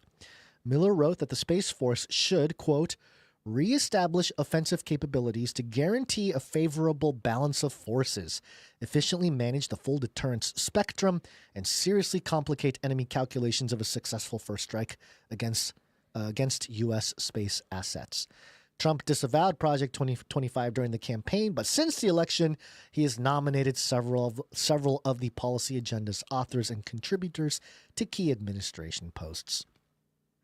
So there you go. Then it talks about Trump going to one of the SpaceX launches there. So, if there is a Reagan 2.0 with Trump, like people have suggested in a way, I can see the militarization, the remilitarization of space, and the public being aware of it is also interesting, because there is a new space race going on right now, with not just weapons, but maybe some surveillance apparatus. There's all kinds of stuff going on. So keep looking up, because it does feel like the end is nigh, and somebody might be calling fire down from heaven, Basil. I don't know who it might be, but the Bible says that the false prophet will do such things. So there you go. Yeah. Any comments? I think it's another great example of you just can't believe anything they say. Thing after thing after thing. Once again, I mean, this one's kind of especially fun because he references a 2014, if not policy, at least culture. Yeah. Where even mentioning war in space in the same breath, gets you reprimanded by the higher ups at the Pentagon or wherever he was. It would almost feel better if we weren't so used to it at this point, regarding, being whatever they would call a conspiracy theorist or something for so long. Because it's great. I mean, it's great. It's just another one of those things. It's too bad. Yeah, too bad you never did get that book out. But it's never too late. You'd probably, it could serve as a time capsule for what you knew back when, and then compare it to what is pretty out in the open now. 2027 is shaping up to be a heck of a World War III. To say the least. My goodness. Yeah. Gonna be fire coming down from everywhere, not just the heavens. Mm-hmm. Yeah. No, where else? From the ground. Oh. From the abyss. From the smoke will rise out of the abyss. Lasers will come down from the skies. I mean, it's Armageddon. Or the Antichrist, one or the other. Or, we find the narrow path with Peter Thiel. Yeah, don't worry. Peter Thiel will guide us through this.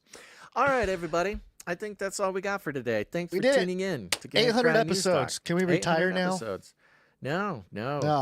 Okay. We cannot. I mean, unless the CIA reaches out and gives us some sort of out. That would be nice. Probably not going to happen. Respect. So, yeah. I guess tune in to episode 801, folks. We're doing it. We continue to do it. We only do it by the grace of God and by the participation of our producers. That's you. Yes, sir. If you've gotten any value out of the past 800 episodes, consider putting some value back in. Remember, the Sentinel and Sir Jamie both will be contributing $200 a piece to the show if we can get 8 new executive producers to come in by Christmas, by the 25th. Now, if you've produced before, maybe in a smaller amount, I think it still counts as a demooching, an executive producer demooching, to come in for your first executive producership. That'll be fun. I'll talk to Ike. I'll see what we have laying around in regards of calendars. We might be able to pull that off again. But other than that, remember, there's people keeping this show alive with their time, their talent, and their treasure. We want to thank some of the producers who give us some of their blessed time every week to make sure that we can do this, starting with the Clippies.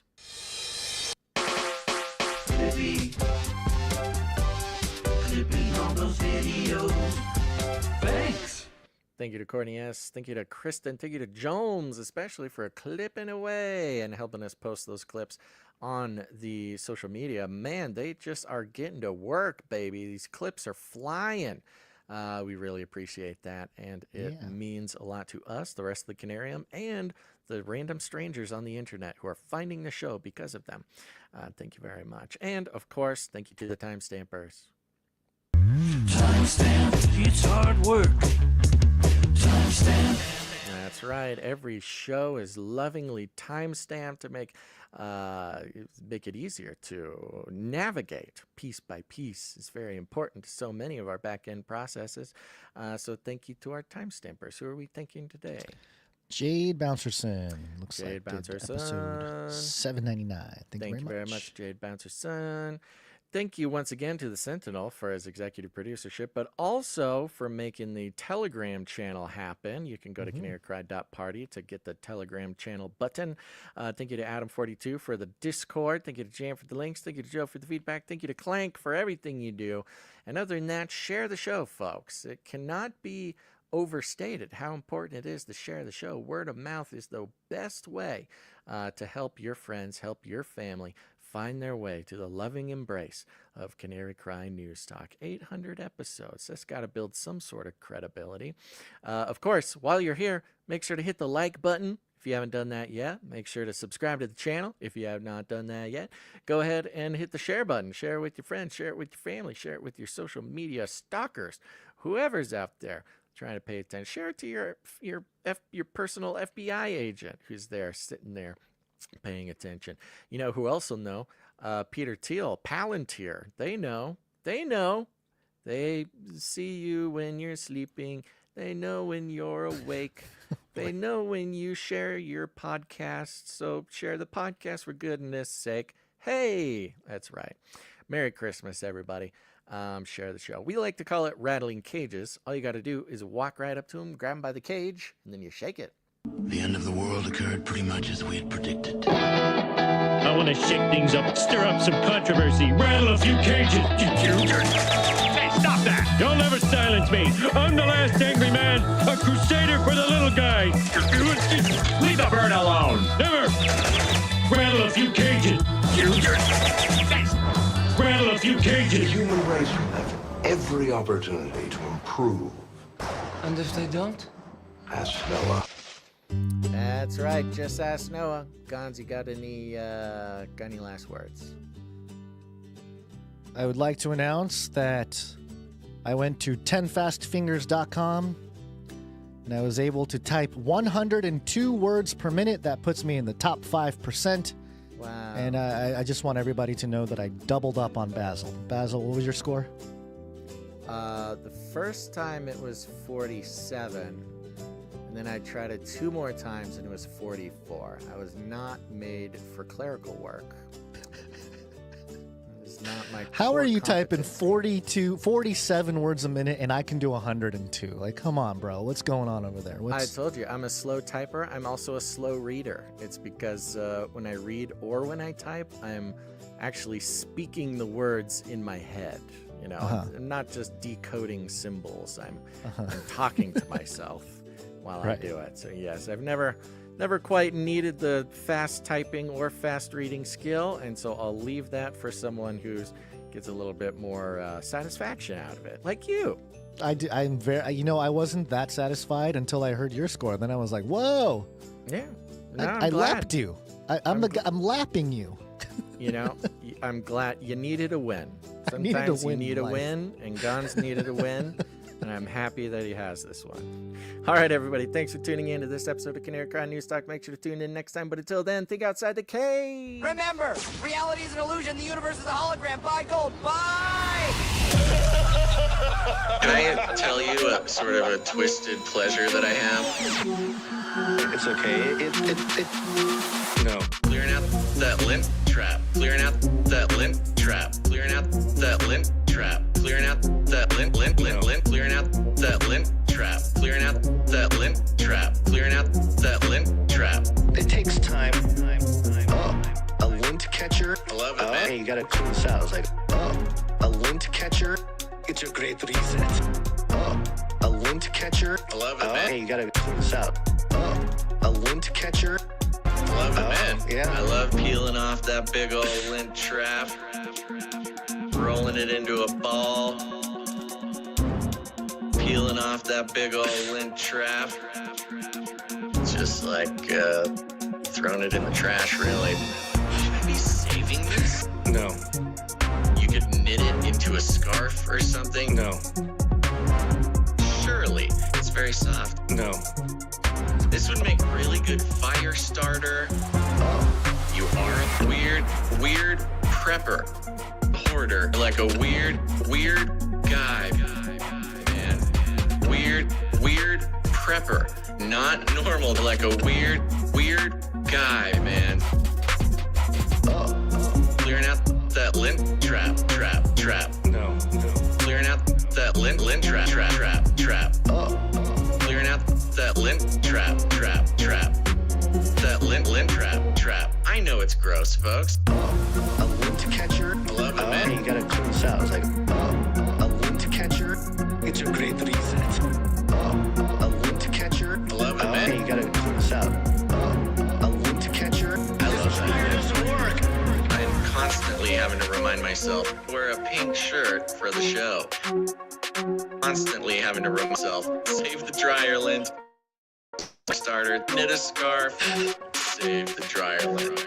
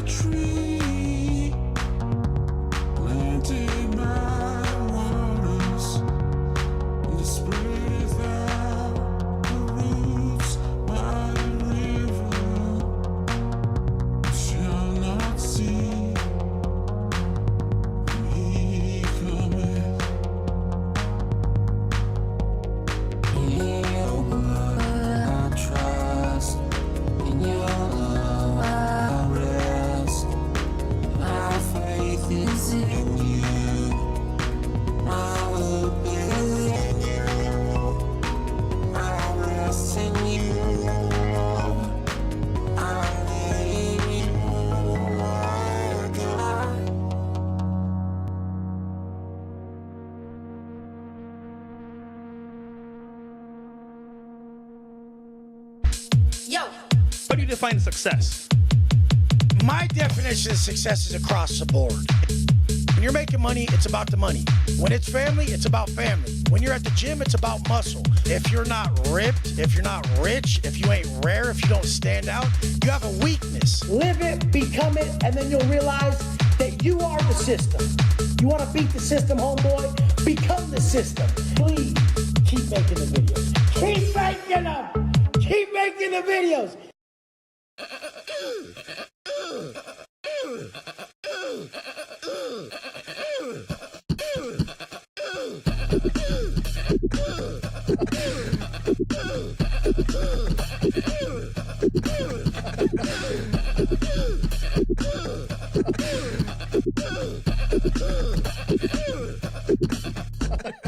Fun fact, I believe it was another fun fact.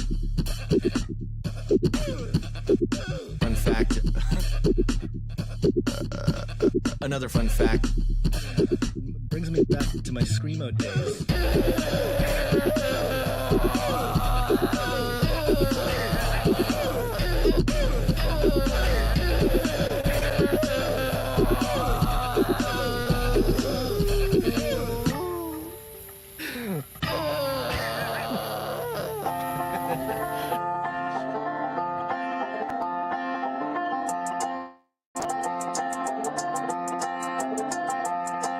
When the news of the day gets to feeling like a maze, it's okay, don't be afraid if you don't know what to say. Canary, cry awaits.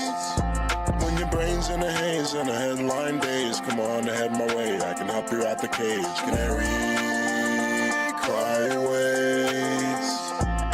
Canary, cry awaits. Oh, canary.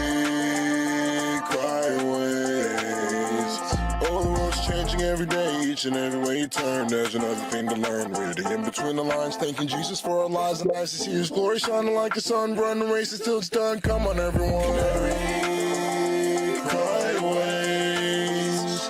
Oh, canary, cry aways.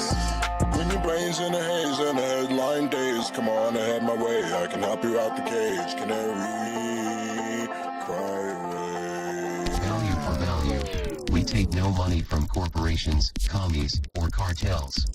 Canary cry, I suppose.